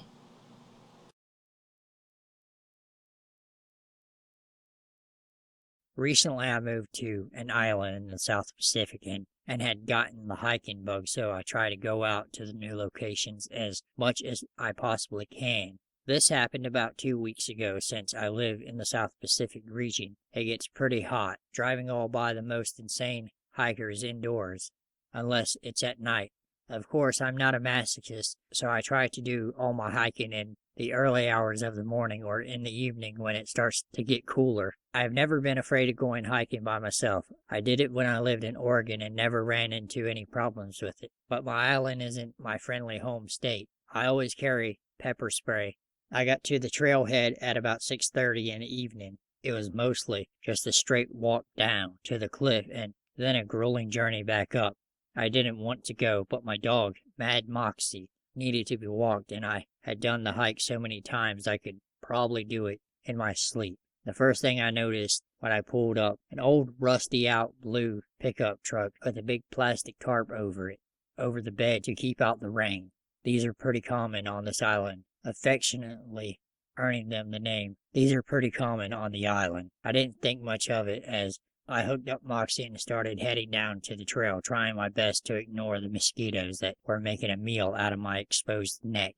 Heading down the trail was relatively easy, avoiding the banana spider webs. I felt the stress of my day slowly unwind as the underbrush grew darker and the night approached. I made it all the way down to the water's edge when I noticed a man standing about 100 yards away. It was dark enough now that I could only see his silhouette, so I have no idea if he was looking at me or at the water, but I choose to ignore him, and instead, after some time, the man started walking over to me and stopped, maybe about 10 feet away.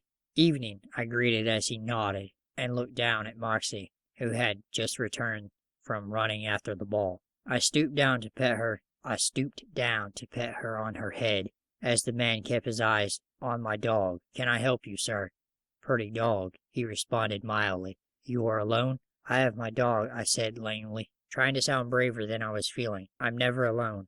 I tried to emphasize on the fact that I had my dog with me, but the man seemed unfazed by my statement. "Oh, have a good night." With that, he turned around and started walking back towards the trailhead. I watched his shadow disappear into the trees and waited for about half an hour before I too started walking back towards the path, my mind on high alert. The crickets pierced the night as I climbed the steps, illuminated by my flashlight. My hands were full of Moxie's leash. Finally, my light pierced the trees. When I got to the top, I nearly shat myself. The rusted blue pickup was sitting in the parking lot still, but their passenger side door was practically touching my car's driver's side. Inside the car, I could faintly see 2 men sitting in the cab, and I could feel them watching me. Slowly, I approached my car, walking as far over to the passenger side as I could, and kept Moxie with me as close as I opened the door and crawled over to the driver's side. At the moment, the door of the pickup truck flew open, and my dog started going apeshit, barking at the 2 people who were now outside their car and trying to break into mine. Hard in chest, I rammed the keys into the ignition and tore out of the parking lot so quickly, I nearly took my mirror off. I called my mom as soon as I got home and she begged me to call the police. Unfortunately, the police here on this island aren't as vigilant as they are on the mainland. Earlier this month, another girl actually disappeared from that area without a trace, and it makes me wonder if the men in the blue pickup truck had something to do with it.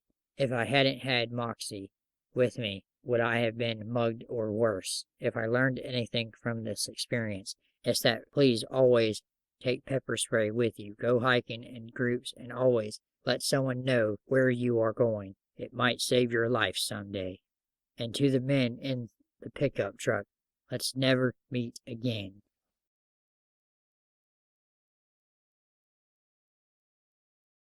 When I was 17 years old, I was intrigued by computers and everything the internet had to offer. I soon found out about Yahoo chat rooms, back when they were used primarily.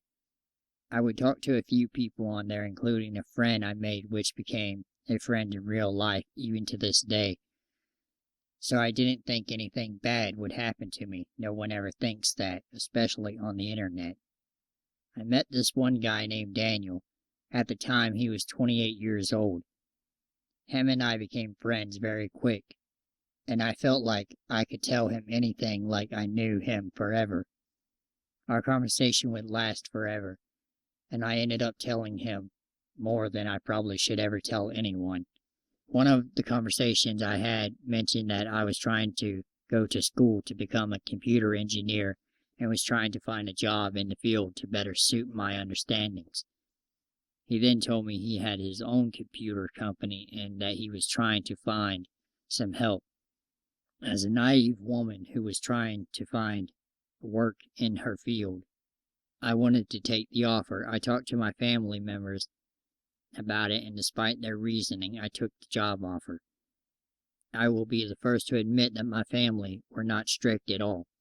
My mom did not like the idea, but she said that I was going to do it anyways, and that at least she knew where I was going. I probably would have been more grateful if she would have put her foot down. The job was located in New Jersey, and I lived in Texas. Fast forward to about 6 months later. This was when things went from good to worse. He was still trying to get his business off the ground, but kinda started slacking at it. To make extra income, I would help others that needed it with their networking and their computers. It was a way to get out of the house since I was not allowed to leave the house without his knowledge or consent. I just figured he was protecting me since I was still unfamiliar with the city. Once I turned 18 years old, things started to get even worse out of nowhere, when he would tell me how to eat my food and to be a proper lady. He would yell at me if I accidentally scraped my fork against my teeth and little things like that. He would hack into my laptop to keep an eye on me and see who I was talking to and what I was doing. Every time my family members would call me, I had to talk to them in front of him. Things started getting so bad that I started staying at work longer hours just so I didn't have to go home. I would never mention this to my coworkers because I didn't want them to pry into my business. It wasn't until later that they found out on their own. One of my coworkers has a huge crush on me and always worried about me when it was time to go home. He knew that I would rather work a double shift than go home, and that made him worried. I honestly wish I stayed in contact with him. He was one of the best friends a girl could ask for. I started getting into MMORPG games since they took me out of the reality I was living in at the moment. I met this guy on there, and it made me feel good to have someone to talk to finally. I never meant anything by it. It was just an escape. Daniel found out about the stuff I would say to him and said that I was cheating on him, which I never did such a thing. Until this moment, I never believed that he would go psychotic on me or even hurt me. I figured he would just yell at me and try to scare me. One day he got so fed up with all of it and grabbed my cell phone and broke it in half. He looked at me and said, "Now you have no way to tell your family what you did to me." I was literally terrified at this point. He threatened me a little more, and I started crying. I figured that was the end of it, but I was completely wrong. The next day, I packed a small bag and told him that my job would allow me to do some book work while it was slow. It was a bag of some clothes I could find in a hurry. I got to work and told my coworkers what was going on. They gave me a phone and I called my grandfather, who got me a flight to Texas as soon as he could. I was so grateful for him and everyone at work. When I got to the airport in Texas, I was greeted by my family members. I called Daniel and told him that I was in Texas and I didn't want to be with him anymore. He laughed and said, "There is no way you could have got back to Texas that fast. Come home, now." I assured him that I was not coming back to him. My mom got on the phone and told him the same. I don't know what him and my mom were talking about, but she got very angry and told him to never speak to me again and hung up. I wish I could say that that was the last time I ever spoke to Daniel, but it wasn't. My mom got a new phone to replace the one that Daniel had broken, and somehow Daniel got my number. He would call and threaten me. One time he called and my mom answered and put it on speaker. He said, "You better put her on a fucking plane back to New Jersey or I will come down there and get her myself." I almost had tears in my eyes even thousands of miles away. He still terrified me. My mom replied, "I will wait for you to come and get her. There is a body bag with your name on it." After that, the calls became less and he wasn't harassing me as much anymore. It took about 2 months for him to finally stop calling me, and I was able to move on with my life. I do not talk to people the same way I used to anymore, and I watch what I say to anyone now.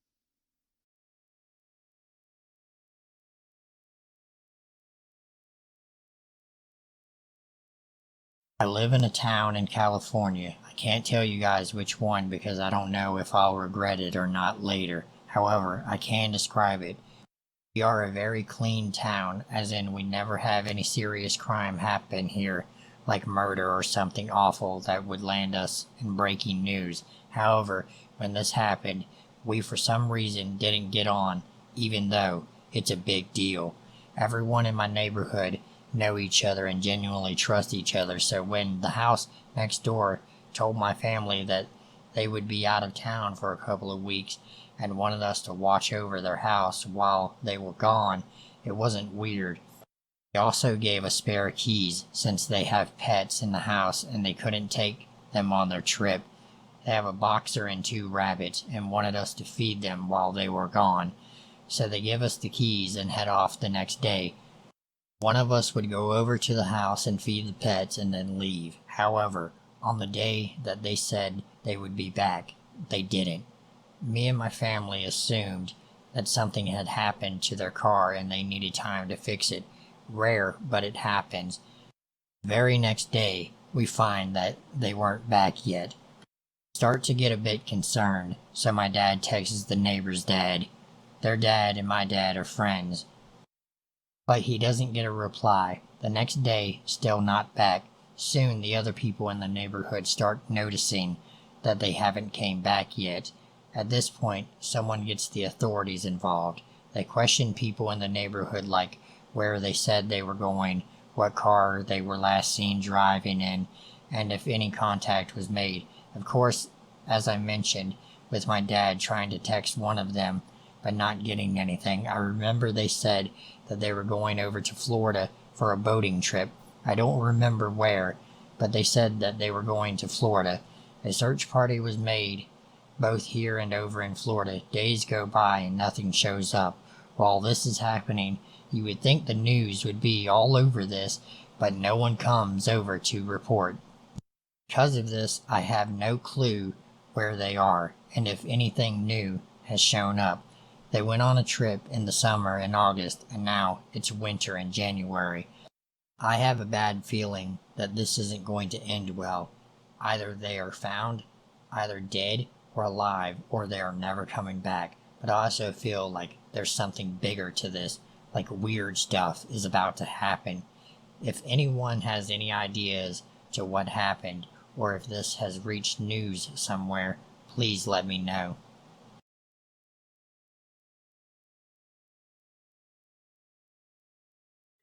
My sister had been dating this guy for 3 years. She told me that in 8th grade he stalked her,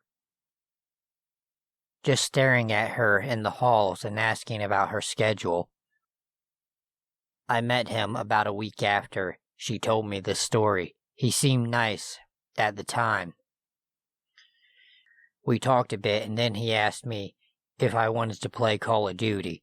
We played for about an hour and had some laughs. I didn't find anything off-putting. He seemed to be a generally nice guy.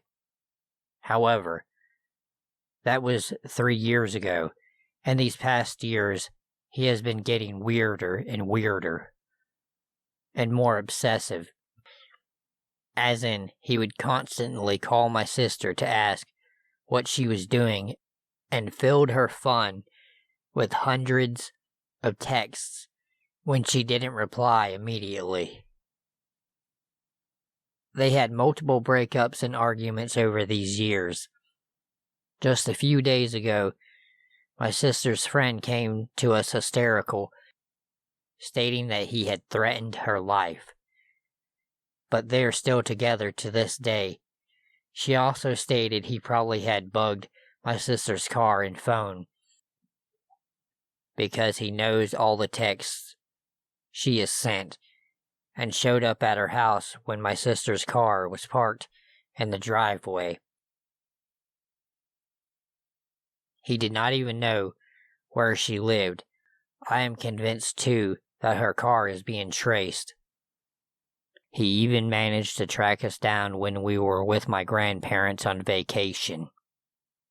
This all changed about 2 days before our vacation to California. I'm one of those people who stay up really late at night, even though it's a school day the next morning. I usually just binge watch videos on my computer while laying in bed. It was about 12 midnight on Saturday when I heard a faint screech. The sound sounded vague and distant. Then I heard a soft sound on my garage door opening. I assumed it was my sister coming home late, like my dad predicted. He left the garage door unlocked because he expected her to come home late. I heard smooth and soft footsteps walking up the wooden stairs, and then a shallow grunt. The footsteps slowly moved throughout the upstairs while I paused my video and sat up in fear. My sister would usually not care about being so quiet, and went straight to the bathroom to take off her makeup. The soft footsteps ensued. I would now like to mention that I do have a lock on my door. I convinced my dad to get me one 2 years ago because I am paranoid about someone attacking me by simply opening the unlocked door. I could hear the floorboards creak as the footsteps neared my door. I heard a hand graze the frame of my door and grasp the knob tightly. I held my breath, and my hand started to reach towards the wooden baseball bat I had under my bed. The doorknob turned slightly, but the lock restricted it from turning all the way. The intruder on the other side jiggled it a bit and seized. I grabbed my baseball bat and gradually made my way towards my door. I saw 2 gray shoes inches away from my door. I raised my bat defensively, ready to whack whoever picked the lock or busted down my door. The shoes slowly turned and strided away from my door. My sister's door opened, and a few moments later I heard footsteps exiting and steadily walked down the creaking and protesting stairs. I dropped my bat to my waist and walked back to my bed. I pulled a chair to barricade my door, just in case, and breathed silently to calm down. My phone was out of battery, so I couldn't call the police, and my mom and dad were on the other side of the house. I would make a mad dash for my parents' room, or I could just scream at the top of my lungs and hope that they wake up before the intruder gets to me. It may also scare him off by me alerting my parents.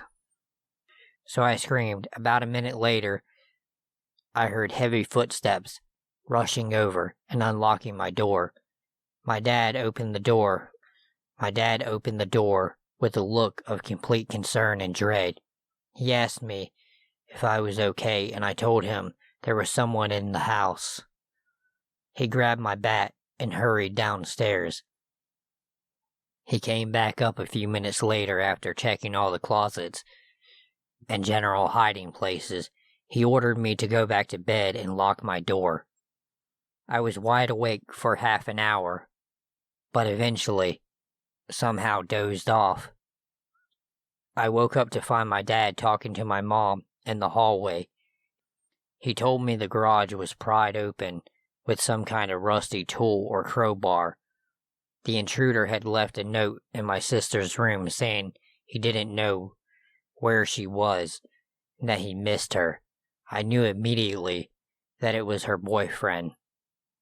What disturbed me the most was when I looked at my phone. It had a new message. I had wrote a message to a number I have never seen before. Late at night. The only problem was I hadn't texted anyone last night. And there was a response. It read, "Merry Christmas." There's one problem with this. I haven't sent a message to anyone with this number in my life. And my phone, it was in my room last night.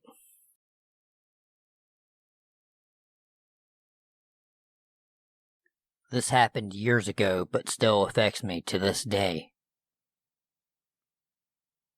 The summer after I graduated high school, I was still living at home. I was up late one night and was packing for a camping trip with my friends. It was unbelievably hot and had the window open as I sat and folded clothes. It was around 2 in the morning, and the next thing I knew, there was a hand coming through the gap in the screen of my window. I screamed, and the hand flew back. I was stunned, but there was a part of me that wondered if it was my younger brother pranking me. I got up and looked out the window and just saw the figure of a man staring back at me. I ran into my brother's room, and he was there playing video games. We called the police, who came and searched the area. They found nothing, warned me and my parents to lock the windows and doors, and left. We were all still shaken up, and my mom had a feeling that he would come back. It turns out our mother's intuition was right. She went outside and waited on our back porch.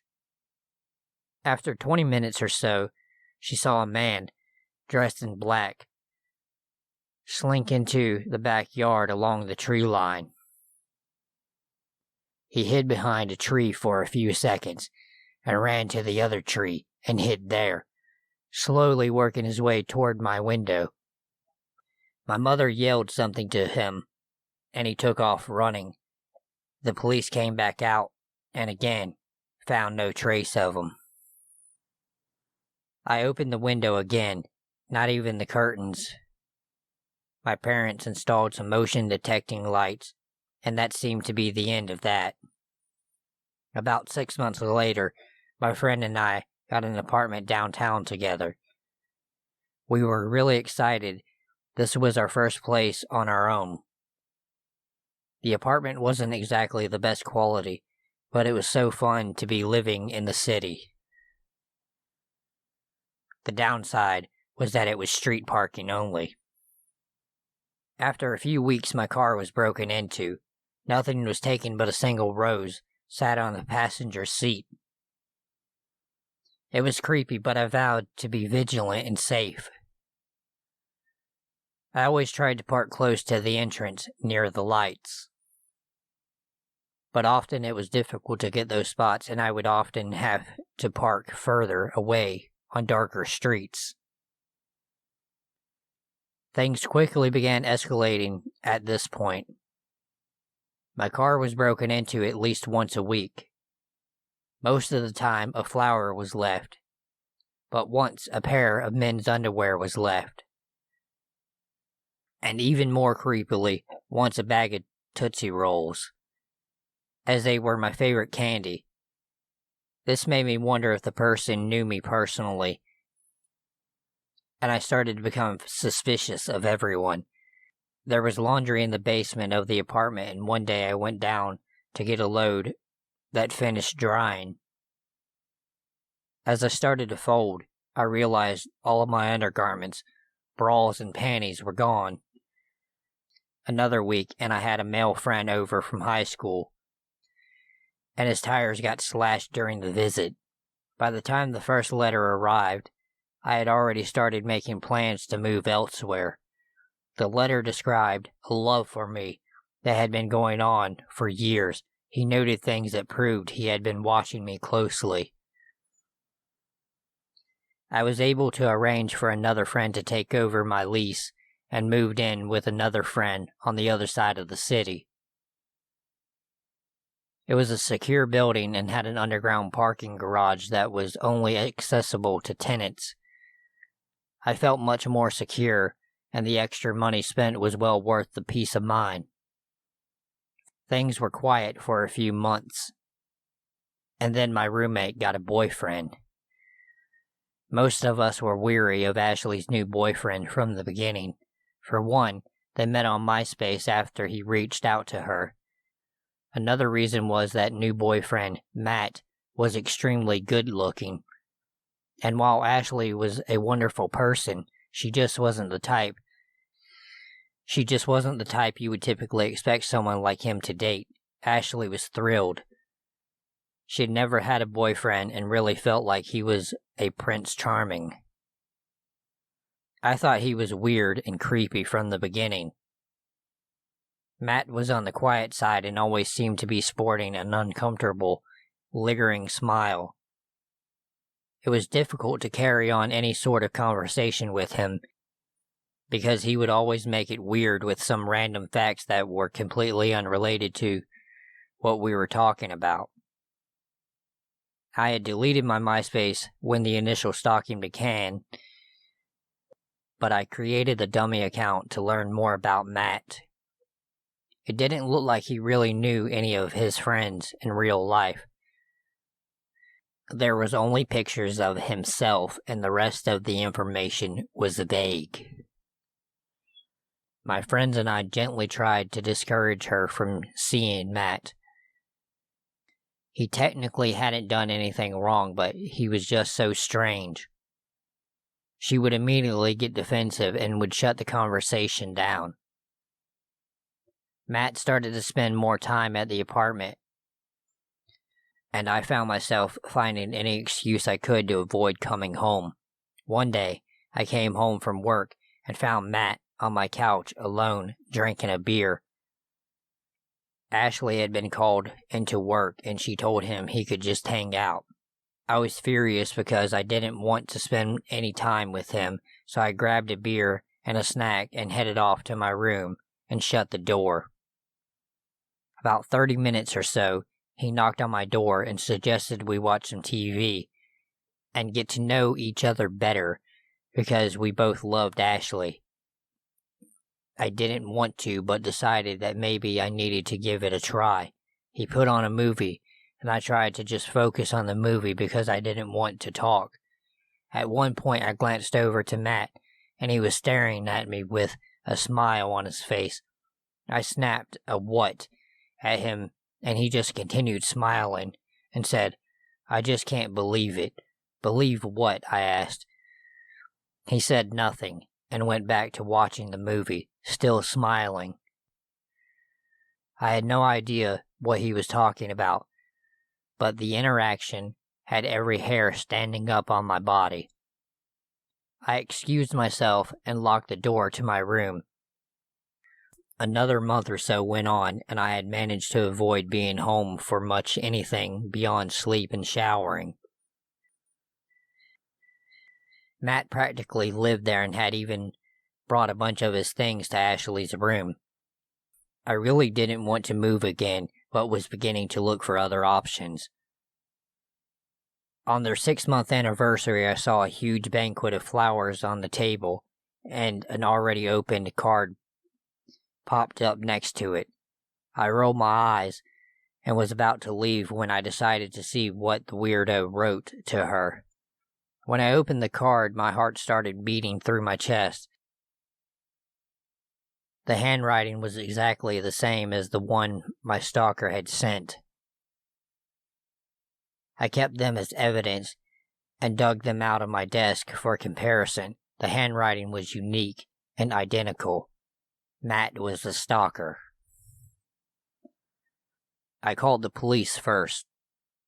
As they were on their way, I called Ashley and asked her to come over.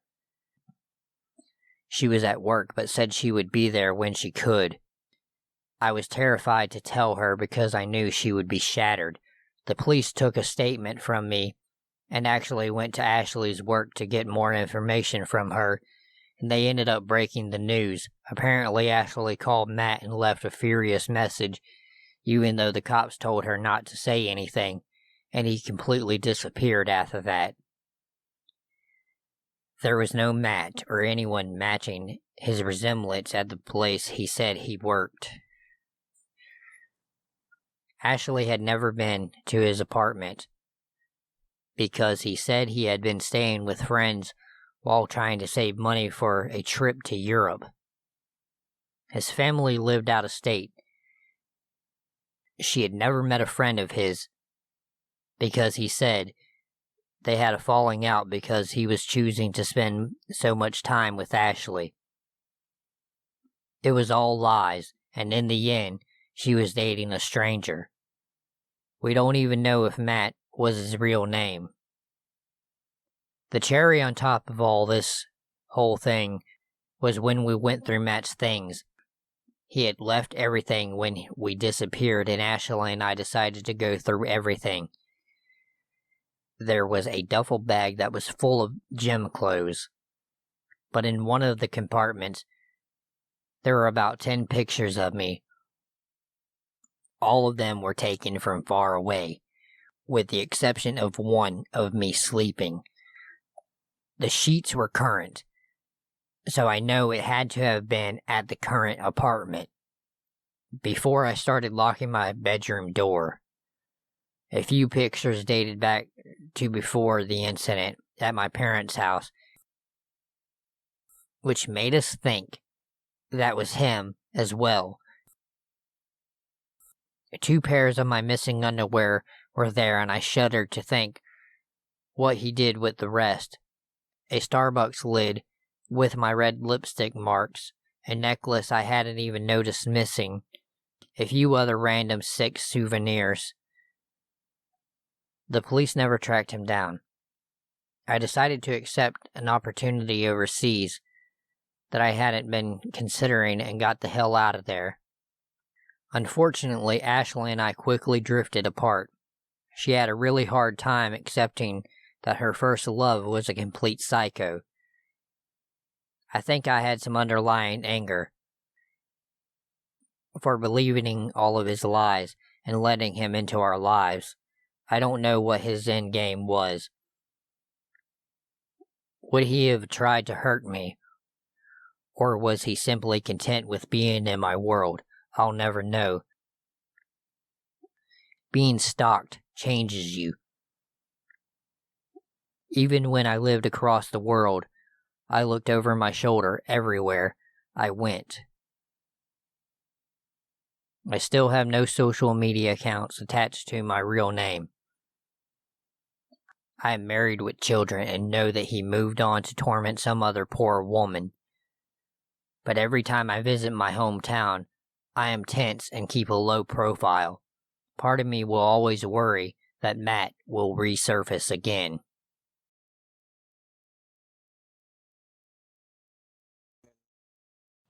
This happened to me last summer. It was all over the news, and if I gave my name, you would be able to Google me and read my testimony. But for now, I will reserve that info.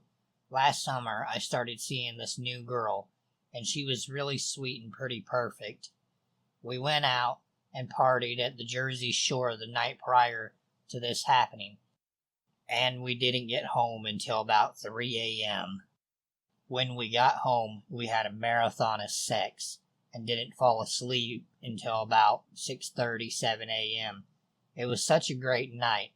I was on an adrenaline high. At 11 a.m., she woke up Saturday morning, panicked. She began to scramble and throw on clothes. I asked her what was up. Still laying in bed, she yelled at me, "My parents are coming home at 1 p.m. My house is a mess, and I have to go buy food and alcohol. I need your help. Get dressed." I slowly got up and rubbed my eyes, still feeling very alive from the night before. We both got dressed. Me much calmer than her, and I agreed to drive her to Walmart so she could buy everything she needed for her day with her family. When we got to Walmart, she asked me to just let her out by the front entrance and suggested I just waited in the car, as I was still half asleep and would have just slowed her down. She rushed into the store, and I went to go find a parking spot.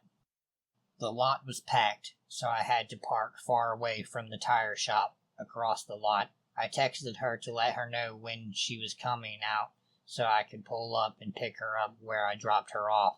As I sat in my car, slightly daydreaming about the great night I had and fantasizing about the great days to come with my new friend, I closed my eyes and recall beginning to get into a rhythmic breathing pattern that would put even the most alert person into a state of REM sleep. I felt myself doze off, and it was amazing. The air conditioning from my car gently easing me to Z-land.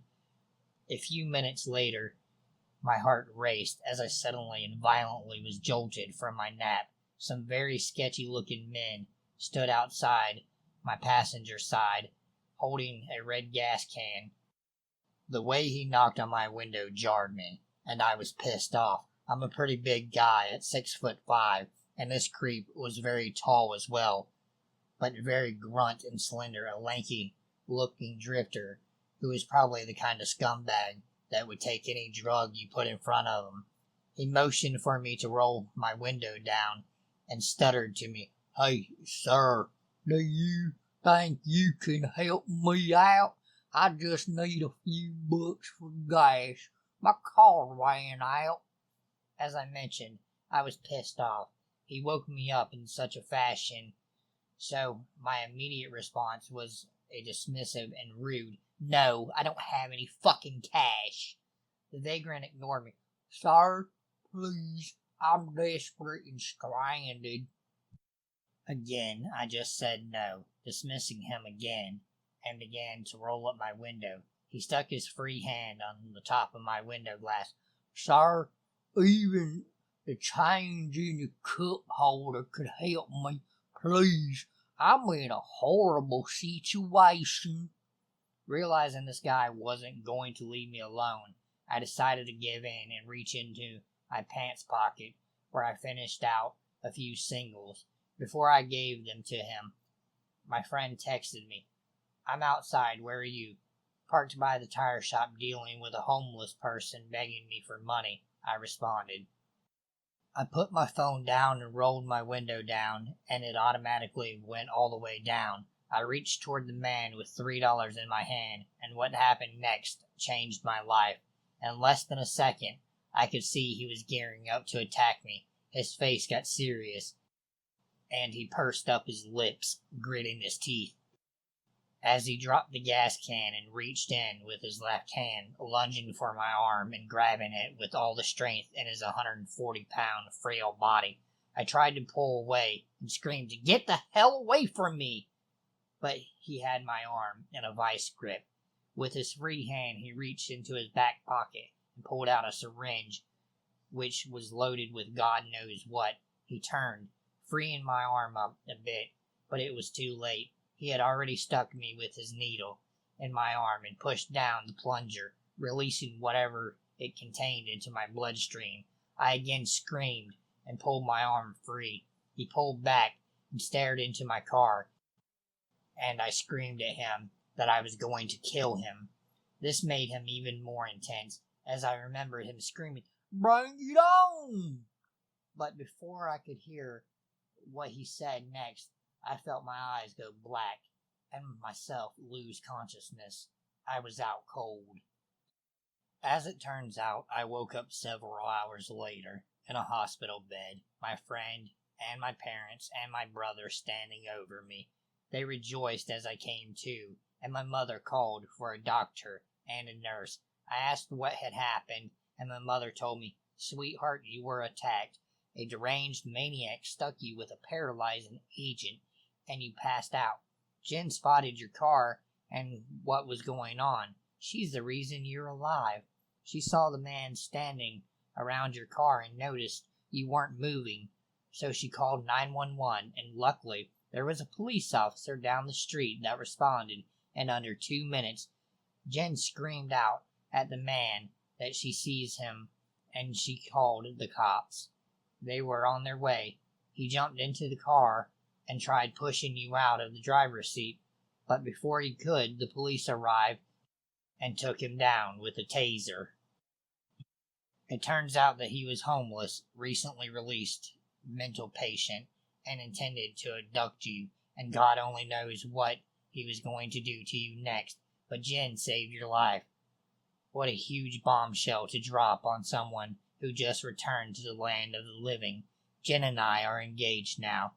We plan to get married.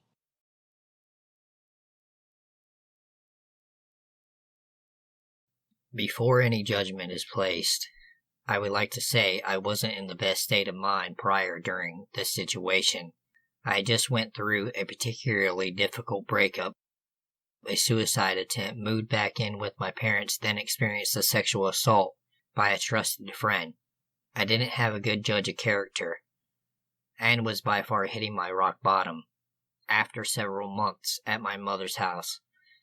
And after the sexual assault, I realized I desperately needed to get out of that atmosphere and tried to get back up on my feet. I found a cheap home for rent and began my life all over again. It wasn't the nicest place, and certainly not as warm and comforting as my last place, but it would do temporarily. Shortly after moving in, still not in the right mindset, and with a huge lack of self-care, I began using almost anything I could get my hands on. Many psychedelics and MDMA. Anyone who has experienced MDMA can tell you it gives you this incredible sense of happiness and content, which at the time I had neither. These short-term bouts of false happiness sucked any remaining serotonin from my brain and left me feeling empty inside. On top of that, after my suicide attempt, I was abruptly taken off of all of my medications, as I used them to hurt myself prior. This meant my sleeping medication and with it trickled down that familiar insomnia. Then my SSRI, which when stopping abruptly can exceedingly send you into a state of manic depression and confusion. It took me out of my agoraphobia and helped me with my PTSD triggers, which having my attacker live just several blocks away on the very same street as another individual whom abused me from 11 until 14, I simply lost all abilities to cope. After some time of intense withdrawals from my anxiety medication and even experiencing a seizure, I began to buy pills. The only ones available to me were Xanax, which I quickly developed a tolerance for, and at my worst was taking anywhere between 12 and 20 milligrams a day. Because of the Xanax abuse, there are many things I didn't completely recall, such as my wedding to a bass-playing musician I had only known for a month, as well as much of the month we spent together. My most vivid memories were lying on the couch watching The Office on Netflix, religiously shaking and sweating in between buys and re-ups from my pill dealer. I began drinking and hanging out with the wrong crowd. The ones that couch surfed much of their lives, destroyed things in their path, didn't work, and commonly used others, burning each individual's bridge as they passed. As I was in no state to actually care, I enjoyed their company. And one individual in particular, I'll refer to as Sideshow Bob, started to become what I thought was my best friend, even wearing a dress at my wedding as my maid of honor. He often wore women's clothes, not because he was a transgender, but because he simply liked to. Some made fun of him for this, but I thought it was cool that he didn't care what others thought. He seemed to have a kind and goofy nature about him that I admired, but as a man that wore women's clothes, he'd often get into my closet. I'd like to add that Bob had very poor hygiene. He wore no deodorant, he showered rarely, and those feet left a smell that permanently absorbed into the carpet fibers that stayed even when I moved out. He would often hop on the couch around 4 p.m. or so and rush to his pizza delivery job. He never stopped to shower or even brush his teeth. He'd even wake up and throw back on the same uniform he had been wearing for weeks, which stunk of cheap weed, pizza grease, and feet. On New Year's Eve 2016, I left my husband at the time. After a serious withdrawal and being around a completely sober, it became obvious he was using meth. I was suspicious of it before, as I used to use it when I was much younger, along with nearly half of all of my family members. I can always sense it. He knew before marrying me that this was going to be a big no for me. My brother in prison, my father's heart attack and death, all combined to meth use. He knew this when he married me, yet kept it a secret. I do blame myself partly for this. It's the kind of things that occurs when you marry a stranger. About a year later, he passed away from a shot laced with fentanyl. They found his body 5 days later. After the separation of my husband, I allowed Bob to stay. He didn't have a room. He slept on the couch. He didn't contribute to the groceries or bills, and quite frankly, turned my home into a disgusting mess. But since my OCD seemed to have dissolved into my drinking, and I preferred not being alone with my thoughts, I didn't really mind. Within a week of leaving my husband, Bob grew increasingly more obsessed with the thought of us being together. I made it very clear I had no intentions with him and valued our friendship, not to mention I was about to experience my first divorce and all the shame that came along with it. I started avoiding him. Every time I'd return to the home, he'd be there, in tears. Some days I'd find him not only in my clothes, but in my bed. Eventually, he quit his job. To have a better chance of seeing me. He'd follow me room to room, demanding to know why it is that he can't see us together. Eventually I told him if he didn't stop, he'd need to leave. But he was quick to throw back in my face that legally he was a tenant in my home, and he needed 30 days' notice. "I'm not going anywhere, you bitch," is what he said. Things got more aggressive. I grew more uncomfortable and afraid by the days. His tears turned to anger. His questions turned to screaming. One very vivid memory I have of him staring me directly in the eyes, red-faced, spit flying, screaming, "I'm sick of fucking being rejected by women." He was no longer my goofy drinking buddy. He was someone I absolutely could not be around. A police officer suggested I get a restraining order to get him off the premise, which I did. Then I kept the doors locked. His only few possessions in my house were a guitar and an amp, which I placed on the back porch, then notified him. He immediately tried to break into the house, kicking the old front door with some force. I could see it begin to crack at the deadbolt, leaving dark shoe prints on the cracked paint. The police had trouble serving him. He quit his job. He had no actual address, although I provided them with his car description, license plate, and friends' addresses. Morning, noon, and night I'd find myself crying, pressed up against that door hoping it wouldn't break open. Every time I called the police, he had already left. I found myself up that night, staring out the window, watching that loud green car of his drive by. feeling my pulse rise, phone in hand. For weeks I received surprise visits from him. Most were terrifying. Occasionally some were thought out. One evening, he had a mutual friend knock on the door, which I happily opened, only for him to quickly jump out from behind the door and attempt entering. I moved as swiftly and as strongly as I could, slammed the door, and locked it. Kicking again, calling 911 again, he'd leave again. After a few months, he moved on. He found a girlfriend who kicked him out quite quickly. He responded by beating her unconscious and attempting to cut her throat. Luckily, a neighbor heard the commotion, and Bob quickly ran. He got off easy on those charges, but of course if you Google his name you see the repeated charges of serious assault. I spoke with his exes. I saw the photos of what he had done to their faces, their bodies. All I can think about is how that could have been me. The last time I saw him was back in my hometown at the local grocery store, as I waited for a cup of coffee. After a tiring 10-hour shift at my last job, he nodded with a kind of smile. I froze, heart throbbing, hand shaking. It was that day I moved, an hour and a half away. It is this month I'll be moving back. I let a friend stay with me and crash on the couch until he became obsessed with the thought of us being together. He began sleeping in my bed when I wasn't home, wore my clothes. If I came home, he'd cry and follow me.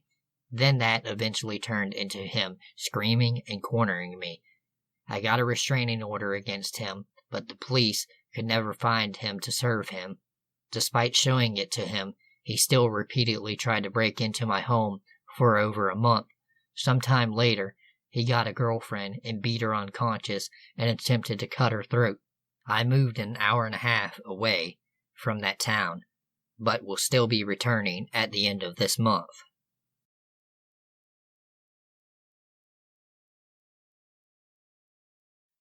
Our university is in a kind of a shitty city, but it's small. The main problem is the layout.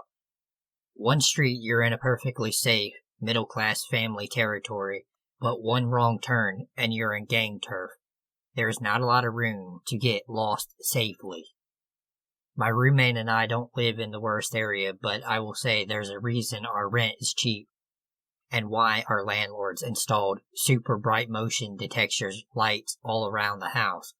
We have been super strict about keeping everything locked up, keeping valuables out of sight of windows, trying to keep the fact that we are a couple of early 20s females living alone on the down low, and besides one small incident in the first month.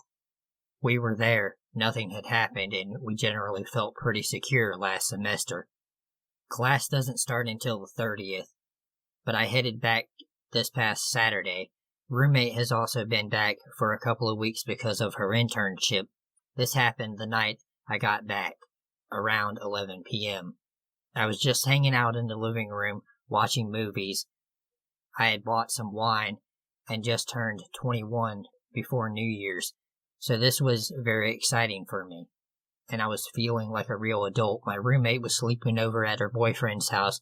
I started hearing this tapping noise on the window by our front door. For a little while, I just ignored it, pretty sure it was just my imagination. The blinds were down, I couldn't see anything, but I was still sure that the motion lights would come on if someone was out there, and they weren't, so I was sure it was fine. As time passes, however, I realize that no, that's definitely not tapping, and it's moving from one window to the next, progressively getting closer to where I'm sitting.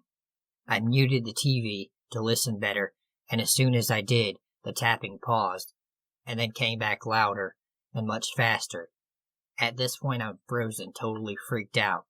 But when the tapping moved to the window right next to my head, I grabbed my phone and slid off the couch, crawled into the kitchen, where we have glass sliding doors, and peered out. It was hard to make out, but thankfully the kitchen lights were off, which made it a little easier to see outside. And the lights coming through the living room windows, combined with some light from the street lamps, just barely allowed me to see a man crouched in the garden, face pressed against the glass, and I mean smushed right up against it. He had one hand stretched way up and was tapping with a couple of fingers. I was just like, fuck.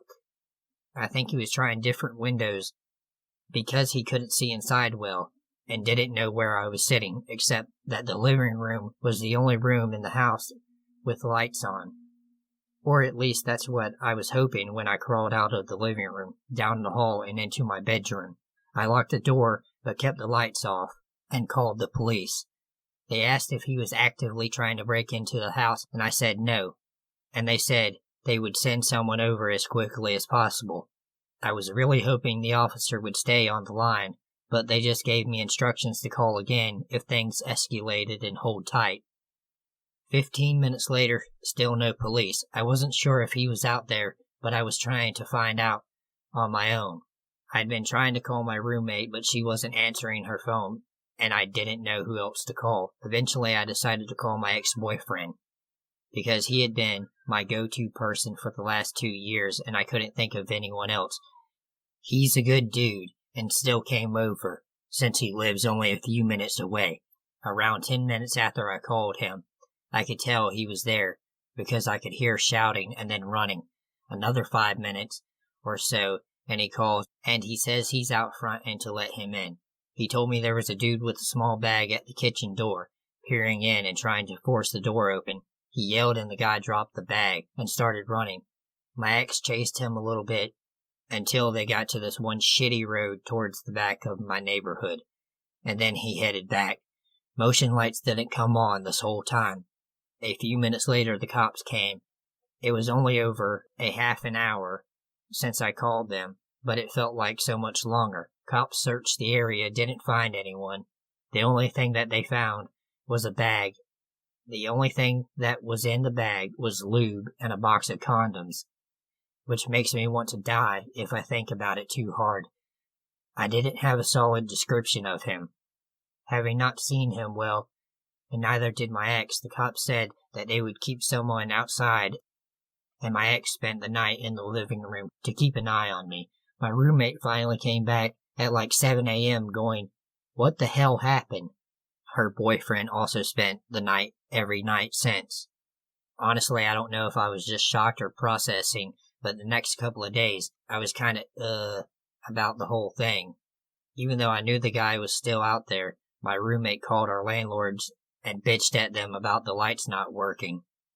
I went to my job and told my coworker about it, but then yesterday my roommate called me as soon as she got out of her internship, freaking out, and told me she had something to tell me.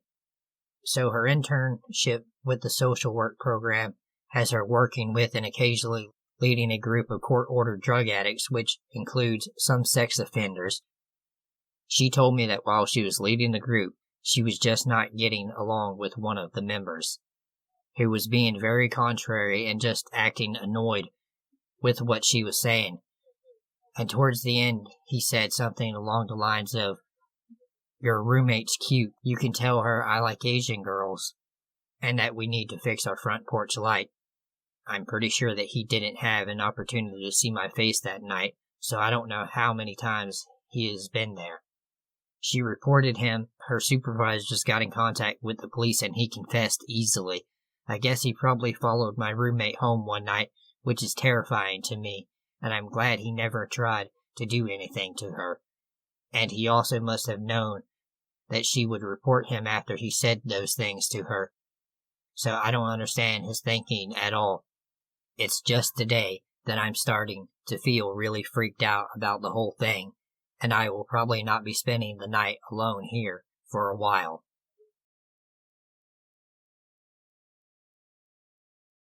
The story that I am about to tell happened because I guess that I am too nice to people.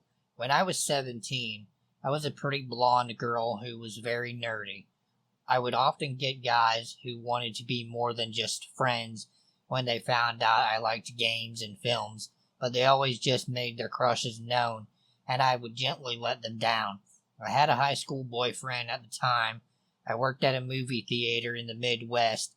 I loved this job and became good friends with the people I worked with. It was the perfect job for a teen who loved movies and needed to work after school. That was until I met Simon. Simon was a guy who worked at the theater with me. He seemed nice enough, a little geeky and not very attractive, but kinda just a regular guy, and I was friendly, as I always was. He was almost 10 years older than me, so I wasn't too worried about him thinking I wanted to be more than just friends. As time went on, he gave me more and more attention, talking to me for hours during the downtime when movies were playing. I suspected that he might like me, but I wasn't too worried as he was a manager and I wasn't, and dating between managers and staff was not allowed, so I thought he would just keep it to himself. Then after a year, I was asked to move to another theater as the one I worked at would be shutting down in a few months.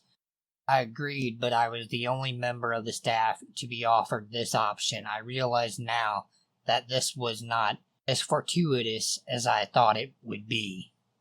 Just a week after I started at the new theater, Simon showed up to say hi. I was friendly as always and was nice to him. After all, we were the same movie chain, so he would come here to watch movies for free if he wanted to.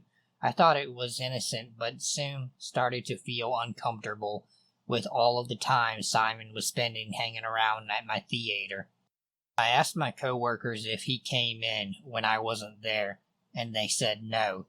Then it dawned on me that we no longer worked at the same theater, so he was free to pursue me romantically without worrying about his job. This made me worry as he started outwardly, if not awkwardly, flirting with me. I found out later that a girl at my job who didn't like me had given Simon a copy of my schedule for the next 2 months, so I started to hide. Every time I saw him, I would make some excuse to go and hide in the stockroom or the projection booth. It was starting to make me very uneasy. My boss, who's still a great friend to me, noticed how uncomfortable I was and told me if I wanted, I could report it to the home office to get him to stop. I thought this was taking it too far, and I declined, thinking eventually that he might give up. Well, he did not. He came in close to my birthday and dropped off a card and a CD with lots of rather creepy music on it. I had finally had enough and told my boss to report him. Management told me he wasn't allowed to come to my theater again, or he would be fired. I didn't see him for a few months. I thought it was over, but then I had people I worked with at the old theater who went to high school with me coming up to me in the halls and cussing me out for getting Simon in trouble. They said that I had led him on and that he was a lonely guy who had a crush, and it was cruel that I got him in trouble or that I wouldn't give him a chance. I was horrified that he had been spreading these rumors to people I thought were my friends and were now attacking me at school. I spent the next few months afraid to go anywhere. I lived in a small town and was terrified of going out in case I ran into him. I am generally a nervous person who scares easily, so my parents thought I was overreacting. My boss told me not to worry and that Simon probably had given up on me. Oh, how I wish that had been true. The day the old theater closed down, I was at work. I had to work late, and me and my boss were the last ones to leave for the night. My boss, Peter, asked me to wait for him so we could lock up together. It was about 2 a.m. once we left. The doors had been locked since 10 p.m. No customers could get in. As we walked out, my boss, who had a kind of sick sense of humor, was joking about Simon and his crush on me, probably trying to make light of it to cheer me up.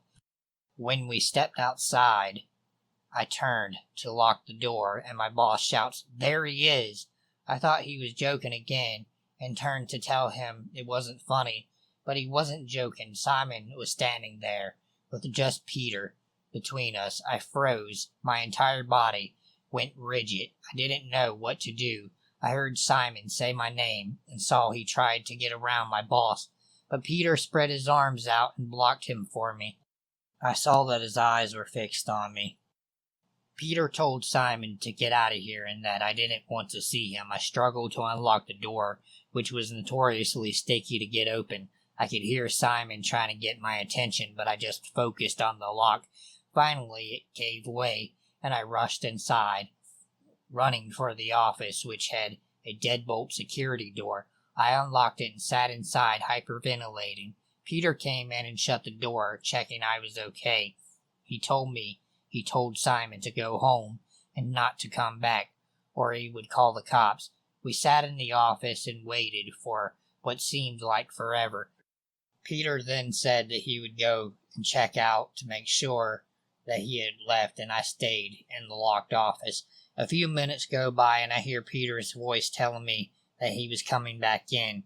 When he opened the door, he looked furious and headed straight for the phone. I asked what was going on, and he said that Simon was still out there. Apparently, he had parked in the shadow of the theater where it is hard to see. He parked in such a way that I would have had to walk past him to get into my car. He had parked his van, a van I didn't know he had in the shadows. Peter had found him crouched down beside the van, as if waiting for something, waiting for me to walk by. Peter had shouted he was calling the cops and ran back inside. By the time the cops showed up, he had left. They took a statement, and Peter told them all Simon's contact information, as he was still in the system. We guessed he showed up today because he is no longer at risk of losing his job, as the theater had closed down. I never saw Simon again, but that doesn't mean that I wasn't terrified that I might run into him again. I spent the whole year until I moved away terrified I might run into him again. I never did, but it did ruin what should have been a great summer before I left for college. I hate to think what would have happened if my boss hadn't been there that night, or hadn't been smart enough to check that Simon had left. I am still good friends with Peter. He even came to my wedding. I owe him an unknown debt. And to Simon, wherever you are, let's not meet again.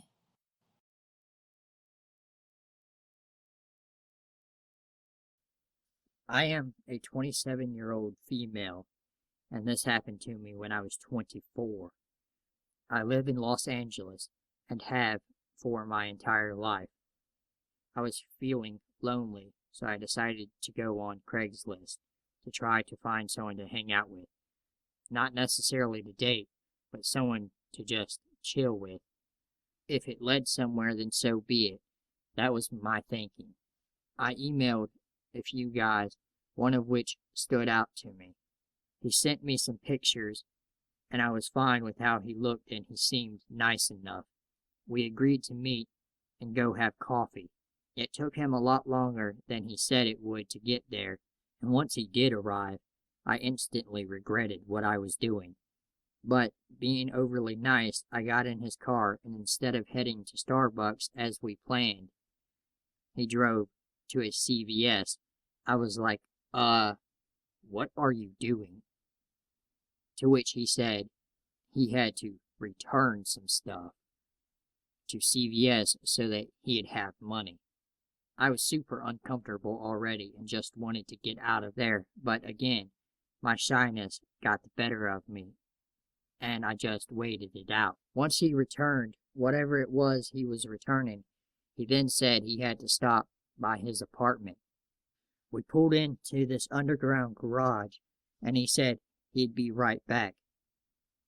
You don't know how badly I wish I had run right then, while he was gone, but I didn't.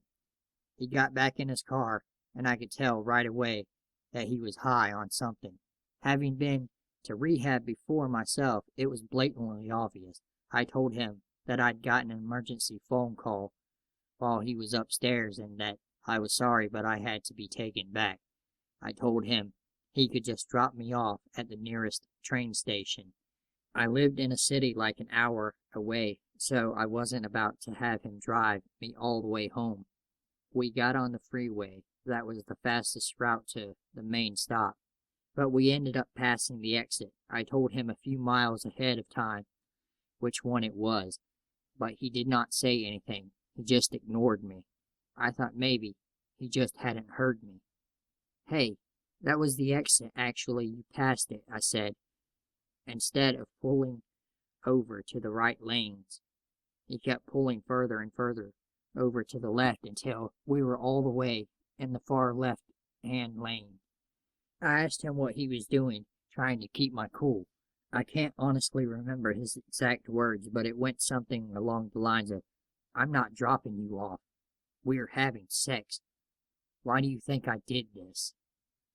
I looked at him with my jaw to the ground and asked him, "So, you are refusing to drop me off?" I asked him. "Yes," he said, and then he sped up his car. The first thing I thought was obviously calling the police, so I pulled my cell out. He turned towards me and hit me in the face hard, and I dropped my phone because I was so shocked. The phone had fallen somewhere below his seat somewhere. I couldn't get to it. I was panicking. As we continued to drive, I tried desperately to think of what I should do. We came up on another interstate. For some reason, seeing the freeways intersect and seeing that we were about to get on yet another freeway was hugely ominous to me, and I decided I could not let him get on the next freeway. I couldn't get out of the car, so I did the only thing I could think of. I took a breath, grabbed the steering wheel, turning it as hard as I could to the right. He was so shocked he didn't even try to grab it back from me. As we crashed into one, then another car, and crashed into the side barrier, he turned towards me and started hitting me while screaming, "You fucking bitch! You fucked up everything!" I put my legs up to block the blows from his fist. I ended up falling backwards out of the car after managing to put my hand up and open the door. I ran to one of the cars we had crashed into that had pulled over behind us. The guy in the car had his phone out, presumably calling the cops. I knocked on his window screaming that this psycho tried to kidnap me, and he rolled it up all the way. I couldn't believe it. When I looked back, Psycho was coming towards me. So I said, "Fuck it, clearly no one is going to help," and ran towards the fence, and was even weaker because of what had happened. So literally had to lean on the fence until it bent enough for me to fall over. Climbing up a chain-link fence was not an option at that moment. Luckily, instead of him following me, he ran the other direction. He just left his car on the side of the freeway. Once I was over the fence, I realized that I was on the same horse trails that I was familiar with because I had worked at the equestrian center nearby. So I just walked through the miles of trails until I got into the nearest city, which was Burbank, and called the police from a bowling alley. I never found out what happened to that psycho. The cops never told me after I made the report, but I hope he got arrested for, trying to kidnap and rape me. So, crazy, sadistic psycho rapist, let's never, ever meet again.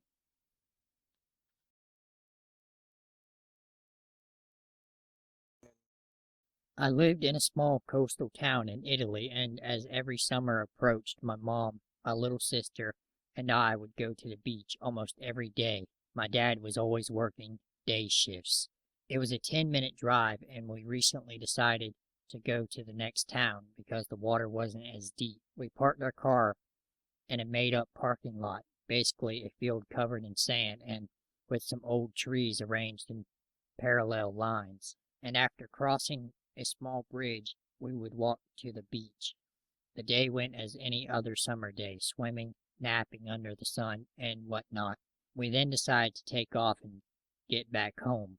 While we approached the small bridge, I noticed a green car sprinting down the road with flashing lights, honking as it's getting closer and closer. I can hear the driver laughing almost hysterically, pulling his head out the window and screaming, "I won, I won, I won! I'm the first!" Weird, but whatever.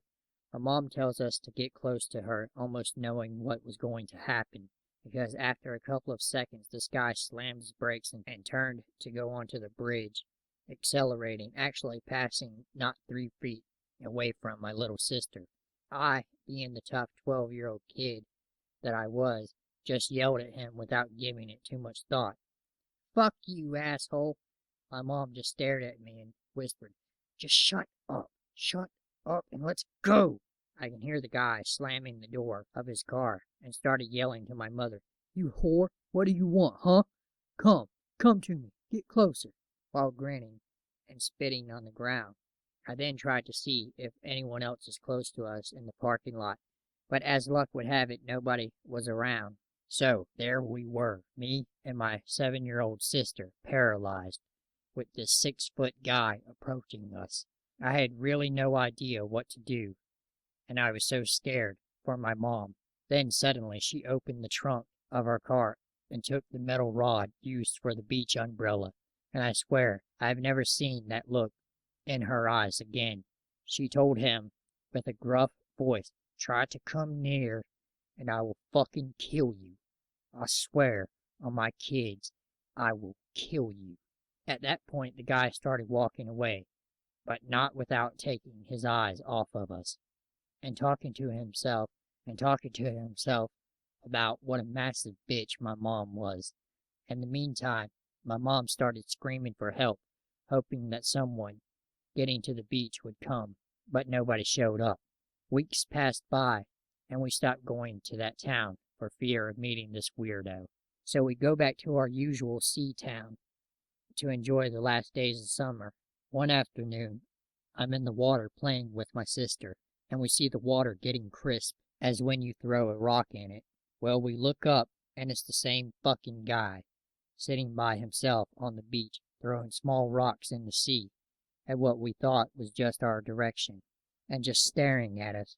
We quickly get out of the water and tell my mom, who recognized him. The guy is still throwing rocks in the water with many other kids. Suddenly, he turns his head. He didn't speak a word. He just stood and stared. My mom told us sometimes there are just some crazy dudes that are completely out of this world. While still creeped out, we went home. After those encounters, I literally felt my heart sink just about every time I saw the same car model around. One of my teachers in high school had the exact same green car, so I had a fear of a particular model and color of car. Fast forward some years, and my sister and I started going to the swimming pool. All things considered, I loved it. Swimming is my favorite sport, and every one of my coaches would take me and my sister as their favorites because we trained hard and wanted to be as good a swimmer as we could be. One day, we finished one set of exercise, and my sister comes up to me almost shivering and says, "The weird guy, he's here. What do I do?" I try to peek, and it's definitely that guy, not 10 feet away from us. Damn. During the next sets of exercises, I would peek underwater to see if he was staring at us, but apparently he was minding his own business. Still, he would speak loud to himself every time he finished the set. We finished our lesson and go to the respective changing rooms, and as my sister gets out of the water, I notice this guy standing near the edge of the pool, staring at her. He had a look like he was trying to figure out where he had seen her before. But my sister bolted into the showers, and this guy just shrugged it off. I wasn't afraid, though, this time, as I had my 6'2", 240-pound instructor next to me, and I knew that if this guy tried something, my teacher would at least change his facial traits. That was the last time we saw that weirdo, and honestly, it stayed at the back of my mind. It just popped up since I started LARPing, so what I have left of it now is just strange feelings every time I notice a green sedan passing by. I'm in my late 20s and female. We were there for about 2 weeks while my mom underwent treatment for cancer. Unfortunately, soon after arriving, she experienced a lot of pain in her leg, and we later found out that the cancer had spread there and her leg could break off at any wrong step. This meant that if I was going to see anything, I had to go alone. This was fine, as the town we were in was extremely small and filled mostly with the old and sick. There was a larger town only about a mile away, up and over a fairly steep hill, and a large park in between. It was about noon, and my mom wasn't going to need me to be around, so I decided to go for a walk around the park. To get there, I just had to walk down the path across a street lined with inns and cafes on a side leading to the park. There's a lot of twisting paths crisscrossing each other, a lot of benches, a couple of fountains, and one or two community buildings. I chose a path that would take me right beside an underground fountain about as deep as my shoulders, with steps leading down to the spout. It was there I first saw him. I was headed almost directly toward the fountain when a man's head pops up. Looking directly at me, I looked back at him for a second, thinking I had surprised him just as much. I was the only one who looked away. When I looked back, I realized he was still watching me, and then I noticed he had one arm crossed over his chest and moving, as though he was touching himself. As soon as I realized this, I looked away and changed my direction to give him a wide berth.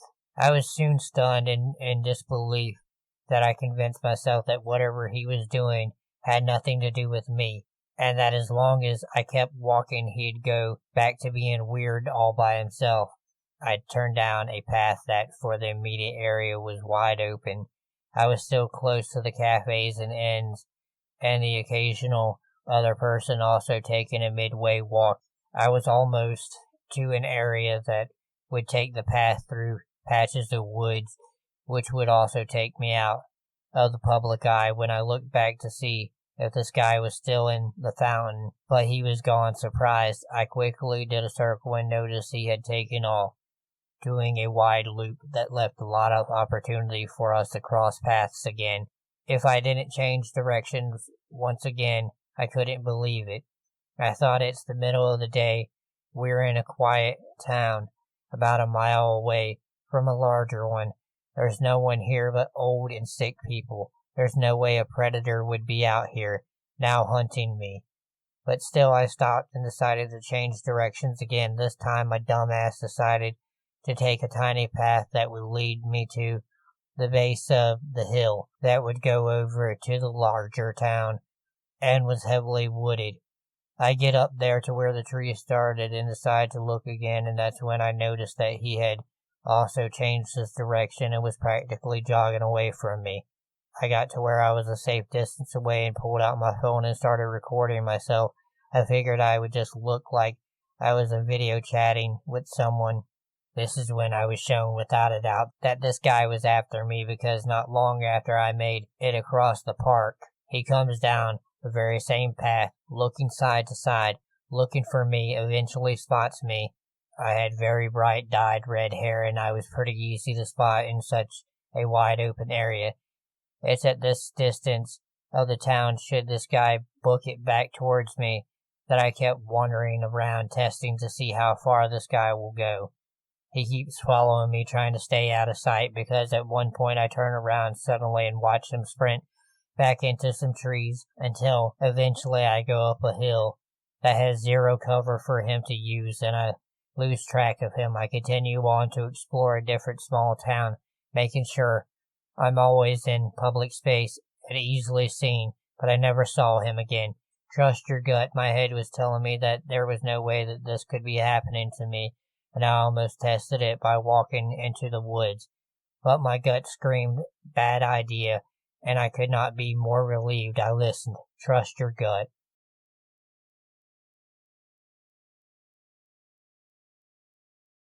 To give a little background information, this started in winter of 2012. I was 23 years old at the time and living with my dad. My mom and my brother were living in another house about 10 minutes away from us. One morning I woke up around 8 a.m. because I had an early doctor's appointment, and I went outside to see a note pinned to the windshield wiper of our car. The note said, "I'm going to kill you, scum." I kinda laughed it off. I assumed the note was from my dad, who had a habit of complaining to parents in our neighborhood about their children's shitty behavior.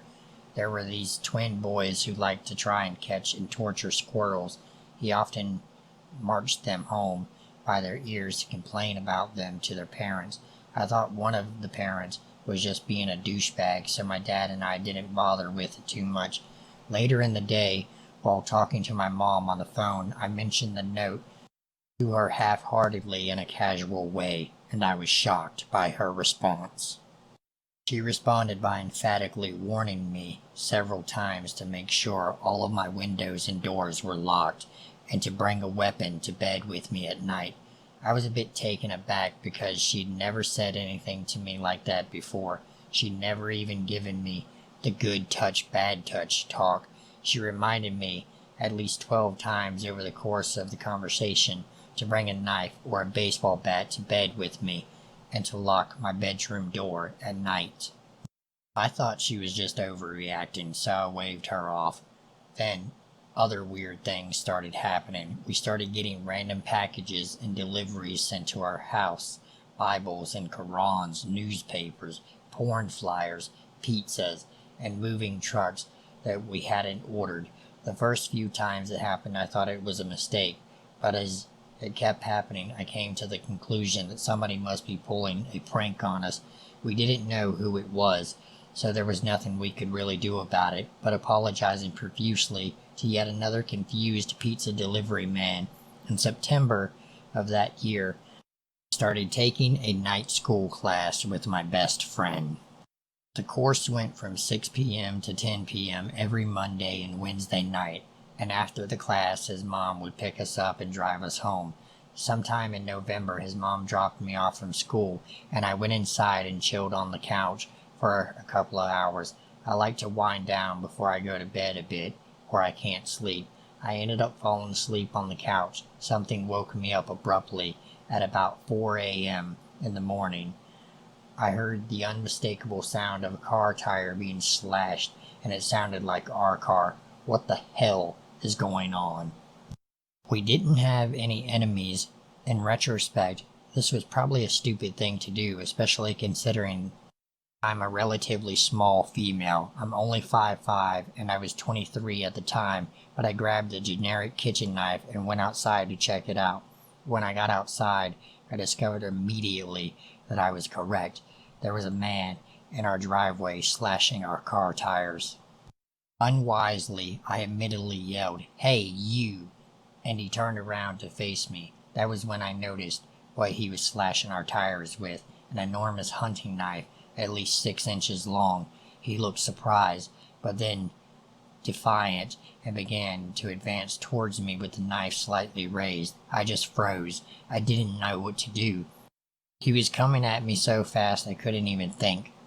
Thankfully, at that exact moment, my across-the-street neighbor, who had also heard him slashing our tires, turned on his porch light and yelled out the window, "Hey, I'm calling the cops." The man yelled back, "I don't give a fuck. Call them then." But he quickly retreated back to his car, where I could see a middle-aged woman with long brown hair waiting for him on the passenger seat. Our eyes locked, and I knew instantly that we had met before, but I couldn't quite put my finger on where or when. I just knew in my gut that I had met this woman before. They sped off into the night, and we called the cops, who said they couldn't do anything for us because they didn't know who had done it. I mean, isn't that the kind of your job, though, to find out who did it? Herp-a-derp. I called my mom to tell her what happened and to ask her if she had any idea who would have done this to us. She immediately said no, but there was something in her voice. I could just tell that she wasn't being honest. A few weeks later, I decided to go to my mom's house to spend a day or two there, determined to get some answers. As soon as I walked in the front door, I knew something was wrong. The second she saw me, she just started bawling her eyes out. She took me by the hand and sat me on the couch and explained the whole story to me, start to finish.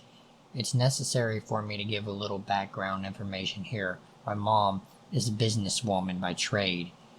She was still in sales at the time, but she's also a bit of a hippy-dippy. Astrology and pot and reincarnation and Mercury is retrograding, so don't get into any arguments this week. type of person.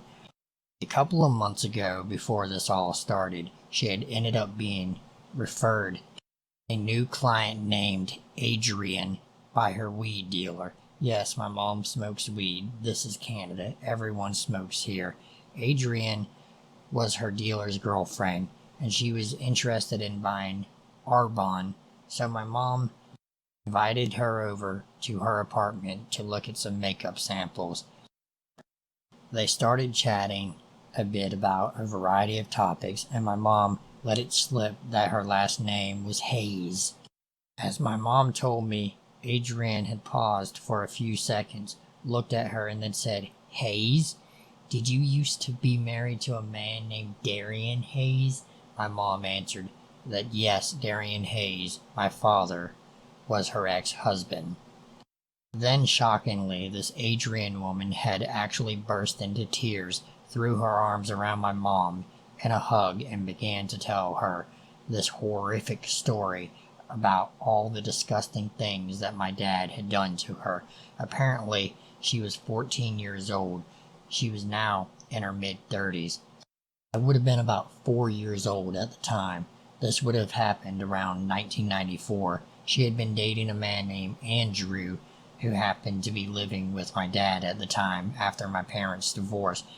According to Adrian, these men, her boyfriend Andrew, Andrew's twin brother Daniel, and my father, had taken turns beating her, sexually assaulting her, and then forcing her into prostitution in order to make money off of her.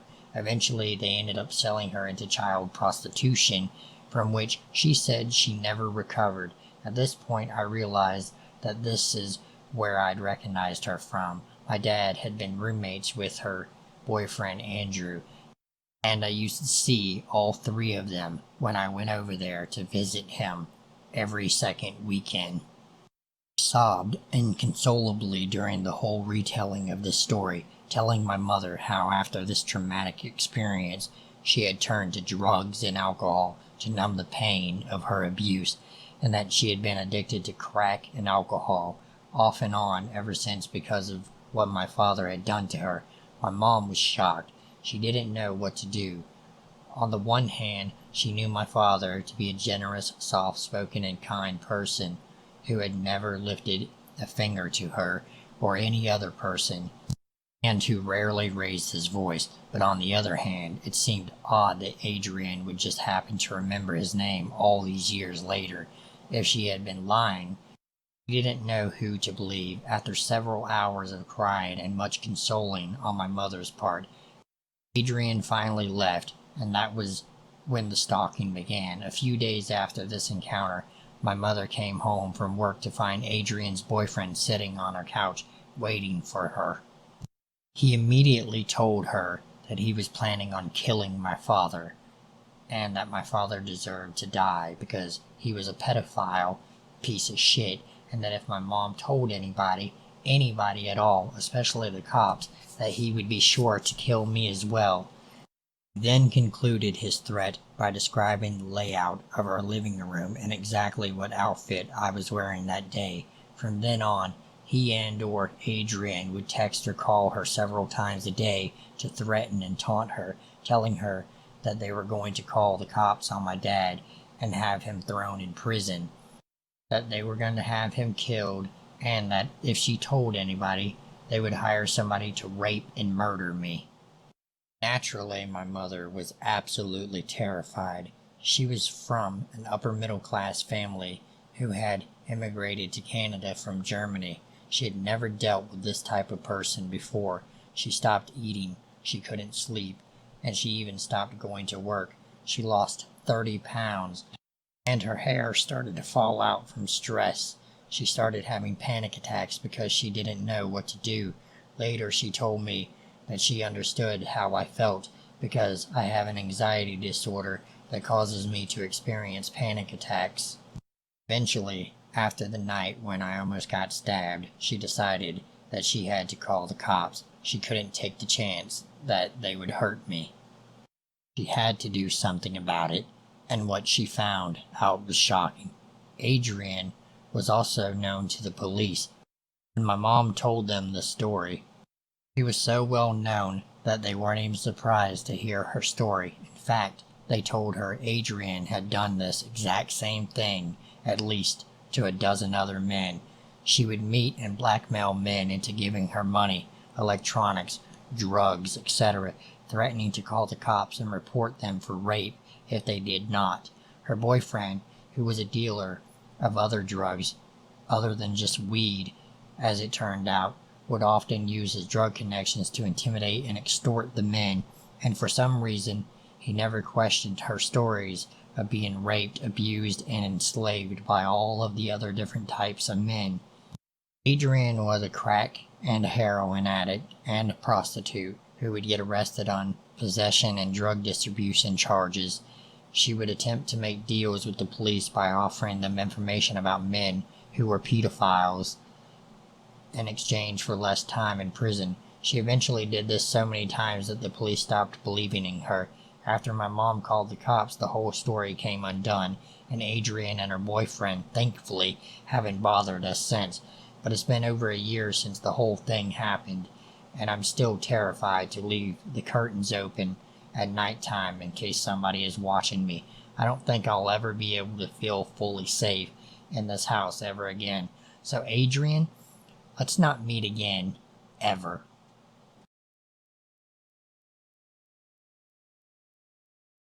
This happened on December 21st, 2016. I am a 21-year-old Canadian girl, 19 at the time.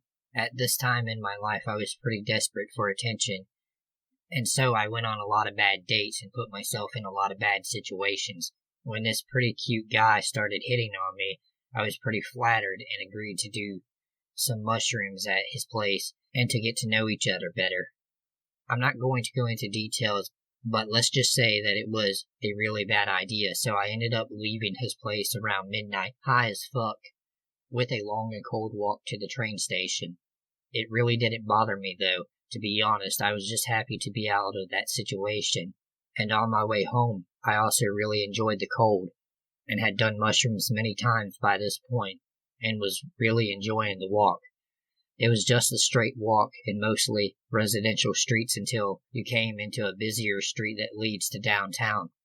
It separates the residential streets from the mall that I worked at the time, and a Wendy's that was closer to the lights, where I had to cross. Just beyond the mall is the train station. You have to walk either through the mall parking lot or through a field where the old high school used to be to get to the train station. So I got to the lights and was waiting to cross. However, it was quite late and the lights were taking what felt like forever to change. That's when a big blue pickup truck came driving down the road away from downtown. It slowed right down as it passed by me before speeding off. I probably should have sensed some danger, but my high ass was worried that he slowed down to let me pass, and when I didn't, he left, making me think that the light wasn't going to change. I then noticed that the same blue truck had pulled around the block and was sitting in the parking lot at the closed Wendy's.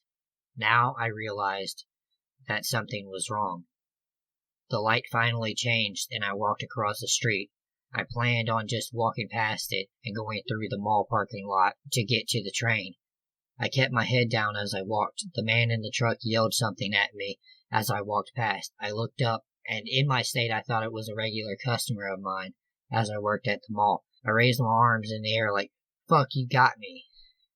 But as I approached the truck, I realized how wrong I was. This was a completely different person, and I was now at the side of his truck in an abandoned Wendy's parking lot. I just stared at him. I could feel someone staring at me from the back seat of the truck, right behind the driver's seat, but there was no one in the front passenger seat. The driver smiled and asked me things straight out of the PSA, things like, "What part of the city do you live in? And do you live alone?" I was being polite and actually answered his questions truthfully, because for some reason I thought he was a cop. I mean, that has to be why he is questioning me. He obviously knew I was high, and was trying to make sure I got home safe, right? Wrong. In a matter of maybe 5 minutes, he knew what part of the city I lived in, that I lived with my dad, and that I planned on taking the train home.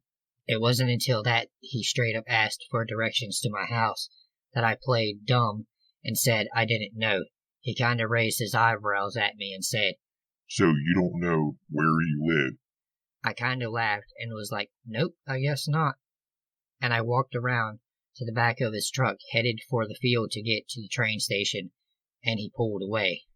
I had to cross a small street to get to the field. I noticed further down the street with the truck parked facing me and looked at it. It inched forward a little bit to make it seem like he was leaving. I turned around and kept walking. I turned around a few seconds later to see the truck is still there. I put my arms in the air and yelled, I fucking see you. He then drove off as he was going to circle the mall. I ran into the field and pulled out my phone and dialed 911 and paused before pressing call. I was clearly high on drugs, and there was a good chance that I wouldn't be taken seriously. I was also worried that I was going to have to take the cops back to the guy's house as it had been where I got the drugs from. So instead I called my dad. By the time he picked up the phone, I was crying. I explained to him what was happening, and he said to get somewhere safe and call a cab.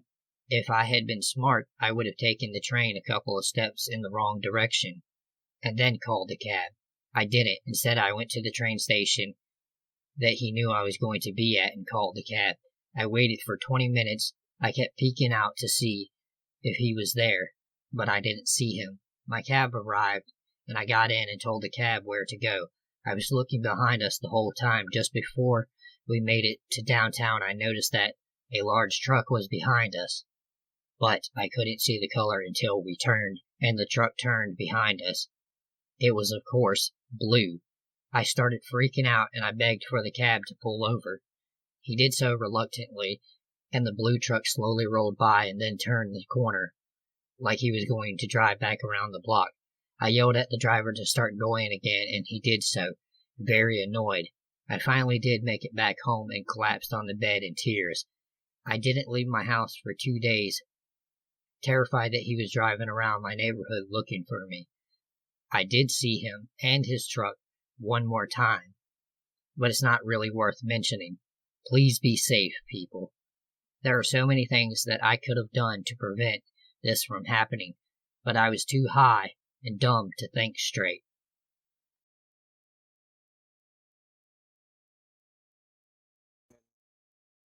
To give a little background information, this started in winter of 2012. I was 23 years old at the time and living with my dad. My mom and my brother were living in another house about 10 minutes away from us. One morning I woke up around 8 a.m. because I had an early doctor's appointment, and I went outside to see a note pinned to the windshield wiper of our car. The note said, I'm going to kill you, scum. I kinda laughed it off. I assumed the note was from my dad, who had a habit of complaining to parents in our neighborhood about their children's shitty behavior. There were these twin boys who liked to try and catch and torture squirrels. He often marched them home by their ears to complain about them to their parents. I thought one of the parents was just being a douchebag, so my dad and I didn't bother with it too much. Later in the day, while talking to my mom on the phone, I mentioned the note to her half-heartedly in a casual way, and I was shocked by her response. She responded by emphatically warning me several times to make sure all of my windows and doors were locked, and to bring a weapon to bed with me at night. I was a bit taken aback because she'd never said anything to me like that before. She'd never even given me the good touch, bad touch talk. She reminded me at least 12 times over the course of the conversation to bring a knife or a baseball bat to bed with me and to lock my bedroom door at night. I thought she was just overreacting, so I waved her off. Then other weird things started happening. We started getting random packages and deliveries sent to our house. Bibles and Qurans, newspapers, porn flyers, pizzas, and moving trucks that we hadn't ordered. The first few times it happened, I thought it was a mistake, but as it kept happening, I came to the conclusion that somebody must be pulling a prank on us. We didn't know who it was, so there was nothing we could really do about it but apologizing profusely to yet another confused pizza delivery man. In September of that year, I started taking a night school class with my best friend. The course went from 6 p.m. to 10 p.m. every Monday and Wednesday night, and after the class, his mom would pick us up and drive us home. Sometime in November, his mom dropped me off from school, and I went inside and chilled on the couch for a couple of hours. I like to wind down before I go to bed a bit, or I can't sleep. I ended up falling asleep on the couch. Something woke me up abruptly at about 4 a.m. in the morning. I heard the unmistakable sound of a car tire being slashed, and it sounded like our car. What the hell is going on? We didn't have any enemies. In retrospect, this was probably a stupid thing to do, especially considering I'm a relatively small female. I'm only 5'5", and I was 23 at the time, but I grabbed a generic kitchen knife and went outside to check it out. When I got outside, I discovered immediately that I was correct. There was a man in our driveway slashing our car tires. Unwisely, I immediately yelled, "Hey, you!" and he turned around to face me. That was when I noticed what he was slashing our tires with, an enormous hunting knife, at least 6 inches long. He looked surprised, but then defiant, and began to advance towards me with the knife slightly raised. I just froze. I didn't know what to do. He was coming at me so fast I couldn't even think. Thankfully, at that exact moment, my across-the-street neighbor, who had also heard him slashing our tires, turned on his porch light and yelled out the window, "Hey, I'm calling the cops." The man yelled back, "I don't give a fuck. Call them then." But he quickly retreated back to his car, where I could see a middle-aged woman with long brown hair waiting for him on the passenger seat. Our eyes locked, and I knew instantly that we had met before, but I couldn't quite put my finger on where or when. I just knew in my gut that I had met this woman before. They sped off into the night, and we called the cops, who said they couldn't do anything for us because they didn't know who had done it. I mean, isn't that the kind of your job, though, to find out who did it? Herp-a-derp. I called my mom to tell her what happened and to ask her if she had any idea who would have done this to us. She immediately said no, but there was something in her voice. I could just tell that she wasn't being honest. A few weeks later, I decided to go to my mom's house to spend a day or two there, determined to get some answers. As soon as I walked in the front door, I knew something was wrong. The second she saw me, she just started bawling her eyes out. She took me by the hand and sat me on the couch and explained the whole story to me, start to finish. It's necessary for me to give a little background information here. My mom is a businesswoman by trade.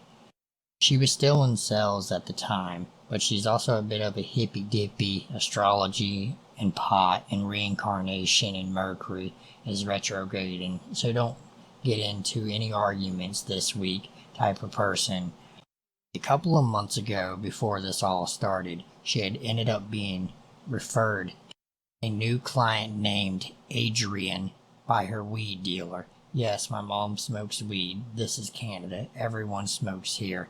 Adrian was her dealer's girlfriend, and she was interested in buying Arbonne, so my mom invited her over to her apartment to look at some makeup samples. They started chatting a bit about a variety of topics, and my mom let it slip that her last name was Hayes. As my mom told me, Adrian had paused for a few seconds, looked at her, and then said, "Hayes?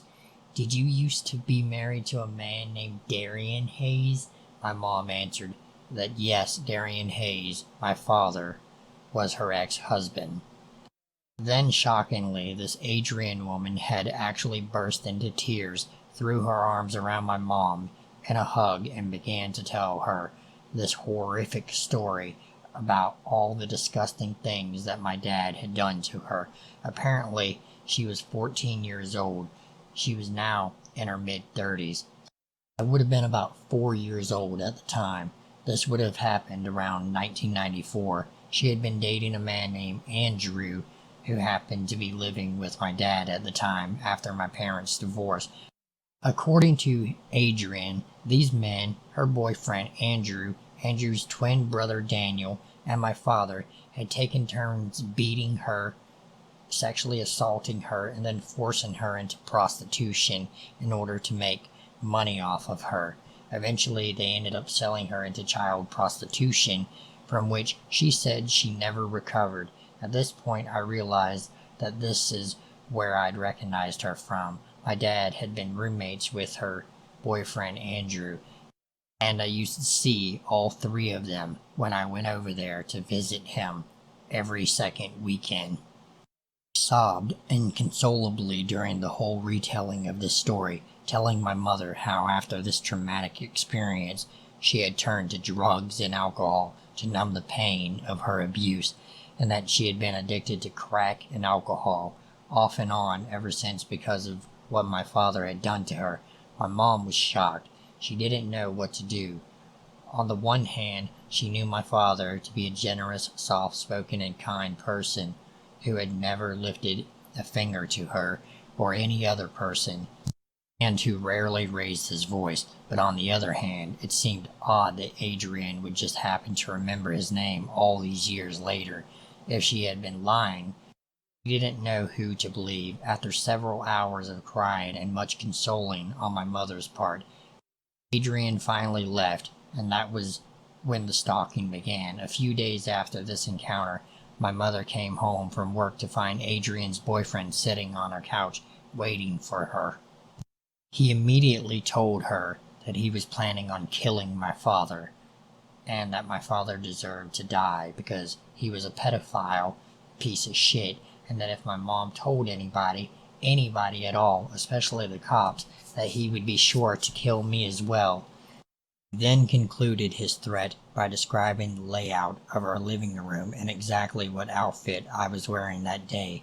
From then on, he and/or Adrian would text or call her several times a day to threaten and taunt her, telling her that they were going to call the cops on my dad and have him thrown in prison, that they were going to have him killed, and that if she told anybody, they would hire somebody to rape and murder me. Naturally, my mother was absolutely terrified. She was from an upper-middle-class family who had immigrated to Canada from Germany. She had never dealt with this type of person before. She stopped eating, she couldn't sleep, and she even stopped going to work. She lost 30 pounds, and her hair started to fall out from stress. She started having panic attacks because she didn't know what to do. Later, she told me that she understood how I felt because I have an anxiety disorder that causes me to experience panic attacks. Eventually, after the night when I almost got stabbed, she decided that she had to call the cops. She couldn't take the chance that they would hurt me. She had to do something about it, and what she found out was shocking. Adrian was also known to the police, and my mom told them the story. He was so well known that they weren't even surprised to hear her story. In fact, they told her Adrian had done this exact same thing at least to a dozen other men. She would meet and blackmail men into giving her money, electronics, drugs, etc., threatening to call the cops and report them for rape if they did not. Her boyfriend, who was a dealer of other drugs other than just weed, as it turned out, would often use his drug connections to intimidate and extort the men, and for some reason, he never questioned her stories of being raped, abused, and enslaved by all of the other different types of men. Adrian was a crack and a heroin addict and a prostitute who would get arrested on possession and drug distribution charges. She would attempt to make deals with the police by offering them information about men who were pedophiles in exchange for less time in prison. She eventually did this so many times that the police stopped believing in her.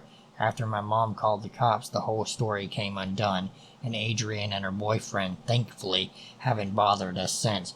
But it's been over a year since the whole thing happened, and I'm still terrified to leave the curtains open at nighttime in case somebody is watching me. I don't think I'll ever be able to feel fully safe in this house ever again.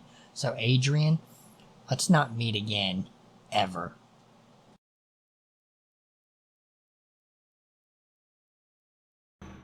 Last year I went out of state for my first year of college to school in India. The first week I formed many friendships, and one of those was with a boy who would end up becoming my stalker. He was fairly normal at the start, and I genuinely enjoyed his company as well as his roommates, and we became quite close. Spending a lot of time together, soon I had developed friendships with other people, and he became a part of my friend group. About a month into knowing him, I started to get a feeling that he liked me more than a friend. I still acted normal around him because I did not want to draw attention to it because the feeling wasn't mutual, and I did not want to ruin our friendship. One night, about 3 months into school, everything changed. This night, all of my friends came to my dorm room to drink before they went to a party. I had told my friends that they could drink in my room, but I did not want to go out because I was very upset by a hurricane that was hitting my town in Florida. All of my friends were supportive of this, except my soon-to-be stalker. Throughout the time he was in my room, he was making jokes about how dramatic I was being, and even when everyone else told him to stop, he wouldn't let up. Finally, everyone is ready to leave to go to the party. My stalker is the last to exit my room before going. He tells me that he cares about me and that if I change my mind and decide to go out, or if I need anything, that I should text him, which I found strange given his previous behavior, but I figured he had come to his senses and was attempting to be a good friend. A couple of hours after my friends leave, I get a text from another friend telling me to come help our one friend out who is too drunk and is vomiting. So I change and walk to her building. Upon arriving, I find out she is fine now and that they put her into her bed. I go outside of their building and cry about what's happening at my home on the steps by myself. I get a text from my stalker asking if I had changed my mind. In that moment, I was sad, and I figured if I went out with them and drank, maybe I would feel better. I tell him where I am and ask if the group wants to meet up. He says that they will come, but arrives alone. He suggests we hang out in my room, but I told him I want to go to see the group. He didn't seem to be too happy with this, but I call one of my other friends to see where they are, and we go to another dorm building where they are drinking. When we get inside, we have a hard time figuring out which room they are on and what floor they are in. My stalker is visibly drunk at this point and pushes me into one of the connecting suites that is vacant. He begins to make fun of me again for being upset and is very touchy. I push him off of me and tell him to stop. We finally find one of our friends, and that friend tells us that we can meet him in his room and he has alcohol there. My stranger suggests that we go to his room instead because he's in a fight with one of the other guys and does not want to see him. I believe this and I agree. When we get to his room, we are greeted by his roommate and a bunch of his roommate's friends. My stalker grabs my backpack with his alcohol and says we should go to my room and our friend group can meet up with us, so we do. My dorm had 2 beds in it, and my stalker sits down on one of them I sleep on, so I decide to sit on the other one. He puts on a movie, and everything is normal at first. I immediately begin texting my one friend, whose room everyone was in, and tell him to bring our friends over to my room. My friends were all drunk at this point, and everyone I texted wasn't making sense. My stalker then gets into the same bed as me, and lays beside me. I immediately feel uncomfortable and start rapidly texting my friends and tell them he is acting strange, and that they need to come now. He sees I'm on the phone a lot, so my stalker grabs my phone from me and tells me I need to take a 10-minute break from the phone. During this point, he becomes very touchy and suggests we try this trick with my jewel where he exhales into my mouth, to which I reject. I tell him it has been 10 minutes and that he needs to give me my phone back, but he denies knowing what I am talking about. I stand up and move to the other bed because I feel uncomfortable. He gets up and moves as well. I sit at the very end of the bed opposite of him and demand my phone. He continues to play dumb. Instead, he moves closer to me and tries to playfully touch me. I've had enough at this point and tell him that he needs to give me my phone right now, and that it isn't funny anymore. He tells me he needs to go to the bathroom. While he's in the bathroom, I grab my laptop and I iMessage one of my friends to come to my room ASAP and to tell them that he is being very creepy and I need their help. Once he returns, he tells me right away that he wants to level with me and that he thinks that we should hook up. I had been making it very clear the entire time that I did not want that, and I thought that he would be able to read my body language in this situation and realize I was very clearly uncomfortable. I tell him no and that I just want to be friends and not ruin the friendship. He doesn't listen. He comes over to me and starts playfully grabbing me, and when I push him off and tell him to stop, he pushes me down onto the bed and tries to come over me. He grabs my legs and pulls me into him. I was thankfully sober and was able to kick him away from me, and I get up and run into the hallway. He doesn't leave my room and begins to insult me and tell me he never wanted to be my friend and only wanted to sleep with me, and that guys and girls can never be friends. It always has to lead to something more. He then says that he would never date me and that I'm too emotionally unstable for him, and a slew of other insults. One thing that he said that especially scares me is that he was raised to take whatever he wants, no matter what, when defending his actions. I did not know what to do and I just started yelling and crying at him to leave my room. He refuses and then makes fun of me for crying. At this point, he still has my phone and won't give it back or leave. I threaten to call the campus police on him if he does not leave, and he finally agrees. After that night, he texted me every day for a week trying to talk to me, and one of my friends told him to listen to what he had to say, so I do. He ended up confessing his love for me and told me that he still thinks we cannot just be friends, even after I said multiple times that that is all we could ever be, and ultimately told him I think that we need to stop talking. All of my other friends knew what had happened and dropped him as well. He spent months trying to talk to me and became completely obsessed. I would still hang out with his roommates, but I would only go to their room when he wasn't there. On the few occasions where he would come in, and he would later text me paragraphs about how immature I was being for ignoring him. Finally, I said we could try to be civil and just be acquaintances to be nice, but that led to him getting very mad at me for still acting uncomfortable around him and never wanting to hang out with him. At this point, every time I would see him, he would blow up my phone and text me nonstop about being fake towards him and that I needed to get over myself. I finally blocked him. After doing this, he got very angry. He would show up where I was all of the time and just stare at me. His roommates would tell me that he talked about me every night basically for the rest of the school year. He would try to ask them things about what I was doing and who I was hooking up with. He would go up to my close girlfriends all of the time and ask what he could do to fix things with me. He tried to fight a guy who expressed he was interested in taking me out on a date.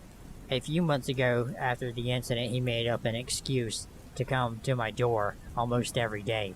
He started trying to talk to me in the hallways. He would offer me his things and even bought me a Christmas present. The last few months of school, he told his roommate that his goal was to sleep with me before graduation and that he thinks I want him, and I am just playing games with him. I in no way want him, or make it seem as if I want him. The only way I act towards him is completely disgusted. Even over the summer, he has been texting his roommates about me. All of my friends tell me that he is stalking me and recognize that the way I am acting is in no way asking for his attention. I go back to school in the middle of August, and he will be there. He will be living in a frat next year, so I don't have to worry about him being on my floor, but he still worries me. I think something is very wrong with him emotionally or mentally, and not just because of the way he's acted towards me, just in general. I don't want anything to happen to myself or anyone else, and I think I should do something about it. Looking back on that night, I would say his behavior and the things he said were very rapey, and that the people who think if I want something I should take it no matter what are at a higher risk to sexually assault someone. I play a lot of online games, and throughout the years I have met weird ones, but this one takes the cake. Jake was reporting for Twitch and got into a game with me and my friend Shay. We had won the match and played more. He seemed cool, so I sent him a friend request and we played more after that. He seemed very nice, if not timid. It wasn't too long after we started talking more. He confessed to being a sick kid and getting a Make-A-Wish from it. I felt bad and confessed I was also a sick kid, and still sick now, but not to that level. And it felt nice to talk to someone who understands chronic illness. Because of mine, I started playing online less, and didn't think too much of it. I got back on, and my message box was filled by Jake. I talked to him about it, and he claimed to be worried, and I told him not to worry because I had family and my boyfriend helping me when things got bad. As soon as I mentioned my boyfriend, he started getting passive aggressive and saying things like, "A good boyfriend could take that pain away, you know." I brushed it off because my friend circle was kind of small and didn't want to lose anyone for small things. Less than a week after, he finds out he was in the hospital for suicide, and he called me from the hospital, which normally is understandable, but I had never given him my phone number. When I asked, he mulled over the question and went on how he couldn't live without me and could treat me better than my boyfriend. I asked again, but he continued how he was scared to be kept there, and how if I told him I'd be there, he would get better. In that moment, I promised I would be honest if he was honest on how he got my number. As you can imagine, that got him to talk. He had back searched my username through Google and found my Tumblr because I had used the same name, then found my Facebook, then my mother's, and got my full name and looked it up, getting my number along with my address. I was stunned and hung up, blocking the number he'd called me with. I blocked him through everything but Facebook because I never knew his real name. All I can say is that I hope we never meet again. So this happened in 2000, when I was like 13 or 14, but my aunt only told me the full story recently, and it's absolutely terrifying. When I was a teenager, my favorite aunt used to pick me up after school to babysit her 3 boys while she went to work part-time. She'd recently separated from her husband, so I was helping out pretty much every day at this point. We had a routine. We'd eat dinner and play in the yard until the sun went down. But one day she told me not to take the boys out at all. She then launched into this whole safety lecture, and I thought it was weird. Fast forward about a week, and I come over one day to a security company installing an alarm system in the house. My aunt tells me to come in the kitchen. She tells me that for weeks she's been finding cigarette butts and food wrappers in the bushes, and that she heard a cough in the bushes, so she went outside to investigate. She found a guy squatting there, face pressed against the window, and proceeded to lose her shit. He snarled at her and said, "Bitch, I'm not looking at you. I'm looking for that pretty babysitter of yours," before running off. She called the police, but they didn't catch him, and kept patrolling the neighborhood for a while after. Eventually she calmed down, and things returned to normal. We were allowed to play in the yard again after a few weeks, and I forgot all about it. Last week the story came up at a family barbecue, and my aunt got really quiet and pale. She said that there was more to the story, and since I'm 30 now, I should probably hear the rest. It turns out, a guy matching the description she had given the cops was arrested about a week later for assaulting a teenage girl in an apartment complex 1 block from her house. It's terrifying to think this piece of shit excuse for a human had been watching me for who knows how long, and what he was planning to do, and what he did to someone else. 15 years ago, I had the misfortune of meeting Dave. I was new to riding the bus, and when my first day came, I hopped on and took a seat towards the front. I didn't happen to know anyone on the route and sat by myself with headphones in, rocking some now classic Good Charlotte. Back then, I didn't get much attention from the opposite sex, but I could feel eyes burning into the back of my head.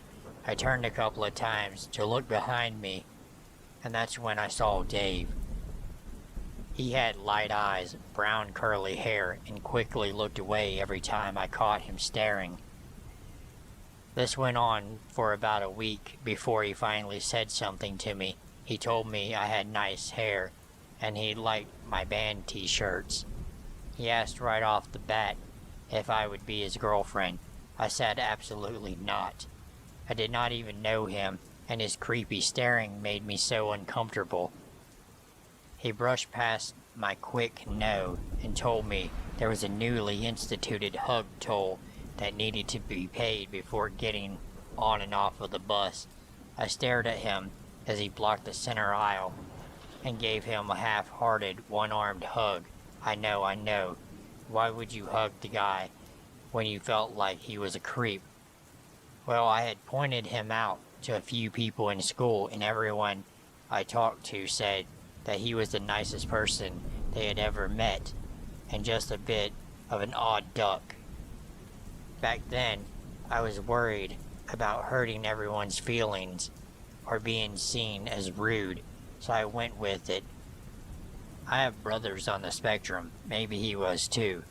Next thing I know, Dave had joined my photography classes.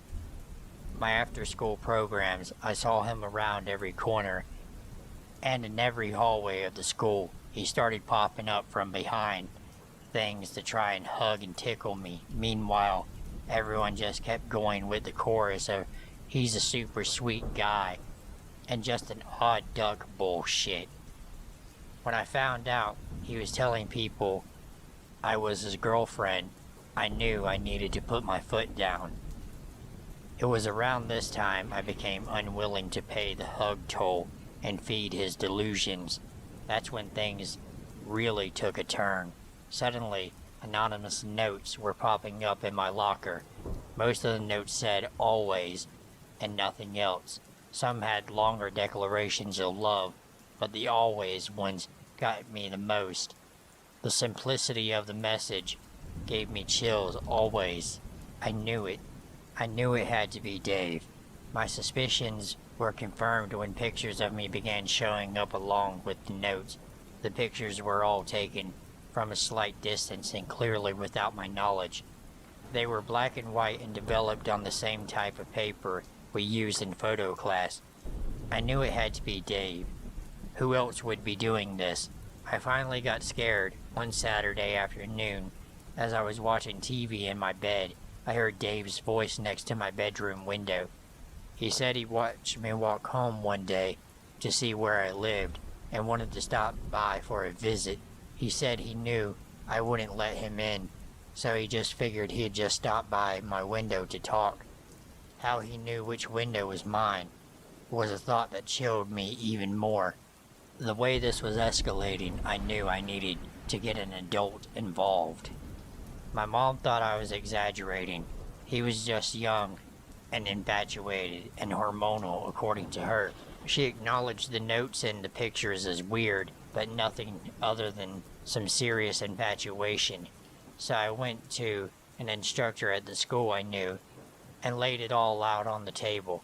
Mr. K had also had Dave as a student and noticed some of his quirks and obsessive behavior and didn't doubt my story for a moment. He spoke to Dave's guidance counselor, and they both sat down with Dave, and I assumed told him he was making me uncomfortable and to stop. This pissed Dave right off. He stormed up to me in the lobby of the school with a glass rose in his hand and threw it at the wall behind me. It shattered, and he screamed in my face about how I had broken his heart, just like the rose. A few teachers broke up the situation. A few days later, he dropped out of school, and I went 8 years without seeing Dave.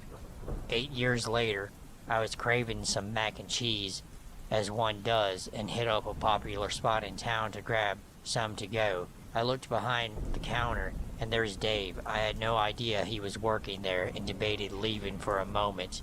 I decided to stay in line to get my food. High school was so long ago.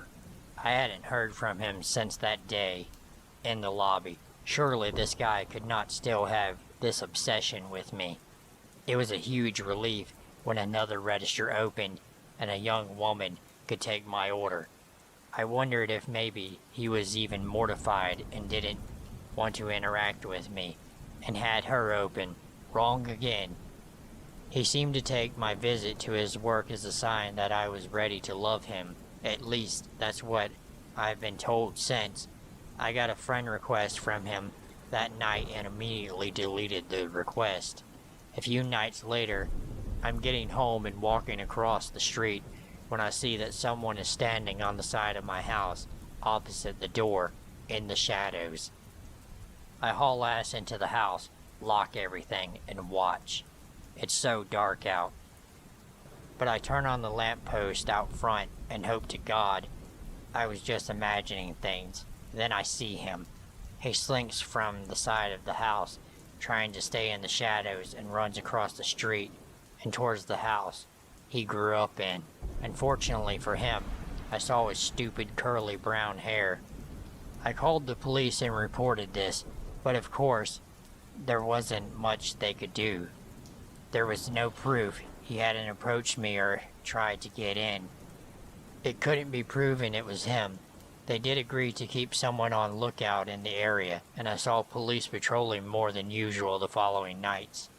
Eventually the police patrol died down, and that's when the late night knocking began. I could hear it softly on windows and occasionally on the door, but never dared to answer or get close enough to look. It wasn't every night, maybe 2 or 3 nights a week. The police never seemed to be close enough in the area when it happened to catch him. A couple of weeks after the knocking began, I received an envelope wedged into my screen door. It was full of the creepy, candid pictures from high school, and another note that said always. I had enough and didn't know what to do. I went out to my car to drive everything down to the police. I don't care if I couldn't prove it was him. I just wanted to have some official record of what was happening to me. That's when I saw the word always carved into my back bumper. I lost it, breaking down in heavy sobs as I drove to the police station. Again, all they could do was take a report. But I decided on another course of action. In my rage, I took a picture of the police station sign and of the report being filed. I sent them to Dave over Facebook Messenger. I told him to leave me the hell alone, that the police were involved and he didn't want to ruin his life this way. He simply responded, "You're right," and disappeared. I have since heard he stalked a widow shortly after her husband had died, pounding on her windows and doors, trying to break in, until she screamed out of a top window that she was calling the police. I can only begin to imagine how she felt trying to grieve her husband and deal with Dave's obsessive ways. You may now find yourself wondering if the mac and cheese was worth it. The answer is no. Dave, let's not meet again. This happened about 12 years ago. I was 14. My sister was 16. We were traveling with my parents and stopped at a motel right inside the Kentucky state line. It was across the road from a shopping center. Knowing there were a few hours of daylight, we asked my parents if we could go check out the stores. Being in a place that we had never been made them hesitate. But it was right there. We were pretty protective of each other already, and it's the middle of the day business shopping center. We were there for a while, 10 minutes before we decided it sucked and headed back to the room. Once we reached the parking lot, we went behind the first building, knowing our room was behind the other side of the second building. Planned on immediately going behind both buildings at once, but there were a lot of cars leaving at once, and it was the easiest way to get out of the way. A truck passed and dropped someone off at his room. There might have been conversation, but we weren't paying attention. The truck started driving super slow when it had sped into the lot before. Okay, maybe he saw people walking and decided to slow down. I noticed, but it didn't send up any red flags. We walked about 50 feet and he's still driving slow, still behind us. A red flag starts waving in my mind. I peek over to my sister, and yeah, she looks a bit concerned. We picked up the pace just a bit, knowing we were still a few hundred feet and around the building from our room. He starts saying something like, "Hey, my buddy wants to know if you guys want to party." While he was talking, we both looked back at each other, saw the guy in the truck looking right at us, and his friend walking about halfway to us from his room. Sister cut off "nope" and took off running, reached the room and slammed into it. Dad opened it right as the truck tore out behind us, jumbled through what happened to my parents, never seen my dad so freaked out. Called the cops, they checked the cameras and got the license plate number. Cops took our number, said they'd tell us if they caught him. They caught him a week or so later on unrelated charges. I think he got 5 years for everything. When I was a sophomore in college, I lived in a small but beautiful historic studio apartment in a small East Coast city that had somewhat of a reputation for crime and danger. However, the neighborhood I lived in was actually considered one of the good neighborhoods. It was close to the city's university and was mostly students living there, especially on the street my building was on. My building was a huge 4-story townhouse, if you can really call it that. It was really a mansion as a whole, built in 1895. The architecture was really awesome. Built-in bookshelves and huge mahogany pocket doors that slid into the walls. Anyway, the building wasn't exactly in mint condition, and my landlord was pretty lazy. He would always come by and check up on things, and would make promises to get stuff fixed, but never really got around to doing much of anything. The apartment I was renting was on the first floor, my front door immediately on the left as you walked in the building's door to the street. This door, the building's front door, which from the street opened to a small lobby area with only one door in it, mine, and a staircase to the other apartments upstairs, was huge and heavy and was never locked. In fact, you couldn't even lock it, and it didn't even close all the way, so basically the door to the apartment was open to the street. I asked my landlord countless times to please do something about the front door, but he never did anything. Well, one night I was getting home from work, and it was very late, about 3:45 a.m., and I was just sitting on my couch watching a little TV before I went to bed. I had also gotten totally stripped down, something I truly loved being able to do considering I lived alone. Anyway, not even 10 minutes since I had gotten home and sat down, I hear 3 slow knocks at my door.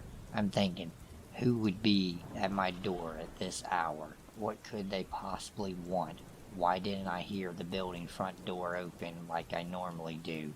Young and naive, I was half scared and half intrigued. I put on a robe and slowly crept towards the door, which, by the way, was literally right next to the couch where I was sitting. At this point, my door did not have a peephole, so I just had to kind of take a leap of faith and open the door. When I did, a tall, middle-aged man stood staring down at me with low eyes and a grin. He was wearing all black, many layers, and a big black trench coat. The first thing that he said was, "Can I come in?" With the door barely open, I got a deep pit in my stomach and just went, no man, what's up? He just stared into my eyes for a second, clearly disappointed, and then said, "I see you around," and started to grin again. The pit in my stomach had evolved into a churning sensation, and I was starting to get nauseous. "I've been watching you, and I like the way you look. So, are you gay or bi?" I was just like, "I don't know, but it's late and I'm going to bed. Bye." He kinda nodded and lingered for a second, as did I, watching to make sure I saw him leave the building. Once he did, I closed the door, locked it, and stood with my hand still on the knob for a good minute at least. After I snapped out of my shock, I ran over to my couch and pushed it against the door. I ended up sleeping on the couch that night, even though it was right there. It just made me feel safer, like I could hear if something happened. Well, nothing happened that night. It wasn't until about a week later, on one of my nights off from work, that I was sitting around my apartment, bending down, by myself after I had some friends over drinking and smoking a little bit, as college kids would do. All of a sudden, I hear a weird rattling noise coming from across the room, so I turn off the music I was playing to find out that it was coming from none other than my front doorknob. I looked at it for a second and saw that both the knob and the top lock were jiggling. Someone was trying to get in, like a deer in the headlights. I was just frozen staring at the things wiggling and shake until I started to see the top lock actually bulge and start to turn. I leapt up from my chair and soared to the door, grabbing tightly on the lock and forcefully twisting it back to being locked. The jiggling of the lock and knob stopped for a second because whoever it was clearly knew now that I knew. It was only a second, though, before they just started struggling again and had to use all my might to keep it still. Sweat was dripping down my forehead and my rib cage, and after about 15 seconds of wrestling with this intruder, it suddenly stopped, and I heard the building door open and close, and footsteps run down the stairs of the stoop to the sidewalk. Just like I was before, I was paralyzed with my hands at the door for a good while before I realized I was crying and shaking, and that I needed to call someone. My instinct was to call the police. In hindsight, I regret this for the following reasons. I was having basically a panic attack while I was on the phone with 911 and actually threw up during the call, and I think that's when they decided I was just messed up or something. When the two police got to my apartment, they stood in my doorway as I struggled to recount to them what had happened. As I'm shaking and crying, I noticed one point that they're both smirking and laughing, and I say, "What's so funny right now?" One of them goes, "It reeks of marijuana." I was just like, okay, and basically argued with them after that. Long story short, they ended up confiscating a bunch of shit from my apartment and basically turning the whole situation into a little mini drug bust. Although they said they weren't gonna charge me with anything, just took my shit.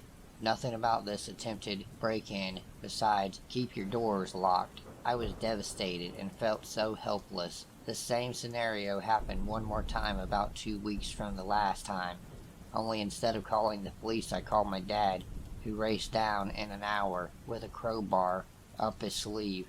Unfortunately, by the time he had gotten there, whoever it was had already left. My dad ended up cussing out my landlord and demanding that he get the door fixed and install a new lock and a peephole on my door. He did make this happen within a reasonable amount of time, and I also got one of those bars you wedge between the doorknob and the floor, as well as an aluminum baseball bat to protect myself with, so I felt a lot better from then on. Needless to say, though, I ended my lease for that apartment a month early and never moved back to that street. I never found out for sure who was trying to pick my locks, and if it was the guy who had come to my door the first time, but whoever it was, let's not meet again.